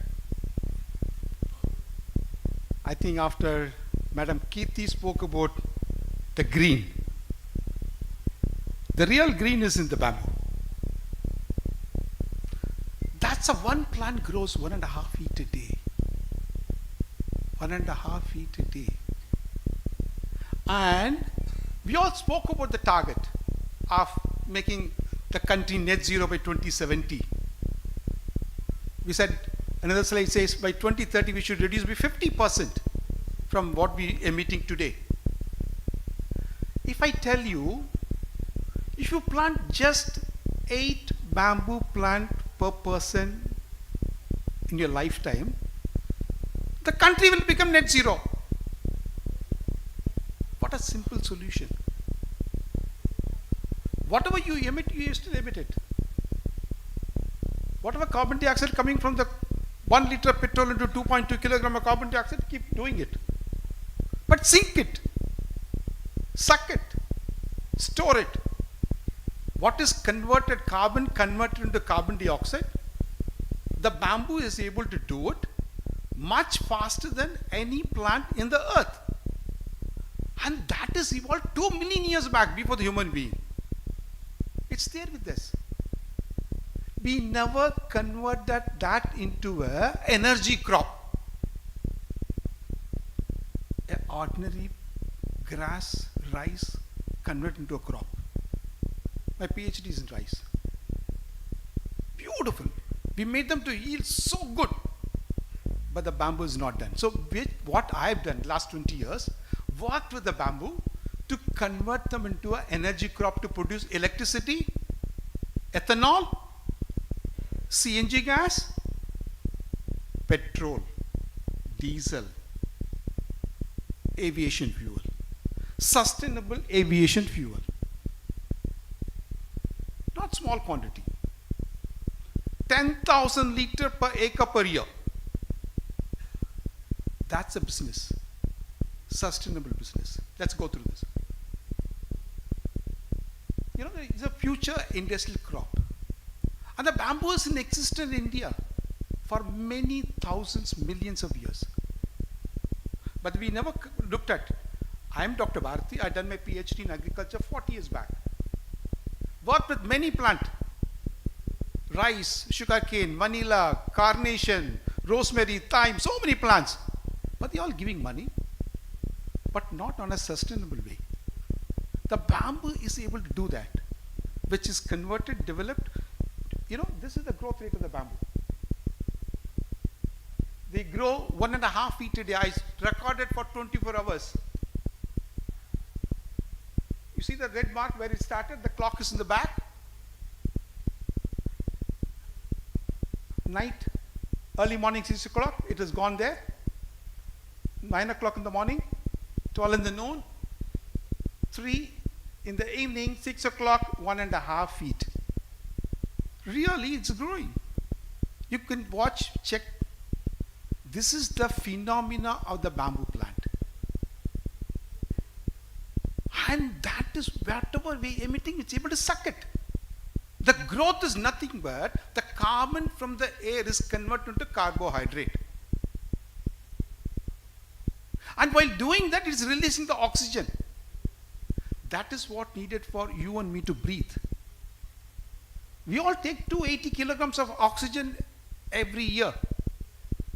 One bamboo tree is giving you 300 kgs of oxygen every year. One tree is equal to my breath. 8 bamboo plant is equal to my carbon footprint for India. Because one of the slide I saw, 2.1 ton of carbon dioxide per capita emission for Indian. It was 1.3, it became 1.6, last year it was 1.9, now it's become 2.1 ton. So what it can do, it can produce electricity, 1 kilo bamboo, 1 kilowatt electricity. 1 ton of bamboo, 1 megawatt of electricity. 1 acre of bamboo can produce 10,000 liter carbon negative fuel. Not neutral fuel. You're all talking about the neutral technology, net zero technology. I'm talking about the next level. Every liter of petrol releases 2.2 kilogram of carbon dioxide. Ethanol, 0. Because it is previously collected, renewable. This one collects additionally another 3.5 kg of carbon dioxide. Ethanol. India is the first country to put up 2 lakh liter ethanol production capacity in Assam from the bamboo. First, CNG gas, coal could be easily released. Bamboo is grown completely, and when the grown bamboo, you just need 200 acres of bamboo to produce 1 megawatt electricity every hour, 24 hours, and for 365 days. Unlike solar, it's going to produce throughout the day, continuously. And plant once, and the bamboo is going to grow for 100, 200 years. That's the beauty of that. That means 1 kilo of bamboo can produce 1 kilowatt, and at a price cost 2.5 rupees, without considering anything else like carbon credit and all that. If you're considering carbon credit, and if you're going through a gasification route, it will be 0 cost. Today what is happening is we are taking the coal, and the coal is converted into electricity, but then instead we can harvest the bamboo. The harvested bamboo should be get into the form of pellets. The pellet is burned, and to get the electricity, the steam, and then the power is coming, is net zero electricity. This is a simple process. Instead of digging and taking the coal from the mines, take it above the ground. The government of India in 2017 itself, we started putting pressure on all of us to reduce our coal consumption by 5%.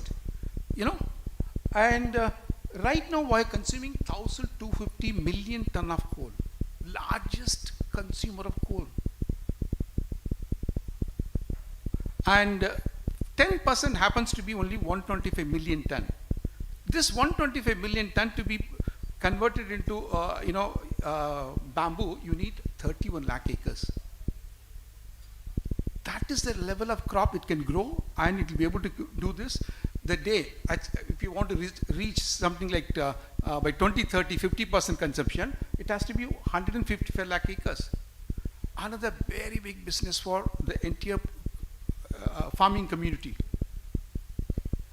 And I'm just taking one example of this pellet from, let's say,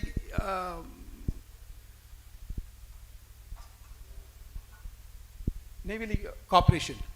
So their requirement, they are consuming almost, NLC is consuming something like 30 million ton of coal every year.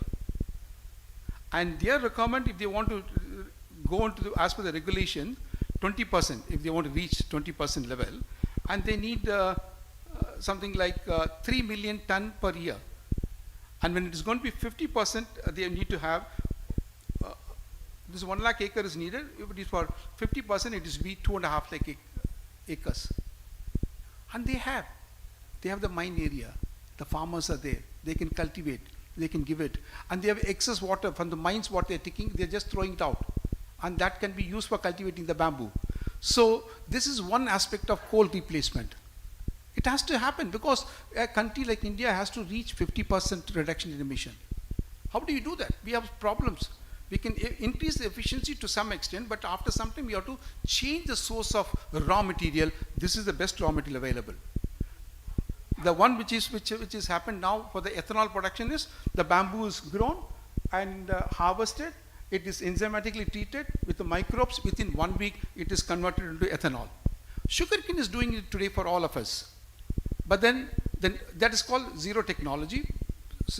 Now, the first generation technology like maize is able to get converted into ethanol. The bamboo is going to be second generation technology. It has got a 2 stage of doing that. Technology is not very important. What is very important is 1 acre of sugarcane is able to give only 1,200 liters of ethanol.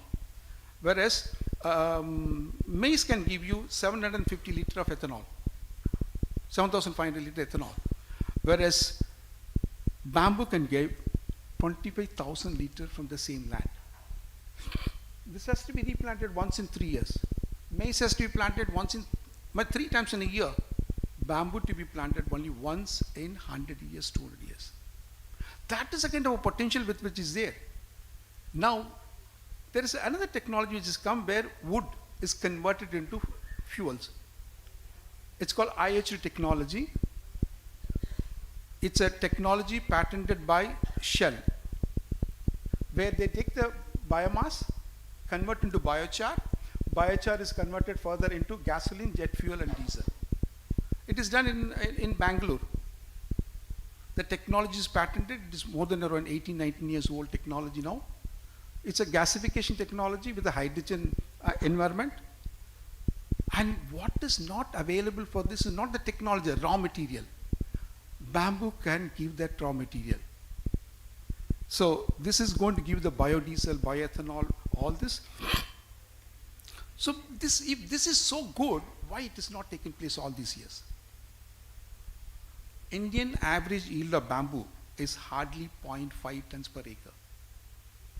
That's a place with my PhD in agriculture, I converted this into a commercial energy crop. But the farmers, when they're cultivating, they are able to get something like 4 to 8 tons per acre. What we have developed is a precision farming. Provide the right amount of water, right amount of nutrient, and see the sunlight is coming to the plant, like how you put a solar panel, then they are able to give you 40 tons per acre per year. Jump from 0.5 to 40. National average is 0.3 to be precise. So this is what happens, but generally bamboo doesn't grow. It grows like this, a small plant. It comes to only the shoulder height in the second year. You have to wait for 4-5 years and then only ready for harvest. It is like a normal chicken. What I have done is, I brought broiler chicken technology in the bamboo, broiler bamboo, where the bamboo is ready for harvest after second year. It's a little bit of common sense and more of technology into this, whereby it's harvestable every year now, like a sugar cane. Grow bamboo like a sugar cane. Don't grow bamboo like a tree. Simple. So that is able to do this. So how it has happened for us is because we used a biotechnology tool to increase 1 ton to 10 ton. Then we also looked at different genetic clones, increase the thickness. Then we brought the precision farming, that 10 ton become 40 ton. I'm just shortening this because of warden of time. So we are growing bamboo like this is a bamboo field, large scale bamboo field. It's like growing like a sugarcane field. So row crops, no more tree crop. Like a tea is a tree crop. But then people are today, they are growing as a bush, small bush. It's a tree originally. So similarly, we just tamed, domesticated the bamboo to grow as a normal crop. So this to happen because of several reasons. One is best clone we identified in the nature, and the second is the tissue culture. The plants are the identified clones are propagated by tissue culture. This is a tissue culture lab in Hosur. As they said, like it's the largest lab in the world for bamboo, and it's getting exported. These plants are getting exported now to around 25 countries across the world. Everybody is testing it. Everybody is looking at it. How it is possible? Something impossible is happening. And then the next was the proper agriculture practice for this, the agronomy. Having I done my doctorate in agriculture, we applied all that to the bamboo, which is converted into like this. This is a 1-day-old plant. You see them in 2 months' time. This is the 35-acre plot of Infosys in 4 months' time. In 8 months' time, started growing like a wall, and in 12 months, the entire surface area is covered with the green leaf. No light is wasted. This is an architecture. This is the designing of the lab, designing of the field, the way in which you are growing the bamboo plant, and design no light is wasted. So like a solar panel, it's a green solar panel. Here the bamboo is a battery as well as it's an energy capturing system. Both are happening. Whenever you want, you can take it. Convert it into coal, convert it into ethanol, convert it into petrol, and burn it in your system. Nature is given to us at the lowest price. This is the harvesting of the bamboo. They are harvested, the entire thing is ready to be used to replace the biomass feedstock. And we have developed different system of clear-cut harvesting, where you completely cut like a sugar cane, comes back in 2 weeks, in 4 weeks, in 6 weeks. In 2 years again back, full growth. Basically, this plant is a grass, but we should know what purpose, where do you want to use it. It's one of the best sustainability solution for all of us. Earlier it was not there. Earlier there was no problem of carbon dioxide. Energy surplus, no need was there. So next is the water use efficiency, water footprint. So for that we use drip irrigation, and that's able to manage the system very well. And this is the developed bamboo, that's a normal bamboo. The yield is more because of the thickness. So I named it as Bhima. I named it at around 20 years back. Now it's popular. Just surf on the net, you'll see few lakh sites talking about the Bhima bamboo. So there are many species. I just don't want to spend time on this. Carbon sequestration is the topic. How they are able to do the sequestration, how the carbon is going to come below the ground. This is the year-wise chart. This is the quantum of tonnage of bamboo, how much coming per acre. The biomass. First year little bit small, then little more, then keep on increasing. After 5th year onwards, it's going to be 40 tons, is keep collecting it. This is in a green farm. But the carbon sequestration is what? The amount of carbon captured. So carbon captured is, you cannot directly go estimate the carbon dioxide captured, but you can see the carbon. So when you convert bamboo into carbon, charcoal, then you'll be able to see the entire carbon. This is the same Bhima bamboo converted into Bhima bamboo charcoal. So that if you convert into ton of carbon dioxide per acre is able to do 7 tons, 16 tons, 828 tons, 53 tons, and ultimately 88 tons of carbon dioxide sequesters every acre, every year after year. But you have to cut it and remove and use it as for either for energy, for any purpose you can keep on using it. So you have to give space for another bamboo to come again. So when you do that, automatically this is going to grow. So basically you cultivate the bamboo, take the biomass, convert them into charcoal, and bury it below the ground. Because this is called carbon capture and storage. Best carbon credit in the world today. See, when you cultivate the agriculture field, I'll take another 2 minutes more. Rice, you'll get 10,000 rupees profit per acre per year. Cash crop, cotton, sugarcane, 30,000, 35,000 profit per acre, not the turnover. Now, when you do this, the cheapest carbon capture, you have 100 tons of biomass, you take every year 40 tons, and you're converting into 14 tons of biochar, 1/3, and that has got carbon dioxide of 50 ton carbon dioxide. The field has got 175 tons. Okay, that is a green carbon credit. And 70 ton you're collecting biomass. When you convert, there's a leakage, then 50 ton of carbon dioxide available in the charcoal. That when you bury it, you're getting a carbon credit of CER of 50 from 1 acre. 1 CER, go check in the internet, last year it was $200. This year is $250. We're talking about 8.5 lakh rupees from 1 acre. After expenditure 6.5 lakh rupees. Same water like sugarcane, 35,000 rupees. The same water is getting converted into 6 lakh rupees by carbon capture, storage, and get the certification done. So this is one of the cheapest way of doing this, and please believe me, bamboo is the next disruptive technology to dominate the future. It's such a potential plant. It can do everything. Thank you very much for giving me this opportunity to talk about this.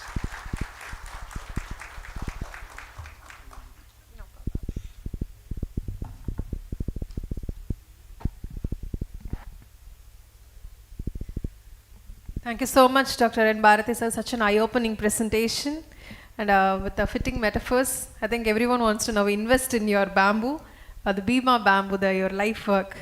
Thank you, sir. So followed by, let's welcome our next guest speaker of today, Mr. Gopinathan Pandian, Senior Manager, Manikaran Power Limited. Please welcome, sir. He is also a leading force in energy trading across India with years of experience managing energy market strategies and operations. Mr. Pandian has a deep understanding of the complexities and opportunities in this dynamic field. In this session, he will guide us through the risks and reward faced by companies and professionals in energy trading. His insights on navigating market uncertainties, maximizing returns, and promoting sustainable growth would be value to all of us and who are interested in the future of energy sector. To felicitate Mr. Gopinathan Pandian, I like to welcome Mr. Gulfa Malik, Assistant General Manager Operations of GSH Group, to also join us on stage.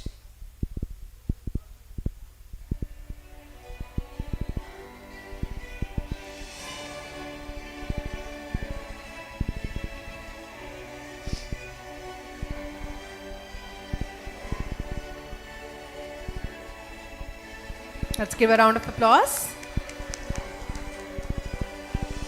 A honorary shawl as well as a memento is now presented.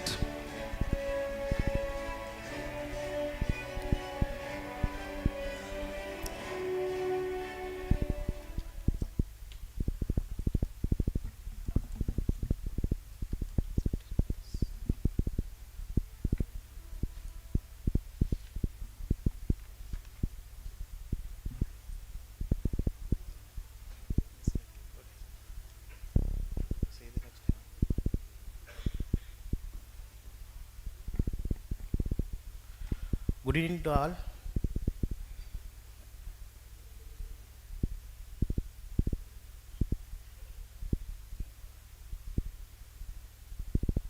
Okay, I understand. Okay, power trading is a very big subject. Okay, I will complete the sliding for maximum 3 minutes.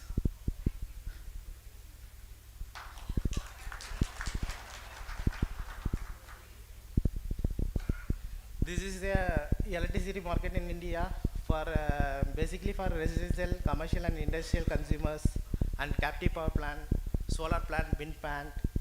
And basically all the things connected to DISCOM only. DISCOM means distribution company. In the, for example, in Tamil Nadu TNP TDCL. Okay. For all the power purchased, banking arrangement and exchange power, bilateral power. And commercial and industrial companies are also directly connected to the exchange power and bilateral power, and captive power also is connected. Solar rooftop also connected.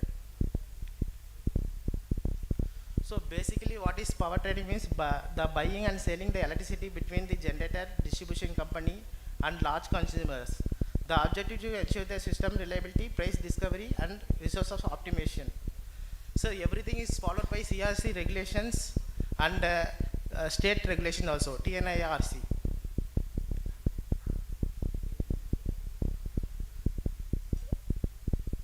What is the power trading? Total 2 types of power.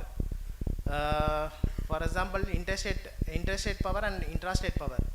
Interstate power means you can collect total 2 transactions, one for collective transaction, next for bilateral transaction. Collective transaction means there is no unknown generator. The power directly purchased to buyers without knowing the generators. In terms of bilateral means, you can direct agreement with generator. For example, one of the generator connected to Gujarat and buyer in Chennai. So directly agreement between both buyer and seller. That is bilateral contract. So power segment means totally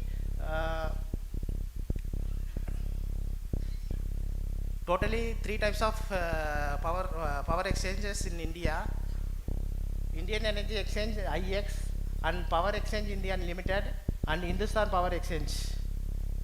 So all power exchanges basically for total of three segments: GDAM segment, DAM segment, RTM segment. GDAM segment means green day ahead market. That is D-1, delivery -1. You can take the power from grid, and settlement also daily basis also. Similar to you can take the green attribute certificate also, power plus certificate, that is green day ahead market. And DAM day ahead market means only for brown power. You can purchase from brown power only in thermal power in market. Real time market means you can power purchase from 1 hour 30 minutes before that. You can online bid platform. So you can bid every time block means every half an hour you can get the power and clear the segments. Similar to green exchange, which are already informed, green day ahead market. Green dam means that is a fixed concept for bilateral. So that is a bilateral concept, the one-to-one activities. That is 1 month to 30 days, 90 days. The agreement between same generator with buyer. So, and one more thing, the renewable energy certificate also is there in exchange platform. The total 3 exchanges are also there. Totally monthly basis, 2 times we get the power. Trading section is happened first, second Wednesday and last Wednesday. You get the physical certificate with direct generator. That is a renewable energy certificate. You can optimize the plant greenhouse optimization also. So basically, power trading clearings for trading section. Basically for trading section, morning 10 to 11 is a trading section. After that, 2 to 3 o'clock you get the clearings report. After that, settlement everything is go to 4 to 5 o'clock. So you get everything is one day. Before that, everything is happened, everything is completed. So everything is followed by SLDC and NLDC, and everything is as per Tamil Nadu government. Everything is issued the NOC. Everything is as per guidelines from TNRC. So whichever already informed to collected transaction, that daily basis the bid everything is collected from morning basis. Buyer and seller everything is price matching. Price matching after 2 to 3 o'clock your MCP is everything is received.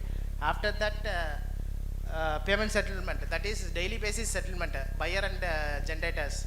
So your risk means daily basis we are a trader, we act pay out to generator in daily basis. That is a very risk. So and one more thing, we are first informed to interstate transaction. After that intrastate. Intrastate means total 3 for power, one for third party power, and captive power and group captive power, solar rooftop. So everything is in intrastate generations.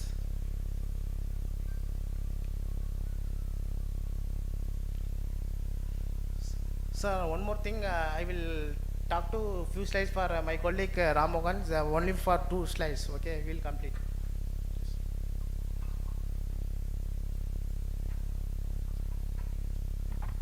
Hi everyone. So here mainly the PPT was regarding rewards and risks of exchange.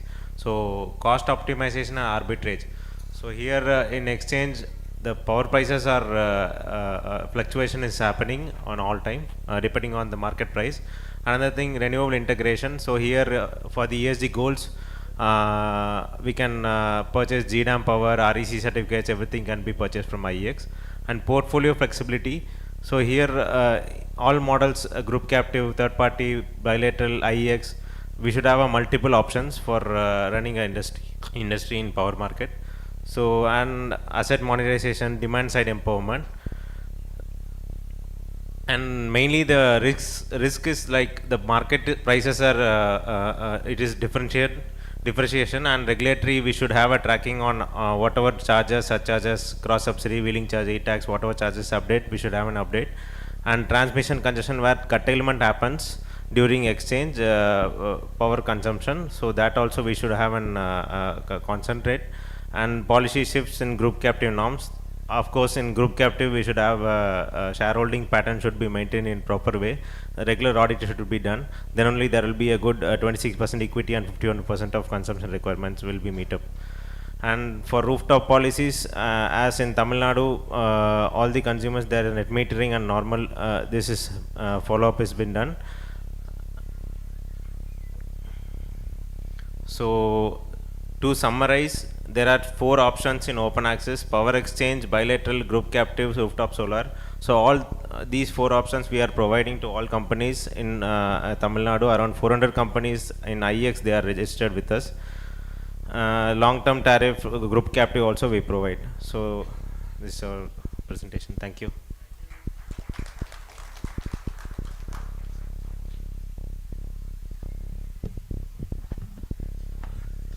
Thank you so much for accommodating our timeline also. So now I'm going to share a breaking news of GSH just as I received. So GSH India Private Limited also signed an MOA with IIT Manipur for skill development in the energy sector. The news is live now. And this partnership will focus on joint research, internships, training and skill development programs to bridge the industry, academic gap, shared resources and co-development project. It is already live on Business Line. So you can check it out. And one more time, I think GSS definitely deserves a good round of applause for this. Thank you. And ladies and gentlemen, now let's move on to the most anticipated session of this GSH Sustainable Energy Forum, the one of the last speaker of the day. A keynote that aligns perfectly with our vision for a greener and more responsible planet. It is an honor to welcome a distinguished expert whose lifelong work has driven innovation in the energy efficiency, renewable system and sustainable industrial practices. Join me in welcoming Dr. R. Sethumadhavan sir, a sustainability advisor of GSH Group.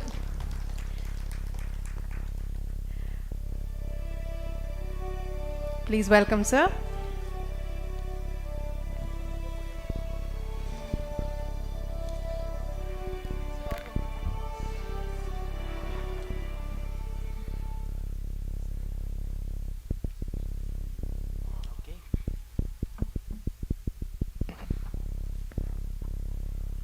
Good evening to all of you.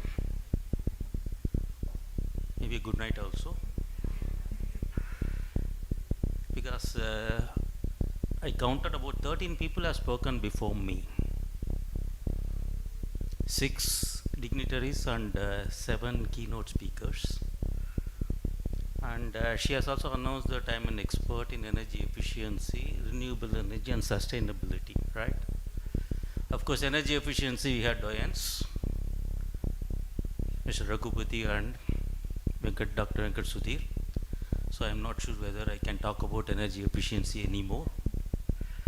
Then she said about renewable energy, and I think just now Dr. Bharati has spoken a lot, and that also killed my enthusiasm or your enthusiasm on listening to me on biomass. Then when I go to sustainability, of course, Madam is there and EY, they spoke. So really, I am at a loss what to speak. I have about 15 to 20 slides, but the glad news is I am not going to present that. Yeah, I mean, I get a lot of applause without even asking for that. So that clearly says that what I am supposed to do. One thing is I am not presenting, I just sum it up. Being an advisor to GSH, I thought,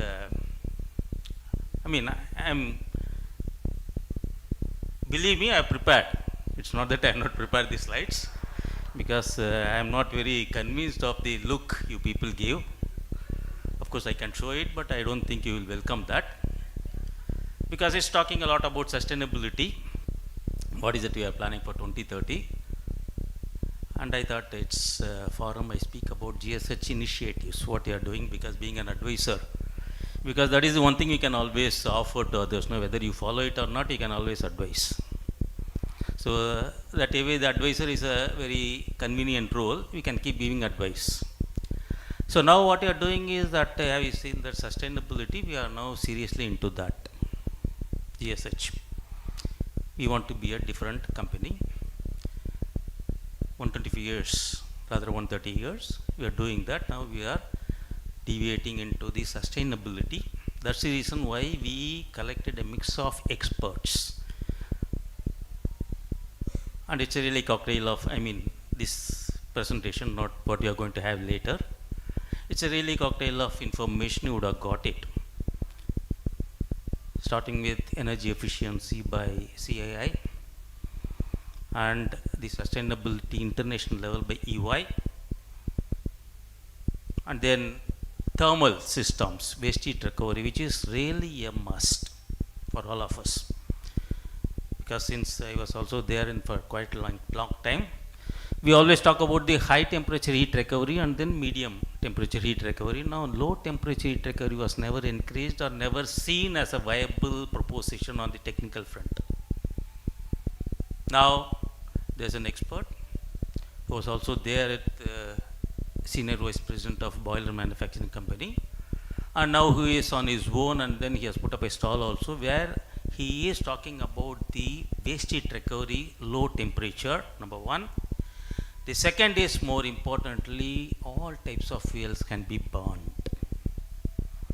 That is the real challenge for the process industries, because you know that we are talking about coal, and coal price has hit something like 17,000, 18,000 rupees a ton during COVID. Now it has come down, not only in the cost but also in the quality. Now you get it even for 4,000 rupees, but it comes with a lot of fines. Now what do we do with that? AFBC to some extent it can handle fines, but not certainly. Maybe you have to go for pulverized fuel fired boiler, which is not a viable proposition because we already have a 30 tons, 40 tons boiler. Now we are interacting with him. Like what I am trying to say is that we, of course, I take care of the technical aspects of the F&M.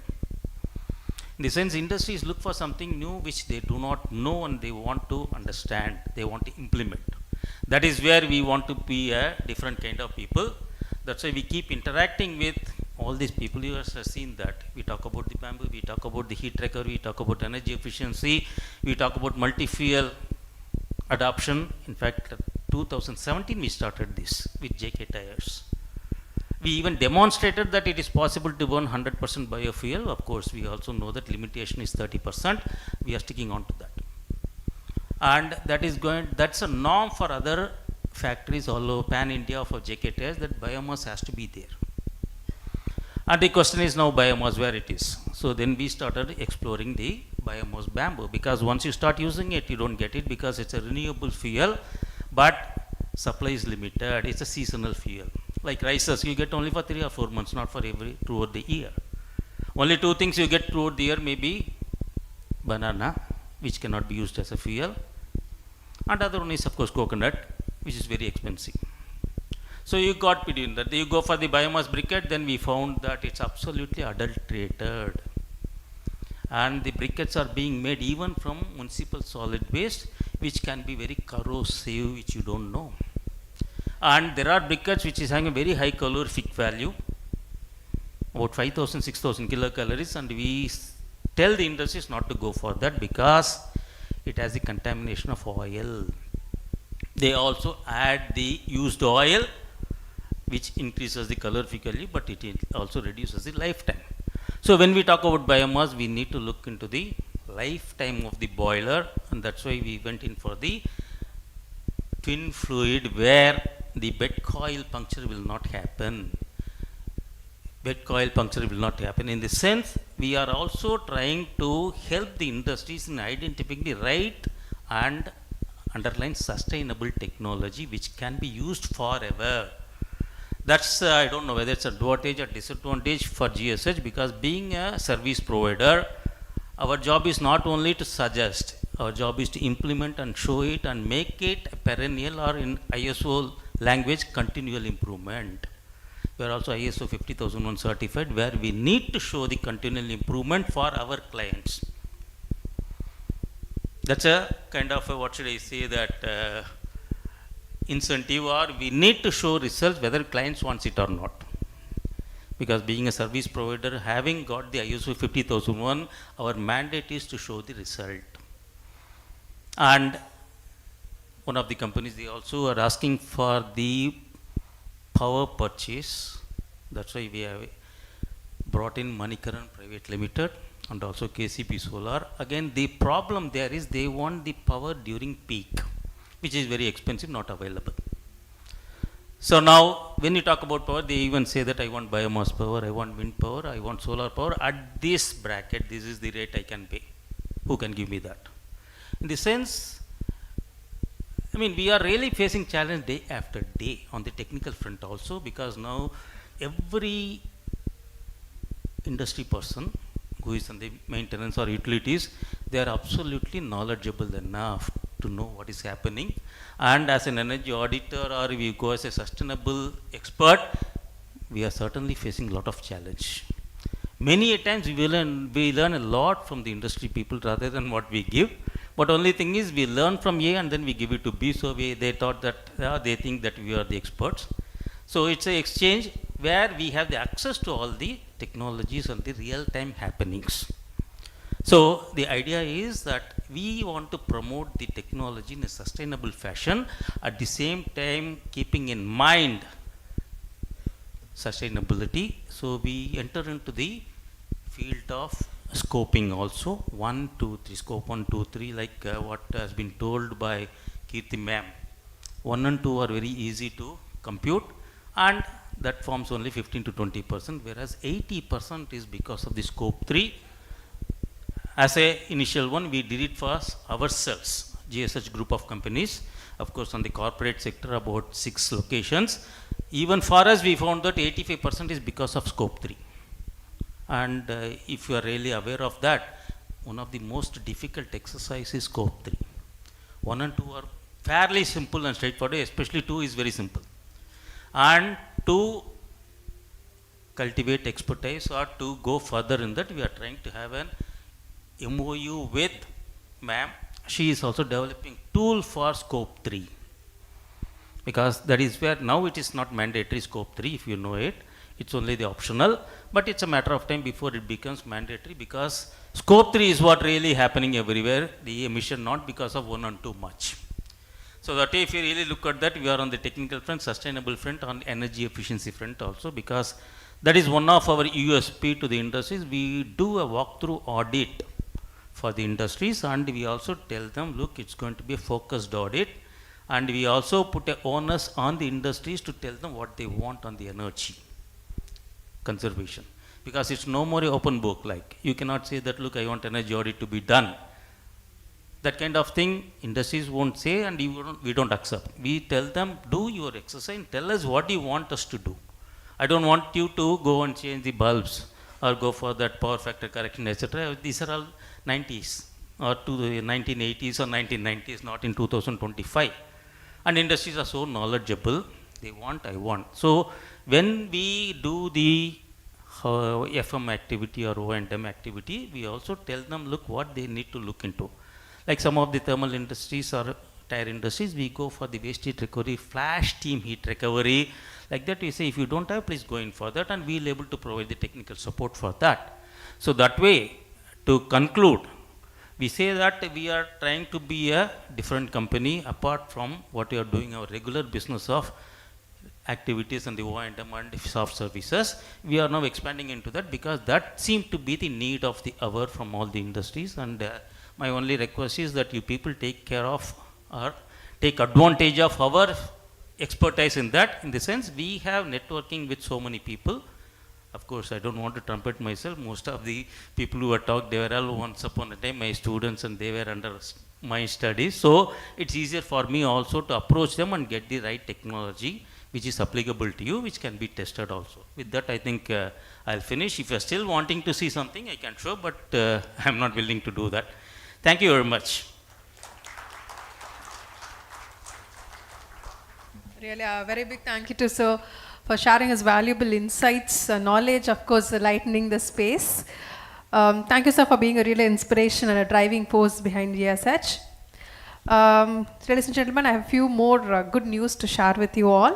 So glad to announce that the GSH is selected for SEAM National Sustainability Award 2024 in Platinum rating. Congratulations to the team. And not only that, also glad to inform that GSS has been selected for Apex Health and Safety Award and Platinum rating one more time. Yes, hearty congratulations. So I think more sweets to have today. Thank you. So now we have come to close of today's insightful fifth edition of Sustainable Energy Forum 2025. And let us take a moment to, reflect on the valuable opportunity we have today here to hear directly from the esteemed industry leaders who have generously shared their expertise, experience, and data-driven insights. The presentations that we have seen, the amount of effort they have taken, and this rare chance to learn from those at the forefront of the field not only broadened our understanding but also inspired us to think critically and innovatively about the challenges and the opportunities ahead.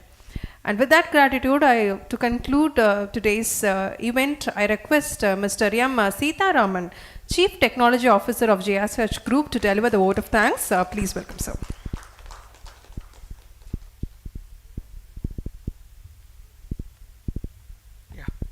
Good evening, esteemed guests and speakers and fellow participants. We have discussed many things from Rama to Bhima, and it's my distinct honor and privilege to deliver the vote of thanks on behalf of GSH India as we conclude the insightful fifth edition of Sustainable Energy Forum. Thank you, Mr. A.R. Rahul Nath, AAS, but he could not attend the event because of an unavoidable meeting at Tamil Nadu Government Secretariat. Thank you, sir. First and foremost, our heartfelt gratitude goes to our distinguished Chief Guest, Mr. Girish Palve, IFS, Assistant Mission Director, Tamil Nadu Climate Change, Government of Tamil Nadu, Department of Environmental and Climate Change, for gracing us with their presence for their inspiring words in the future of sustainable energy. Your vision has truly energized our discussion today. We are immensely thankful to all our distinguished guests, Professor Dr. K. Bhaskar, Director, IIIT Manipur, Mr. S. Raghupati, Principal Advisor, CII, Mr. S. Magesh Anand, President, Nippon Paint and Chairman of IGBC and Chennai Chapter, Dr. Venkata Sudhir, Founder, CEO, VSL Prayag Group, Chairman, SEAM Chennai, Mr. Shivakumar, General Manager, Facility Management, International Market, Ford, GDBC Chennai, and keynote speakers, Mr. S. Sivagurunathan, Councillor, CII, Mr. R.P. Gogul, Director, ENY, Mr. P. Ashok Kumar, Chairman, KCP Solar, Mr. K.V. Anguraju, CEO, Equipe Power Engineering, Mrs. Kirti D'Souza, CEO, Life Giver Professional Service, Dr. N. Bharati, Director, Gromor Biotech, Mr. M. Gopinathan Pandian, Manikaran Power, and Dr. R. Sedhumadhavan, Advisor, GSH, for sharing their invaluable expertise and research and practical insights. The discussions around clean energy solutions and frameworks have been truly enlightening and have given us much to reflect upon. An event of this scale would not be possible without the unwavering support of our exhibitors, KCP Solar, Arkintas Technology, Neil Fisk, Hallmark Boilers, Reflex Mobility. Their commitment to advancing energy dialogue is commendable, and we are truly grateful for the generosity. I would also like to express my sincere appreciation to the organizing committee of GSH and dedicated team of volunteers who work tirelessly behind the scenes to ensure seamless execution of this forum. The attention in detail and hard work have been instrumental in our success. Finally, most importantly, massive thank you to all of you, the audience, media, and NetEC Technosoft for the YouTube screening, and for your active participation, engaging questions and enthusiasm. Your presence and commitment to the energy transition are what make these forums so valuable. As we wrap up today's proceeding, I encourage all of us to take the ideas and connections made here and turn them into action. Together we can power a more sustainable future. Thank you all once again for making this event a resounding success. We look forward to seeing you at our next forum. Have a pleasant evening. Thank you. Thank you so much, sir. We really want to open the floor for question and answer, but considering everybody's time, so here is what we are going to do. If you have any questions or doubts, you can always reach out to any of our GSH representatives. They will be happy to note down your questions and they will get back to you with the answer. So please do not hesitate. If you have any questions, you can always reach out to our GSH representatives. Now the floor is of course open for dinner and of course cocktails. So enjoy the rest of the evening. Thank you so much. And of course it is I'm actually very grateful and proud and honored to share the same space here. Thank you so much. Let's first of all finish with a big round of applause to each one of you and the organizers gathered here for such a noble cause. Thank you.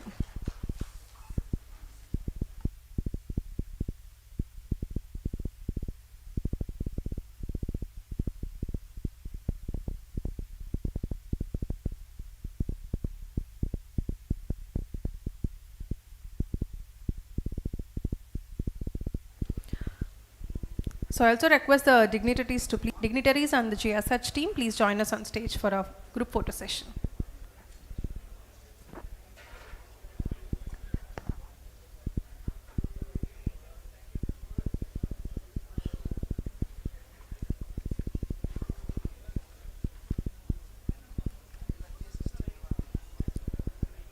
All the GSH team, please march towards the event space. Please get onto the stage. A quick group photo.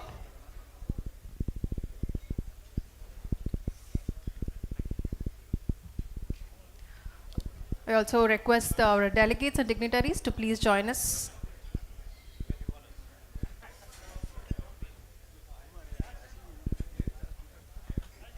I request the photographers to guide them like how to stand and what order. Careful.